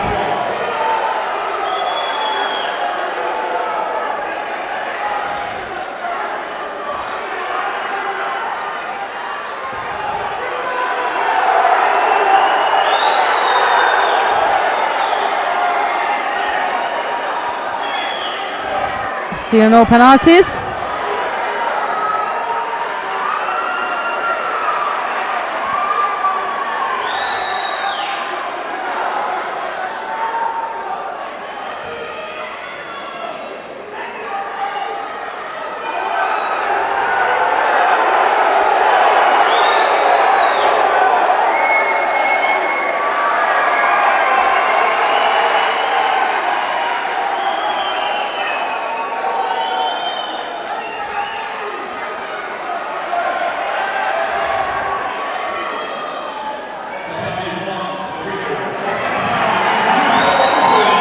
Esposito had a penalty first, now it's Niniashvili. In the meantime, Georg Manukyan of Ukraine secured his place in the final of the under 66 kilogram category, but now we have to wait and see who is he going to face, whether it will be Esposito or Niniashvili. Very tight battle between of these two judokas.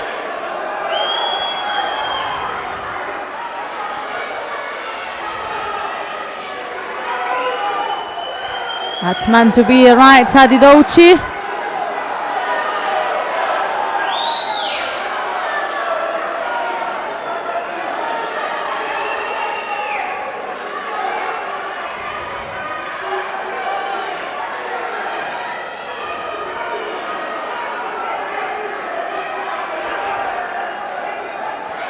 Once again, Esposito trying to get closer to Niniashvili.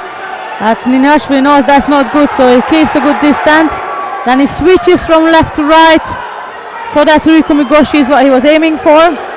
His hip was far out, so he could not score with it.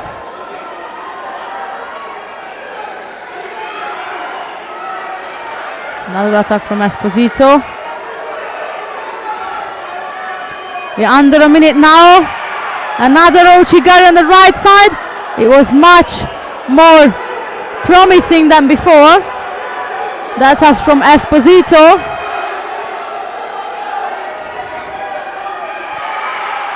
It's a drop soda on the right side. Liniashvili is running out of breath. I bet Esposito also. Let's see who's got the most in.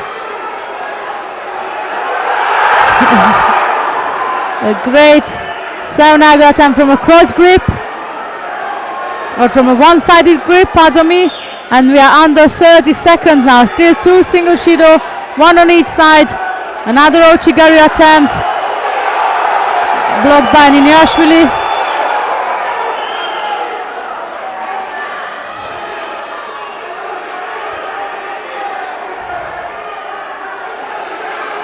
Ten seconds to go.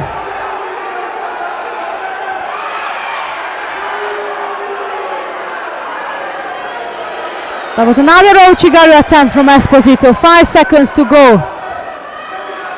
The Italian coach is complaining. Why is Liniashvili has not picked up a second penalty as yet?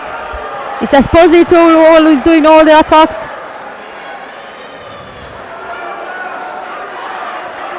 But now it's going to be a golden score here in the second semi-final of the under 66 kilogram category, with the crowd cheering for Bagdrati and Liniashvili.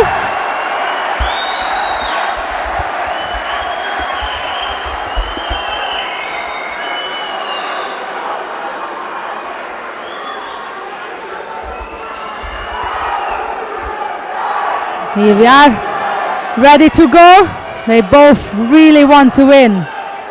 It's a massive battle between of these two fighters, but I said that before.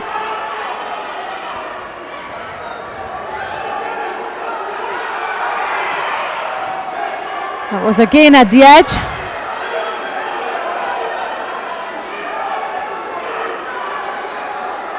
We had the same yesterday in the final of the under 50 kilogram category, where the Italian boy was attacking the Swiss fighter, kept on defending, and he thought, right, he has to get the shield, he's dropping down. And it's the same situation now with Esposito and Liniashvili. Esposito is the one throwing in the attacks, Liniashvili blocking them, but it doesn't mean, because they have not good enough attacks to actually score with, it doesn't mean that it's a fake attack. So there is a difference between of attacking and not being able to score, or just throwing in some fake attacks like so. And this is really similar situation like what we had in the final of the under 50 kilogram category. And it's Liniashvili who is going to have to pick it up now and put some more attacks in there.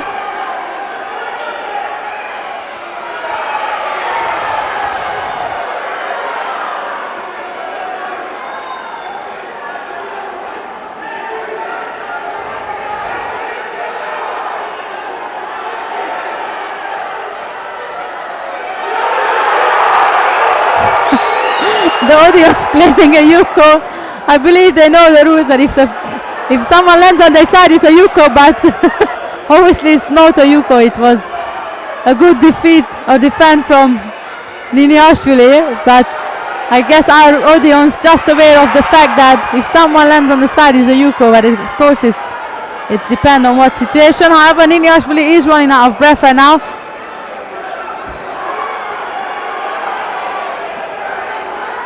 We are into the second minute of the golden score, and that again is not yet Liniashvili who attacks. It's again Esposito, and the coach is really expressing his feelings about that.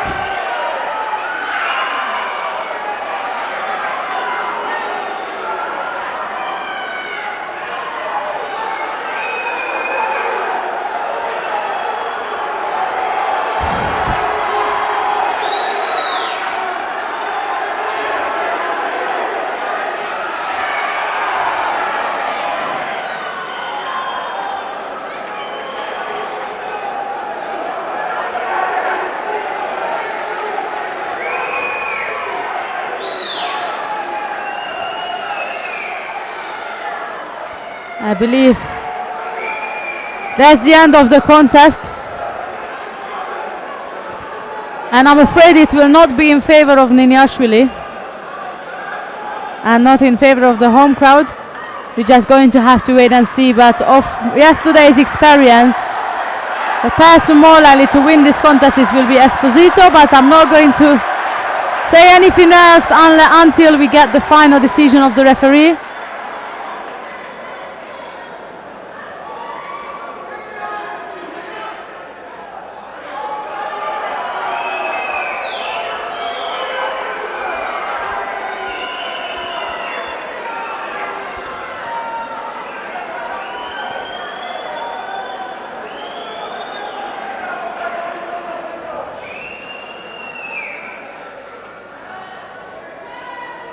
And of course that's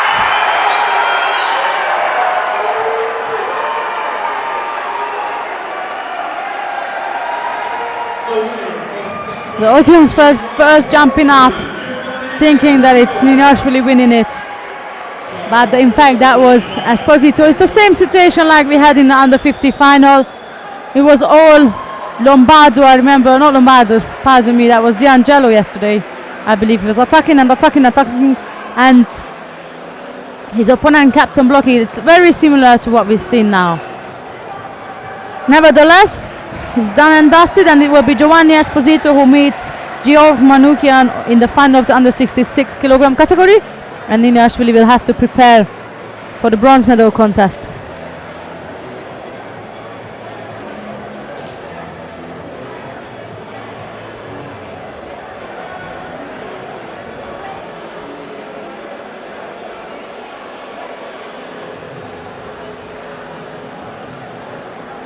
I believe now we're going to have a short break, or might not. I'm just waiting for some further information.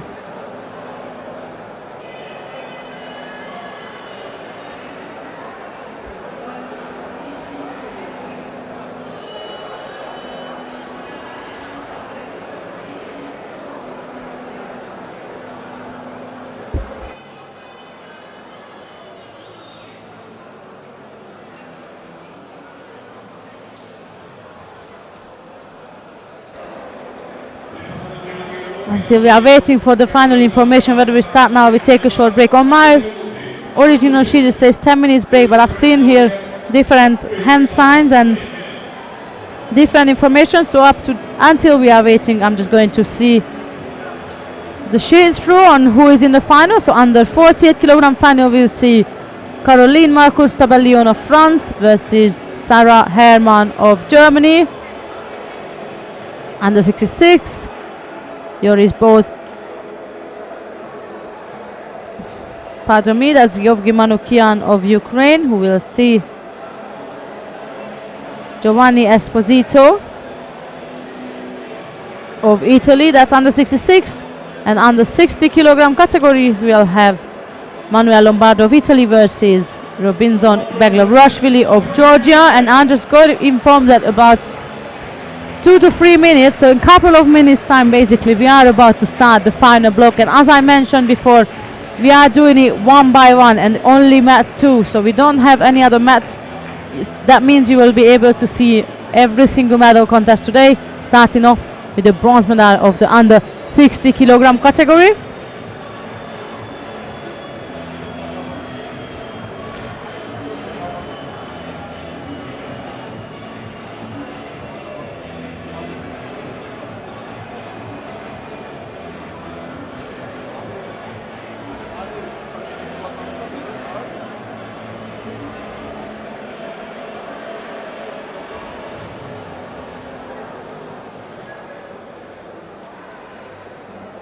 First contest will be Benjamin Gomez of France versus Lars Campus of the Netherlands.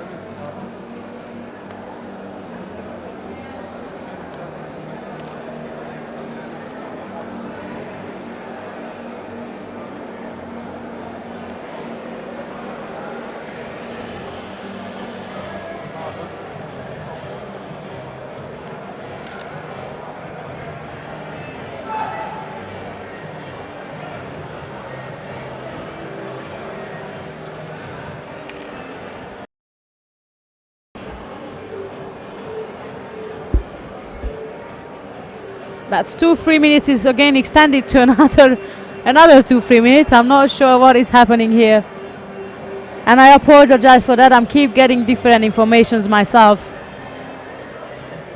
so just bear with us. I believe in a matter of time we are about to start.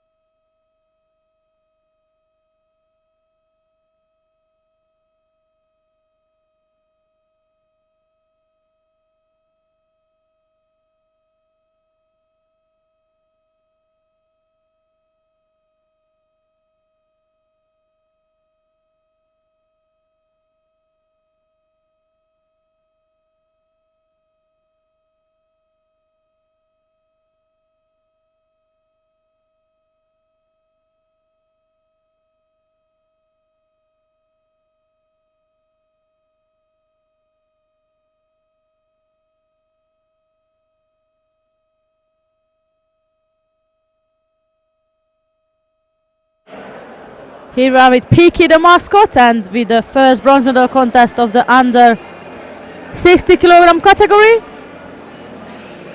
with our Hungarian referee Havasi Viktor.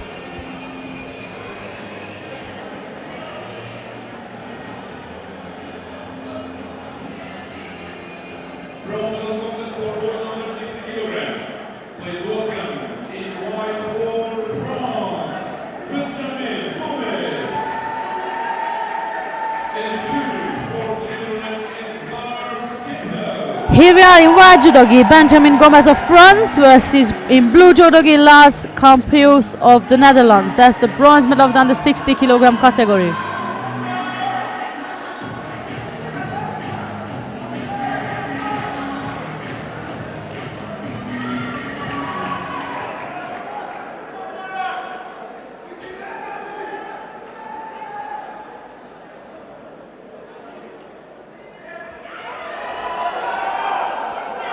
Quick entry from the Dutch fighter.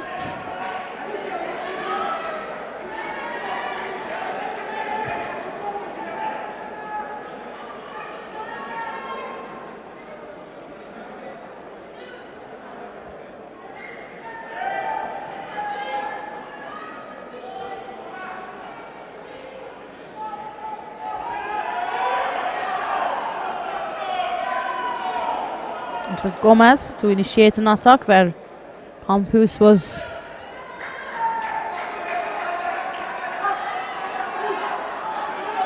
countering.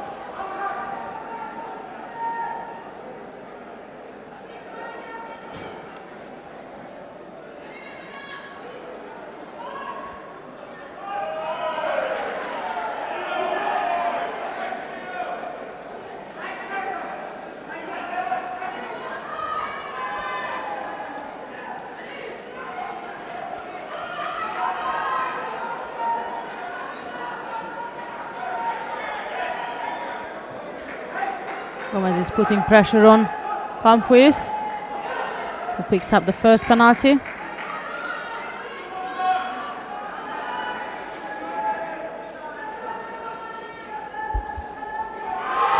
Beautiful entry from Campus, and he did not only enter but he scored for Ippon. So the first bronze medal to the under 60 kilogram category goes to Lars Campus of the Netherlands. Stunning right side Hirogoshi, gone in there, got stuck in with it and stunned Gomez in.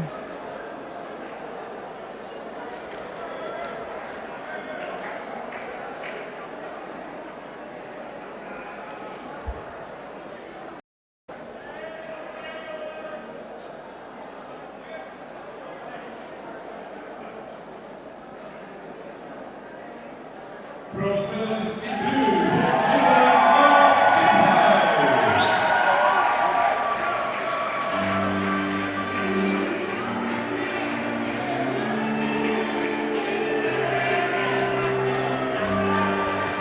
There's the celebration of Lars Kamphuis.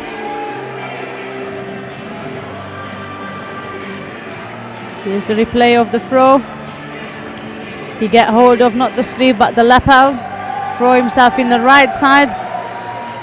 Wait for a no-goshi, and there he is driving it through. Boys under 60 kilograms. Please welcome the referee. From Georgia, Mr. Aminov. Next preliminary contest coming up is Ismail Ibrahimov of Azerbaijan versus Amit Bobovich of Israel. In blue for Israel, Amit Popovich.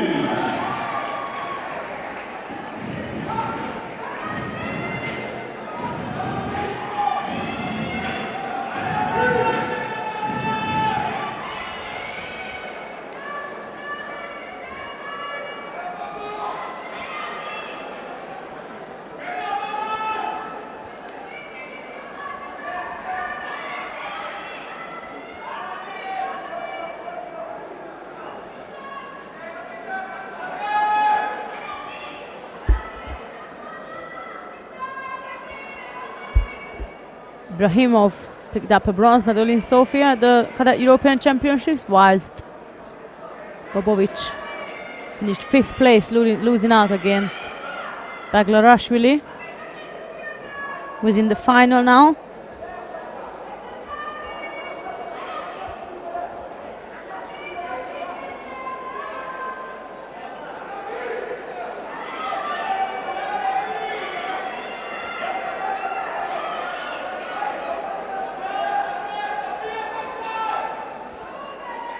Bobovich threw his right arm across and soon decided to come back, and there he is again.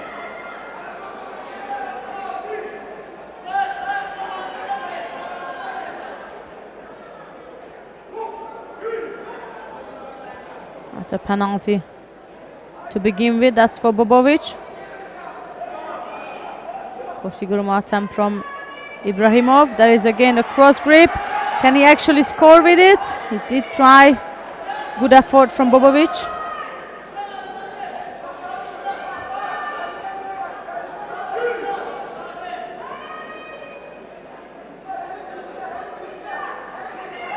Top right-sided grip from Ibrahimov. He left his arm out and Bobovich takes the lead to finish the fight in an arm lock. The question if he can get that arm now.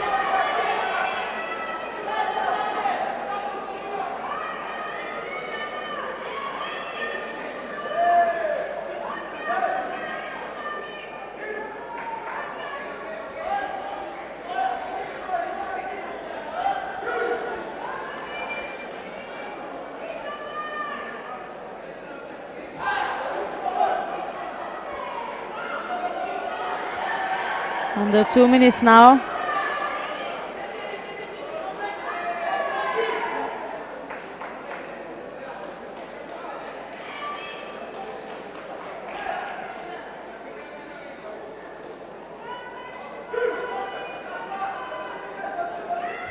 Here's again cross grip from Bobovich. Let's see what he's going to initiate with. He went for Rosso Togari and Ibrahimov was aiming to counter him.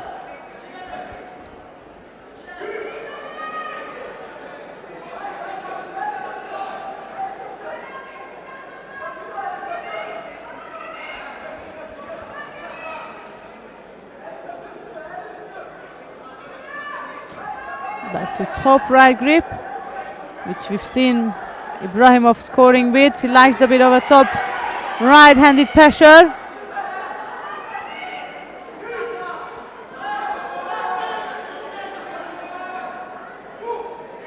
Second penalty for Bobovich now.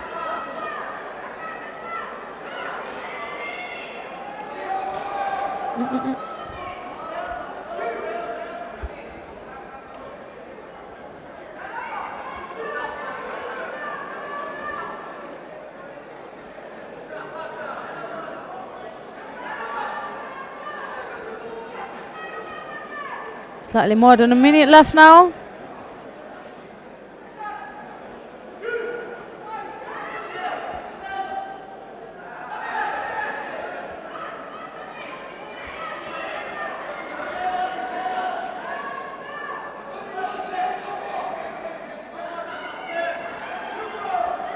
This time as Bobovic throw his right arm across, Ibrahimov decided to dive in for right side Chigari.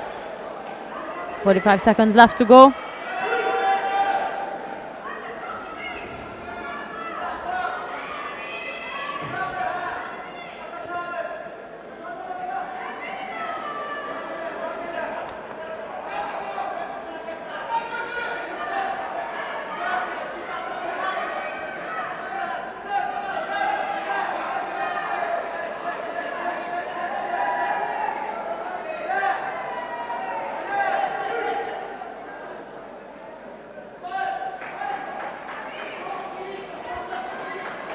Less than 20 seconds to go, still 2 Shidos on the side of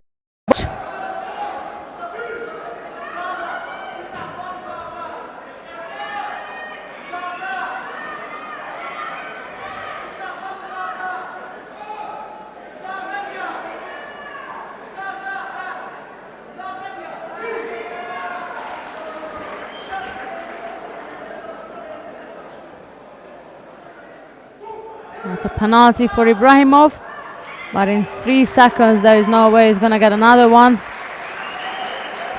So it's another 5th place for Amit Bobovic, but a great effort throughout the day, and that Ismail Ibrahimov of Azerbaijan, who claimed the 2nd bronze medal of the under 60 kilogram category.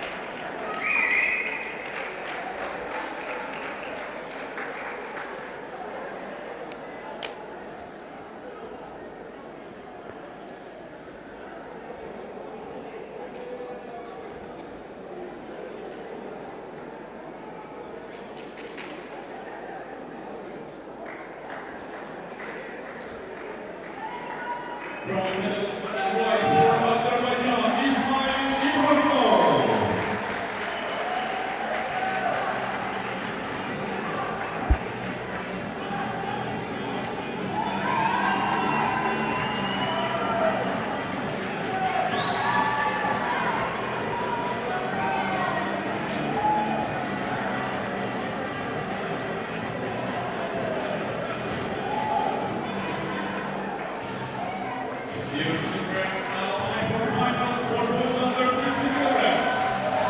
Coming up next, the final of the under 60 kilogram category with current cadet European champion Manuel Lombardo of Italy versus European Championships bronze medalist Robinson Baglarashvili of Georgia.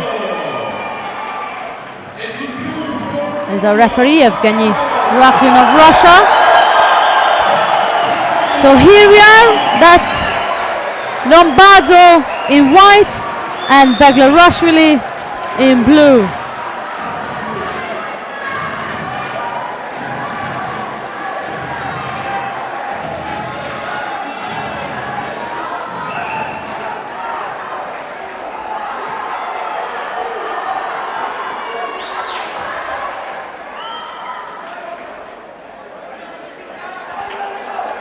That's quick entry from Baglarashvili. Lombardo is trying to pick him up. We know that either way it could go.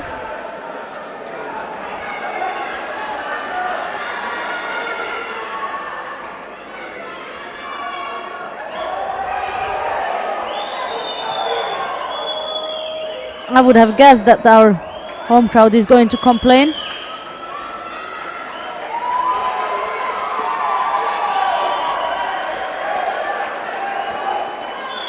It was a slight mistake by Lombardo as they grip him up. It happens often in judo. As you're gripping up, your opponent might have catch your eyes or your face, but it's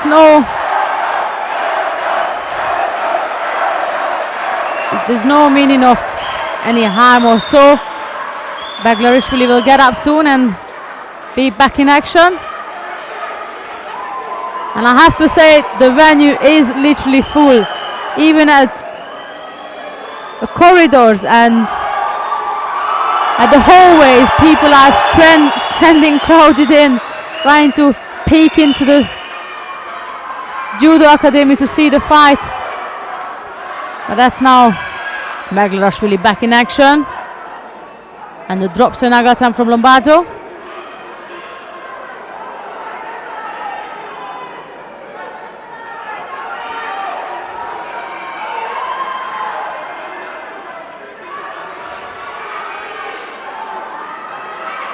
That's another Serenaga attempt from Lombardo, and almost managed to drive it through. He did actually drove it through now. Almost held down Baglarashvili.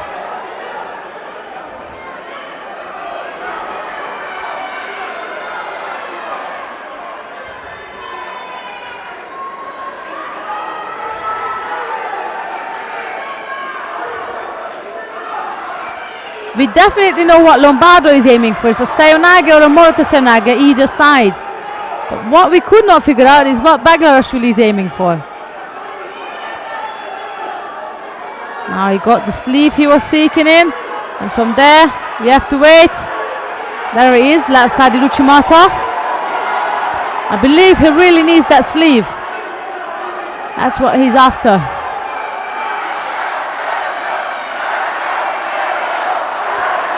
I'm sure all of you can hear the crowd. There he is, stacked in. Is he gonna pull it through? He did pull it through, but that was no Yuko. He did pull it through.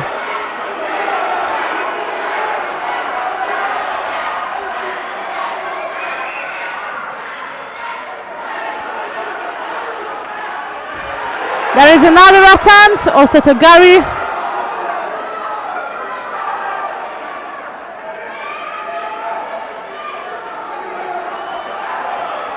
This action reminded me, the previous one where Baglarashvili pulled through Lombardo, it reminded me of the 2013 European Championships in Montpellier, where Avdantil Tirkishvili won the senior Europeans against Loic Pietri with exactly the same movement. He pulled his opponent through from such an angle, it was unbelievable. But for now, let's focus on Baglarashvili and Lombardo. And Lombardo picks up the first penalty, and then Baglarashvili decides to go for an Uchimata from a strange grip. He just got over the top of the arm of Lombardo, and with one arm he decided to turn in for left side Uchimata. I believe Baglarashvili just started to open up. He was more cautious at the beginning of the contest, and now Lombardo is trying to take him back, and now he was trying to take him back. There was a freeze-up moment which Baglarashvili used to score Vasari when Lombardo said, well, I'm going to hide you down, and he hold him down for a couple of seconds. Baglarashvili managed to escape. Now he's back on top, and the referee called Mata.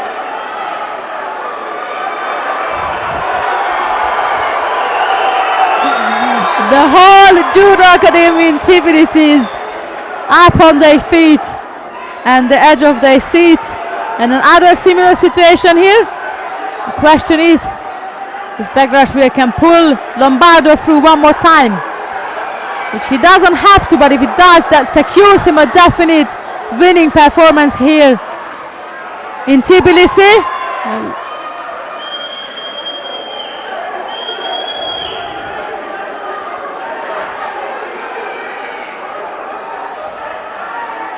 It's a penalty for Baglarashvili. A minute left to go.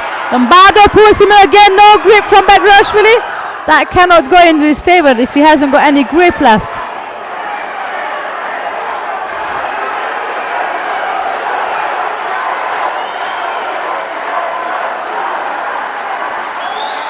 No, Baglarashvili is backing up now, waiting for Lombardo to jump onto him to attack, and then he turns back from there.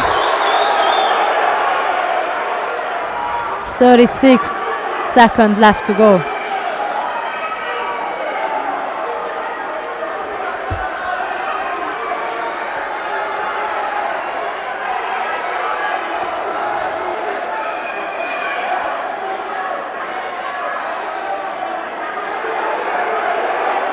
Lombardo is going for a Side takedown. Cannot get hold of him. 90 seconds left. Second penalty for Bagdashvili. He has to survive to win the gold. Another attempt from Lombardo. Bagdashvili was waiting for that. Last 10 seconds to go. Who is going to pull it through now? That's the last attack from Bagdashvili. 4 seconds left to go. We've seen this today. Someone won in the last 3 seconds. It's not the end until it ends. And now this is the end of the under 60 kilogram category with the Georgian gold medal, the first one. And there's Piki, our mascot, is celebrating with them. Outstanding work today from Robinson Bagdashvili, winning the first 3 of his contests by Ippon and winning the final by Wazari.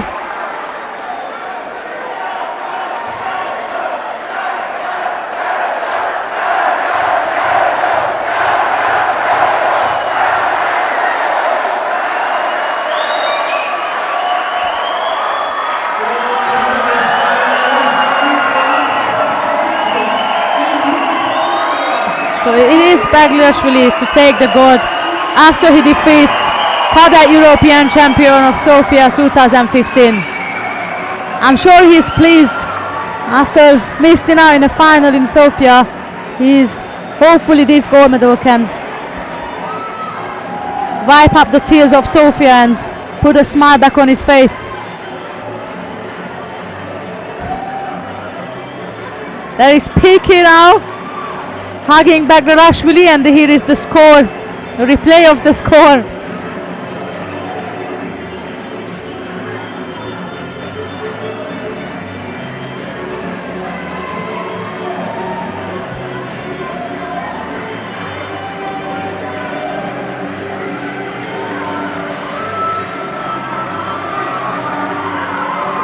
Here is still the replay, as you can see.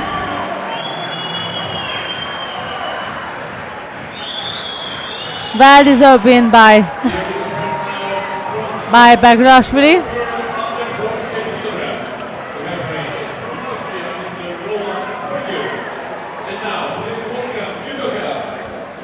Coming up next to keep the crowd entertained and up on their feet, Natalia Kipchidze of Georgia versus Kiera Bataman of Great Britain. This is the bronze medal contest of the under 48 kilogram category.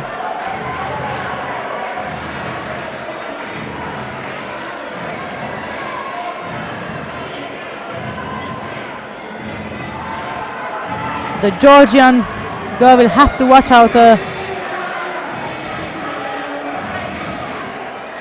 an outstanding Nevazak skills from Bataman. Having said that, Kipchidze also displayed quite a few skills of hers in the ground. We'll have to wait and see who's got a wider range of skills. There it is. Yes.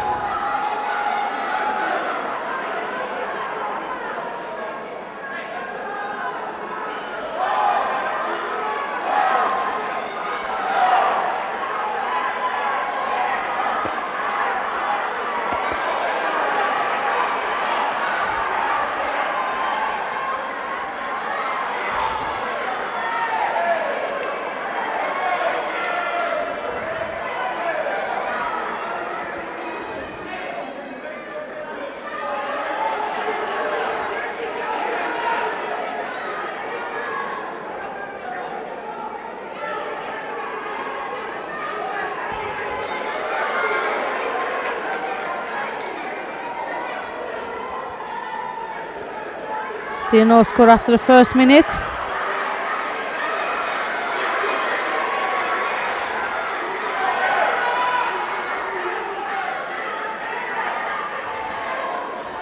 Again, it's Nevaza.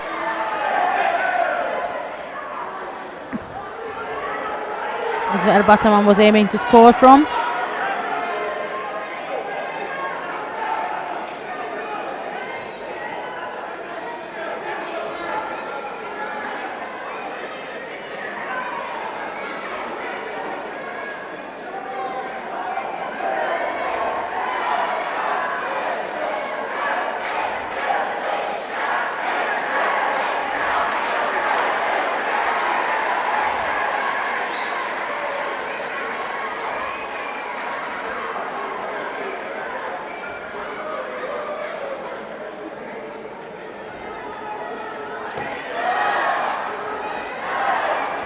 Bit of a medical attention needed for Bataman.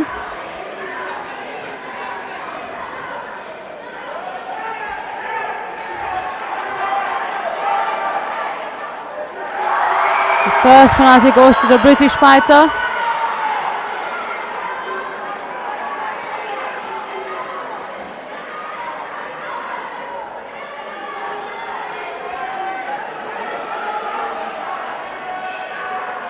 And that's the position Kipchidze doesn't want to be in when it comes to Bataman.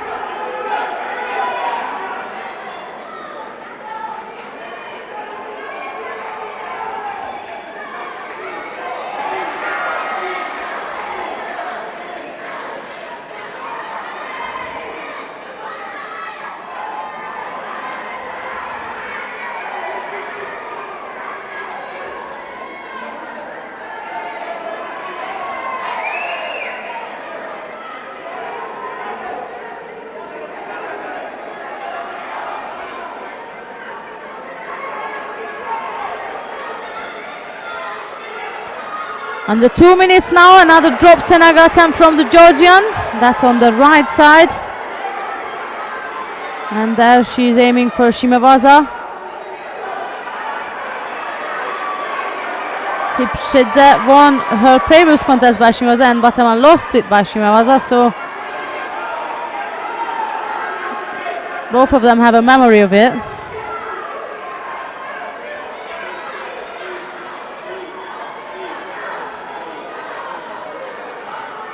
There is again, right side he drops to Naga, straight into Nevaza.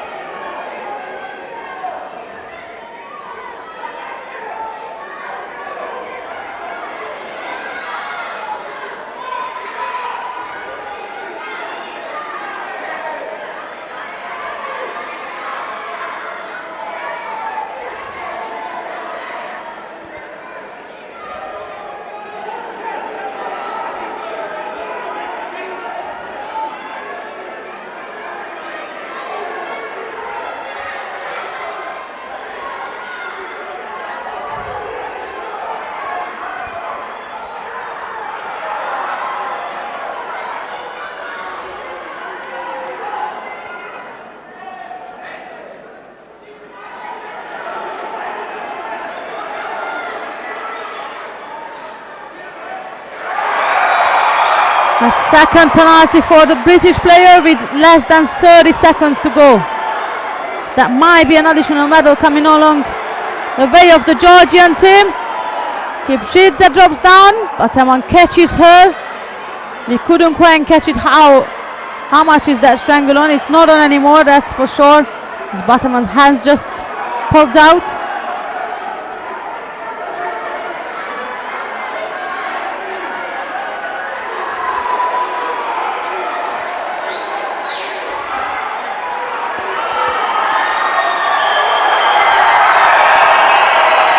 And that's again Kipchidze checking out the time in the corner of her eyes.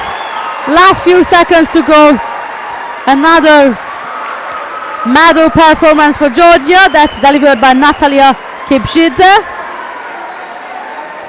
She had a rough day at the beginning. She had a tough time at the beginning of the day. But here she is bouncing back all the way on the top of the podium. Or not the top, on the bronze. Pardon me, on the bronze position of the podium, but still a very happy Natalia Kipchidze is what we can see.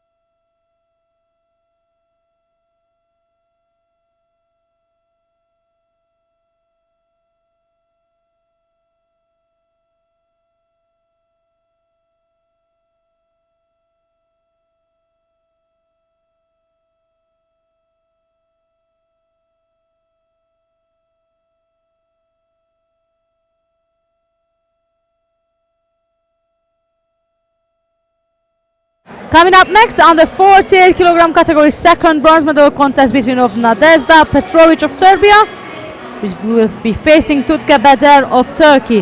That's Petrovic in white and Beder in blue.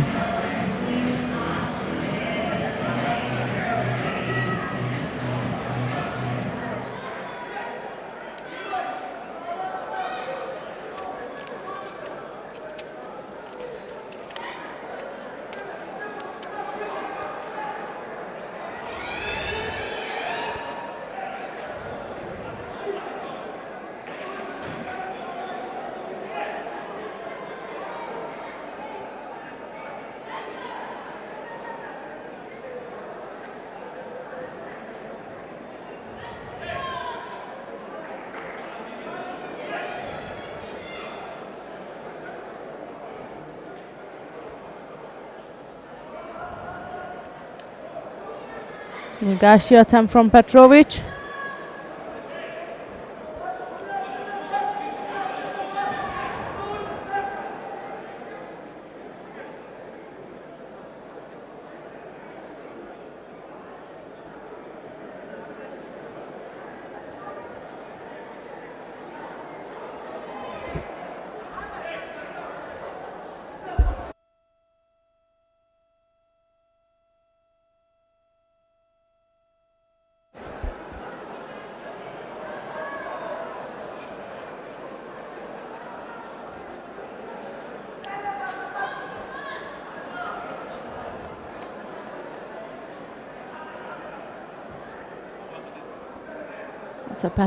That's an arm lock from Petrovic. She's trying to work on. But Beder is like a brick. Penalty has been given to Beder, who drops down on the left side. He drops a naga.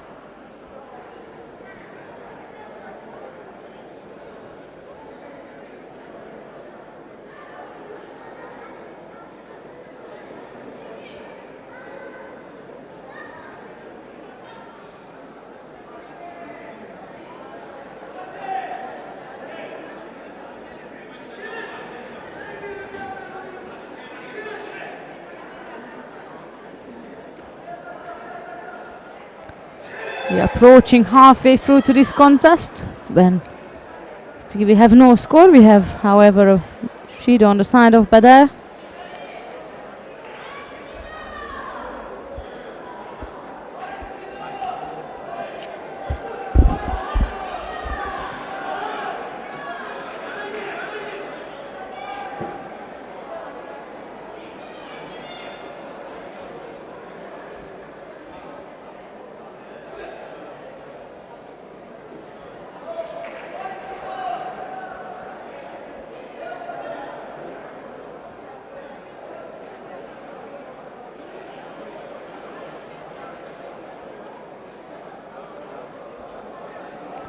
It's Petrovic working in Navaza again. There is the Nosaikomi, or will be at least. There is now. The referee called the Saikomi.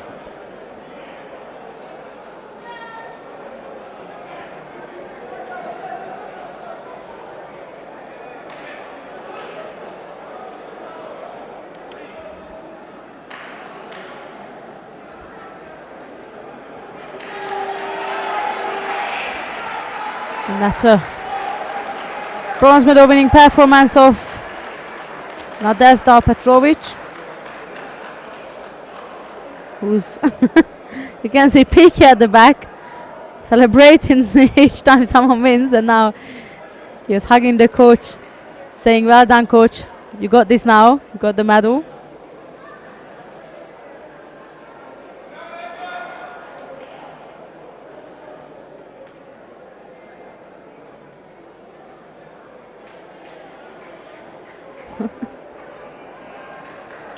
He definitely we have a great character under Peaky, whoever he is. Makes us smile all day long, but now it's a celebration time for Nadezhda Petrovic of Serbia.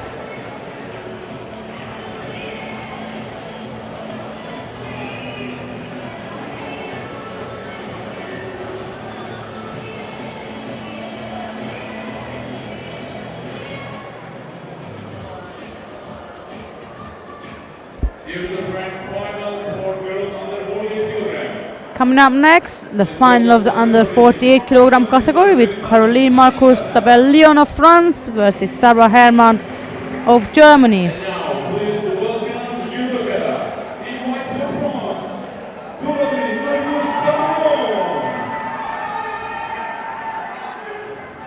And in blue for Germany, Sarah Hermann.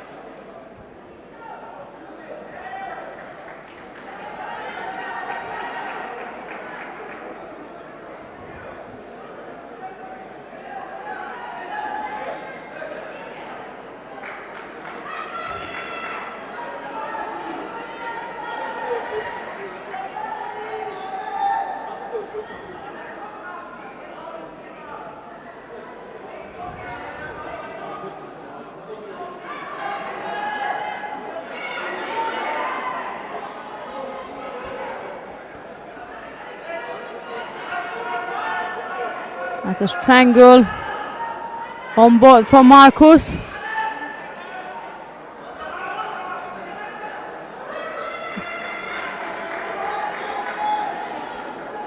Hermann managed to escape. Actually, that was the opposite. That was Hermann strangling Marcus. Nevertheless, they back up again.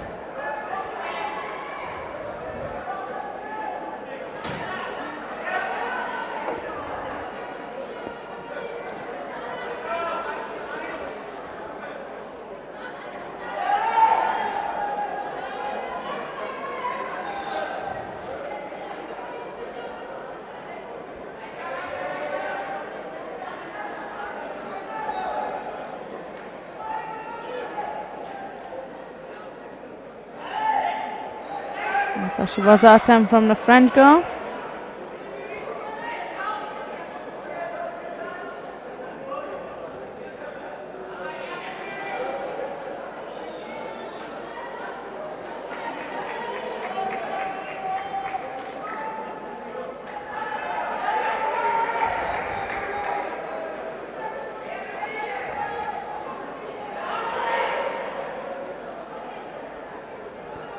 It was an attempt from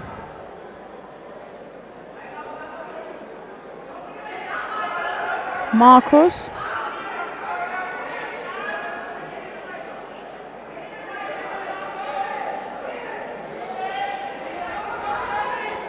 And there's a piece of Nevaza work again.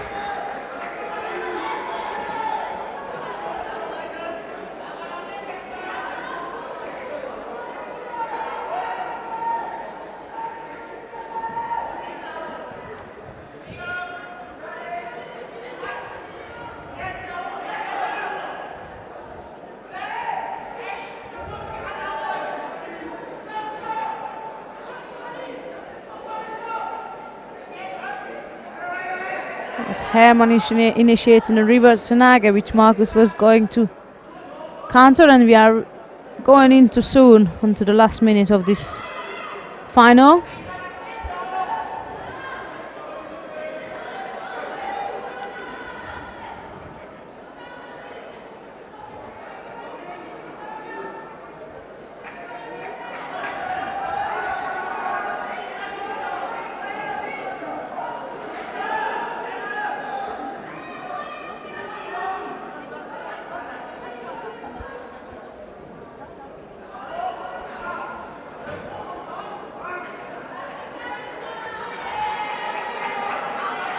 That's under a minute. Second penalty for Hermann.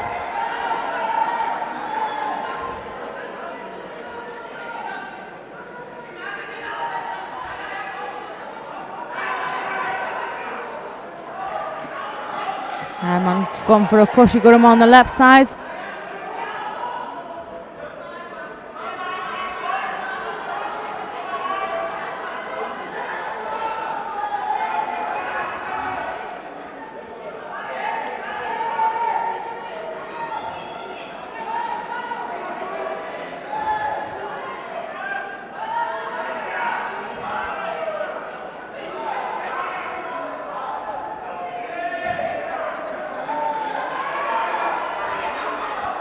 Last 13 seconds to go. That's still in favor of Marcus.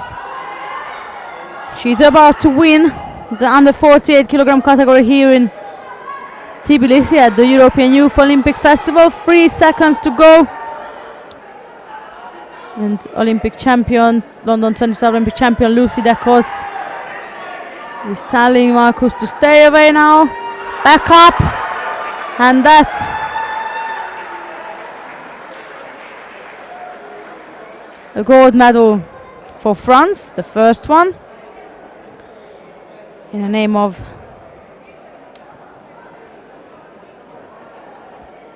Coraline Marcus Tabellion. And silver medal goes to Sarah Herman of France, of Germany. Pardon me, mixing up the girls.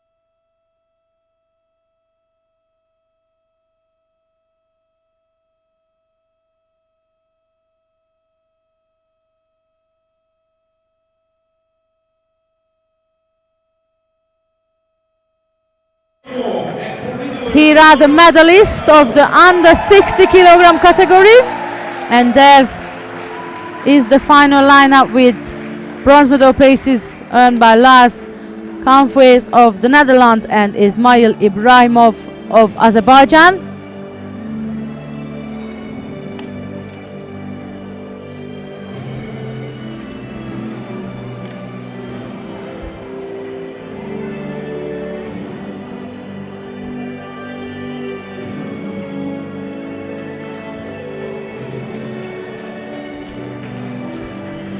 The silver medalist representing Italy, Manuel Lombardo.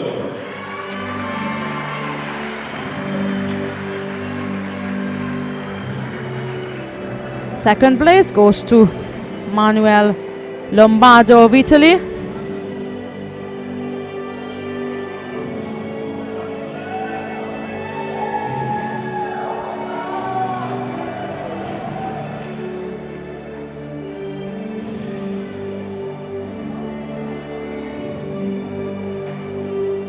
And the gold medalist and the winner of the 2015 European Youth Olympic Festival under 60 kilogram category is Robinson Baglarishvili of Georgia, which means we'll be standing for the national anthem of Georgia.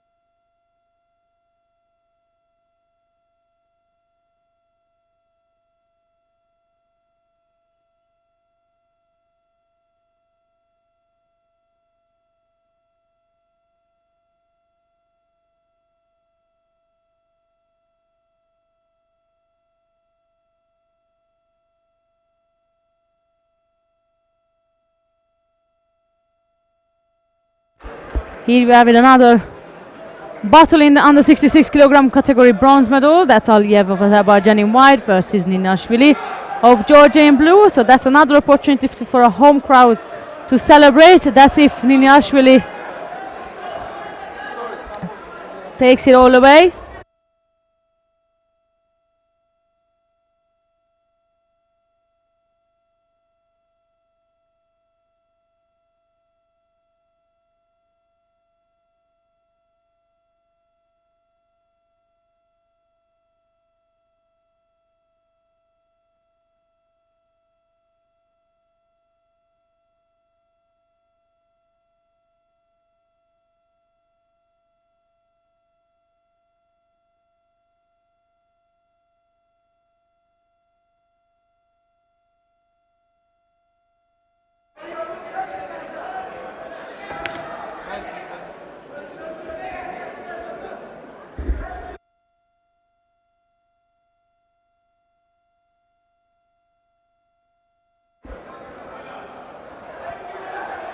At the first minute's gone, still no scores, and neither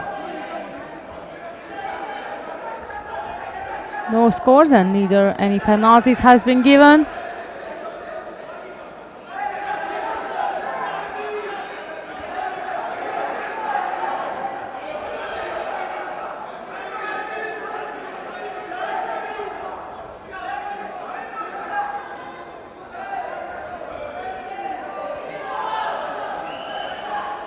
That was an attempt from Liniashvili.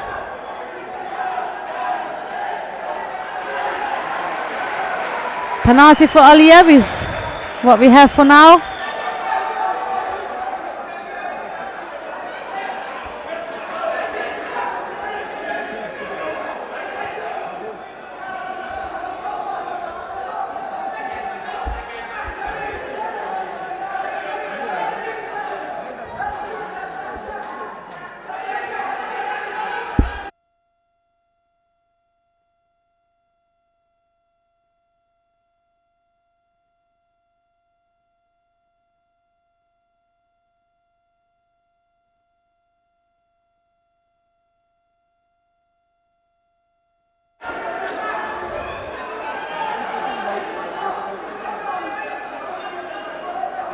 Only 2 penalties what we got, and under 2 minutes to go. That's left-sided Sernaga attempt from Aliyev.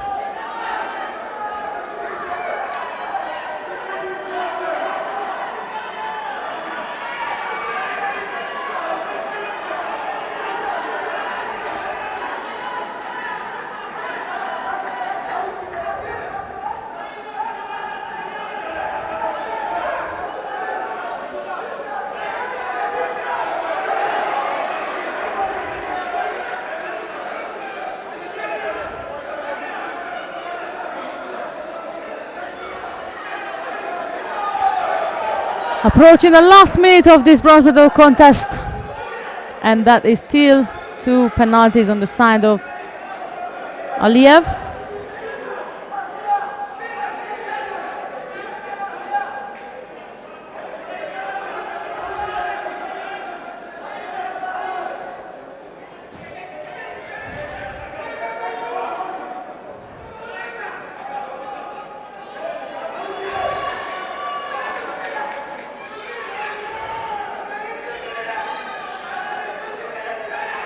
Four seconds left. Aliyev is still seeking that left-sided Seunaga. Putting pressure on Niniashvili to then allow him to push back, and for that Aliyev to attack. There is again. And as an answer to that, it was Niniashvili dropped down on the right side, dropped Seunaga.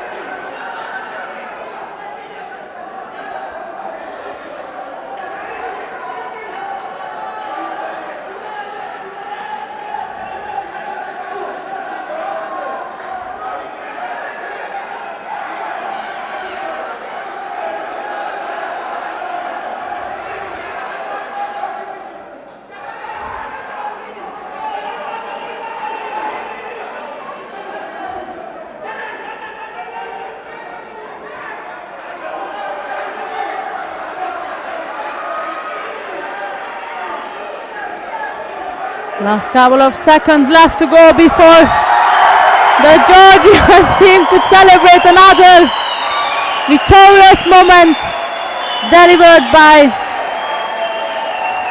Bagratini Niniashvili in the under 66 kilogram category.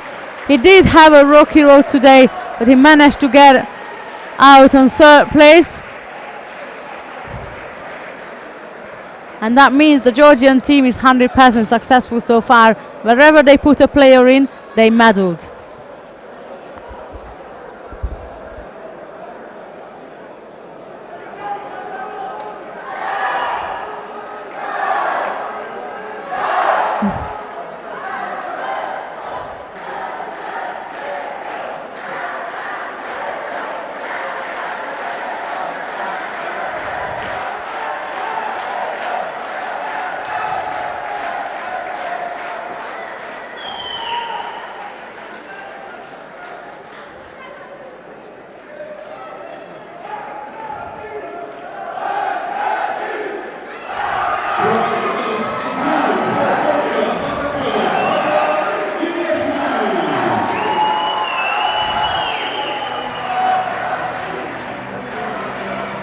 Here we are, a gold and 2 bronzes for the Georgian team today.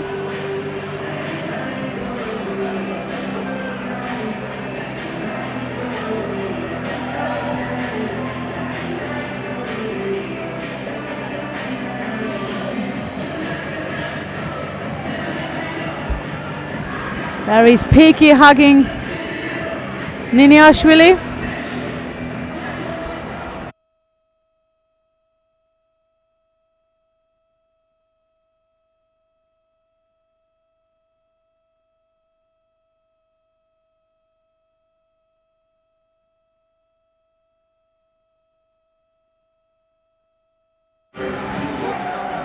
Coming up next is the under 66 kilogram category of the bronze medal, the second bronze medal that involves Ugur Sarıkaya of Turkey and Joris Boz of the Netherlands.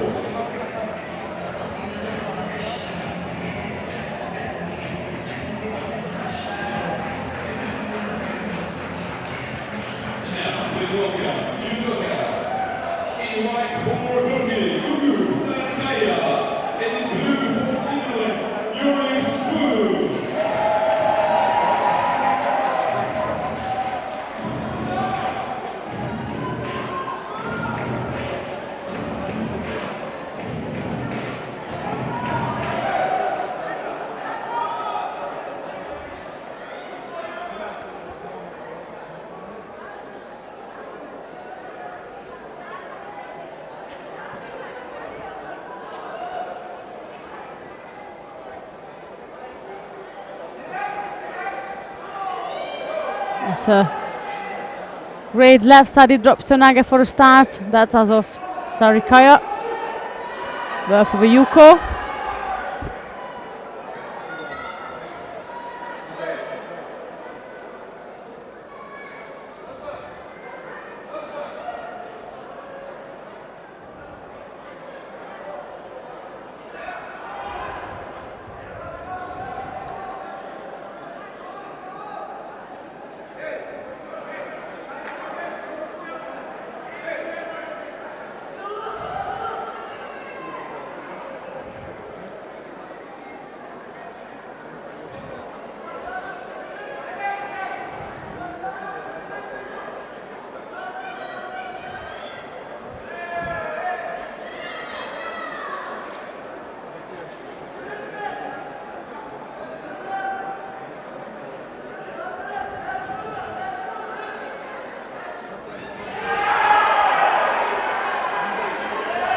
As Burz bounces back with Owazari of his famous side egg takedown, which he's been producing all day long. There is that Kouchigari, which Sarıkaya is good at.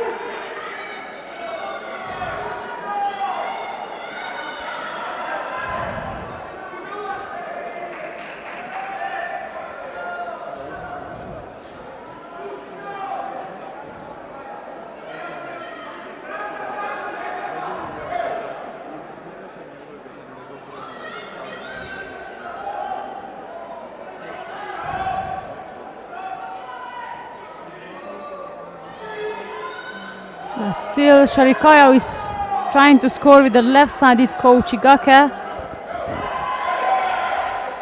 Penalty to Spurs now.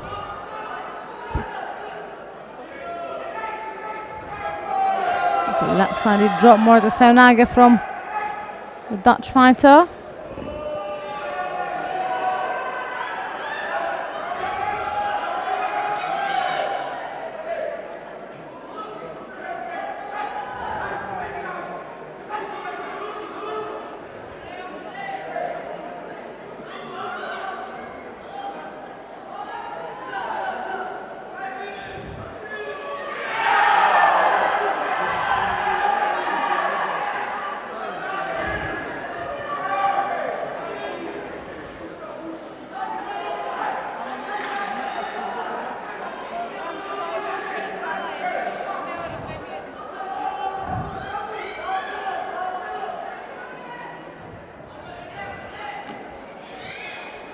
Approaching the last minute,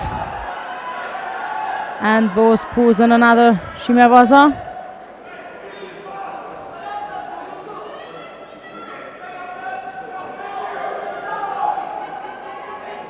Sharikoya throws himself in for a right-sided Ouchigari, which gets countered by Bose.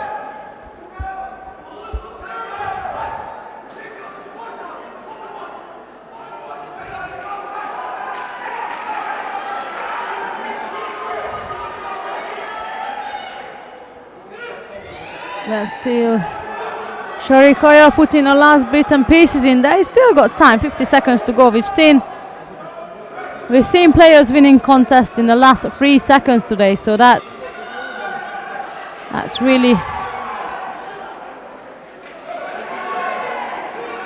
still a lot of time on the scoreboard.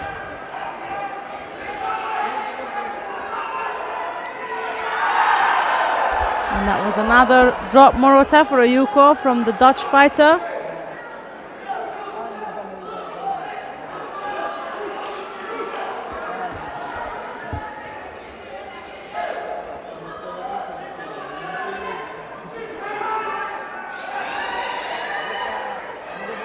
Sharikoya is trying to pull both through.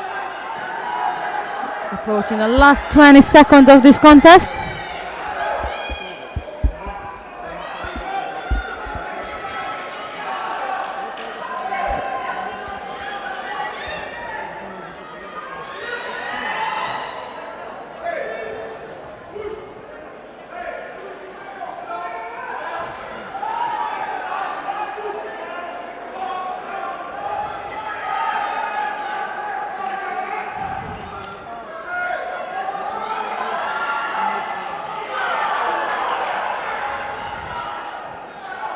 Sharikoya ran on to Burst to claim the last bit, and bit of an attack, but Burst dropped underneath. And at the end it is indeed Joris Boos of the Netherlands to claim the bronze medal in the under 66 kilogram category.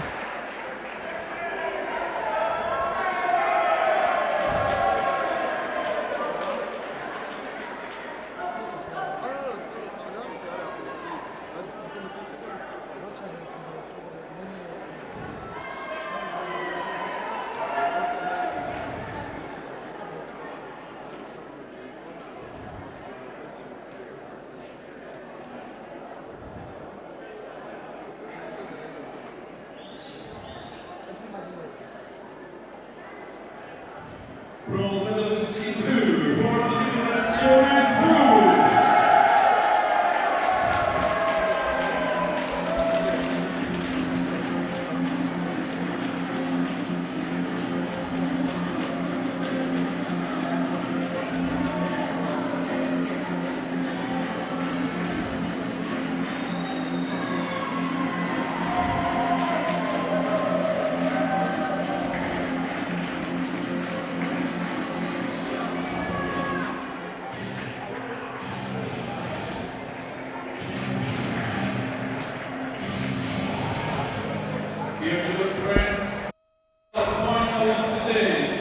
Last contest of the second day here in Tbilisi at the European Youth Olympic Festival. That will be the final of the under 66 kilogram category. which will see Georg Manukyan of Ukraine versus Giovanni Esposito of Italy. The players just approaching the mat now. There is Manukyan ready to go, and so Esposito. So that's Manukyan in white and Esposito in blue.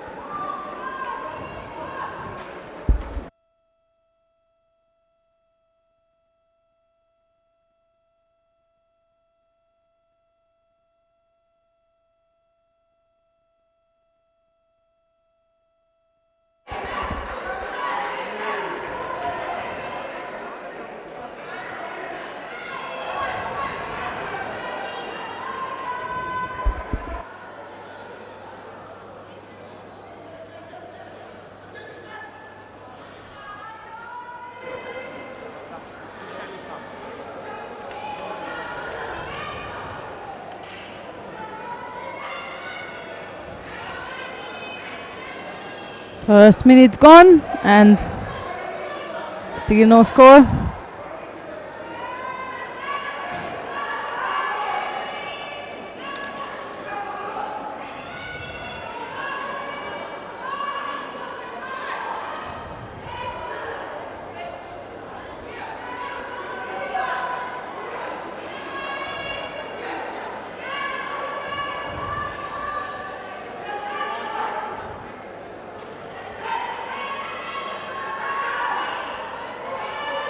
That's a right-handed attack from Manukyan, and Esposito blocks it off like a brick. Then he goes for the Osotogari, back with a drop Sunage.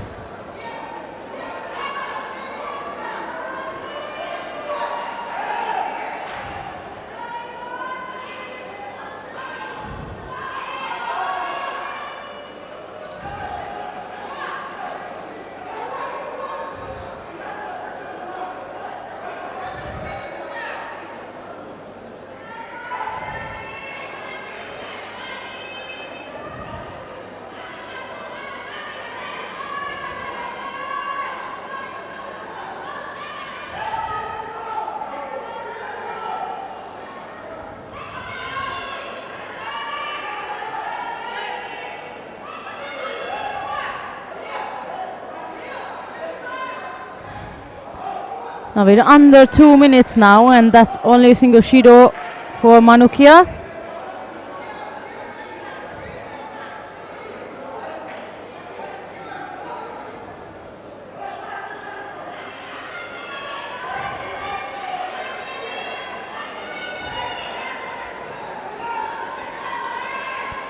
That's again Manukyan, and this time he was gonna almost drive through Esposito.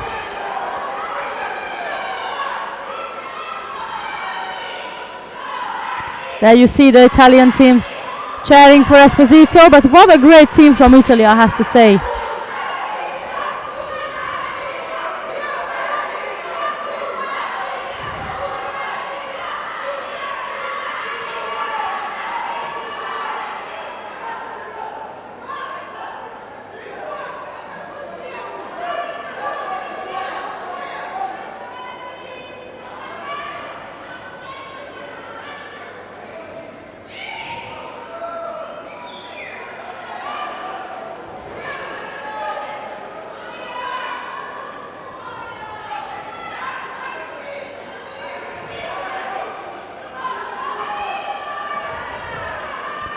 Under a minute now, it's Esposito trying to dominate in Navaza.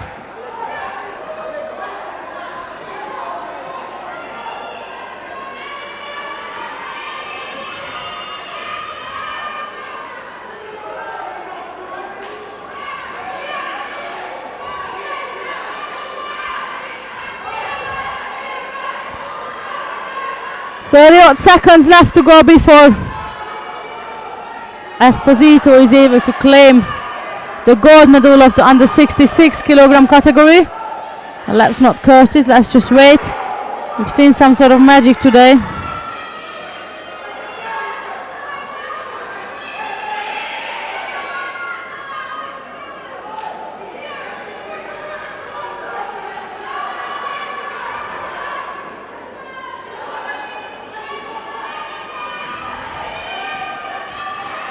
Ten seconds to go on Esposito. Esposito drops down in a Nevaza position. He was going to go for a turnover and almost got caught up by Manoukian. Getting too hard, and that's the end of the last final in day 2.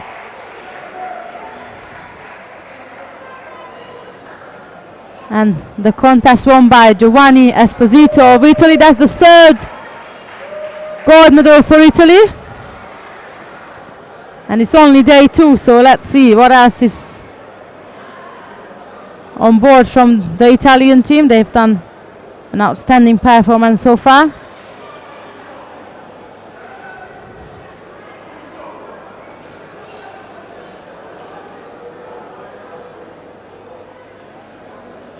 Gold medalist and European Youth Olympic Festival champion in blue for Italy, Giovanni Esposito.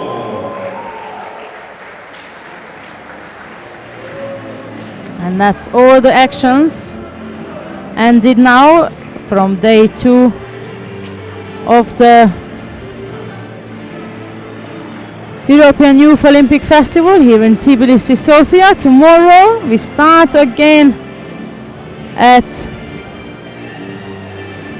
11 o'clock local time.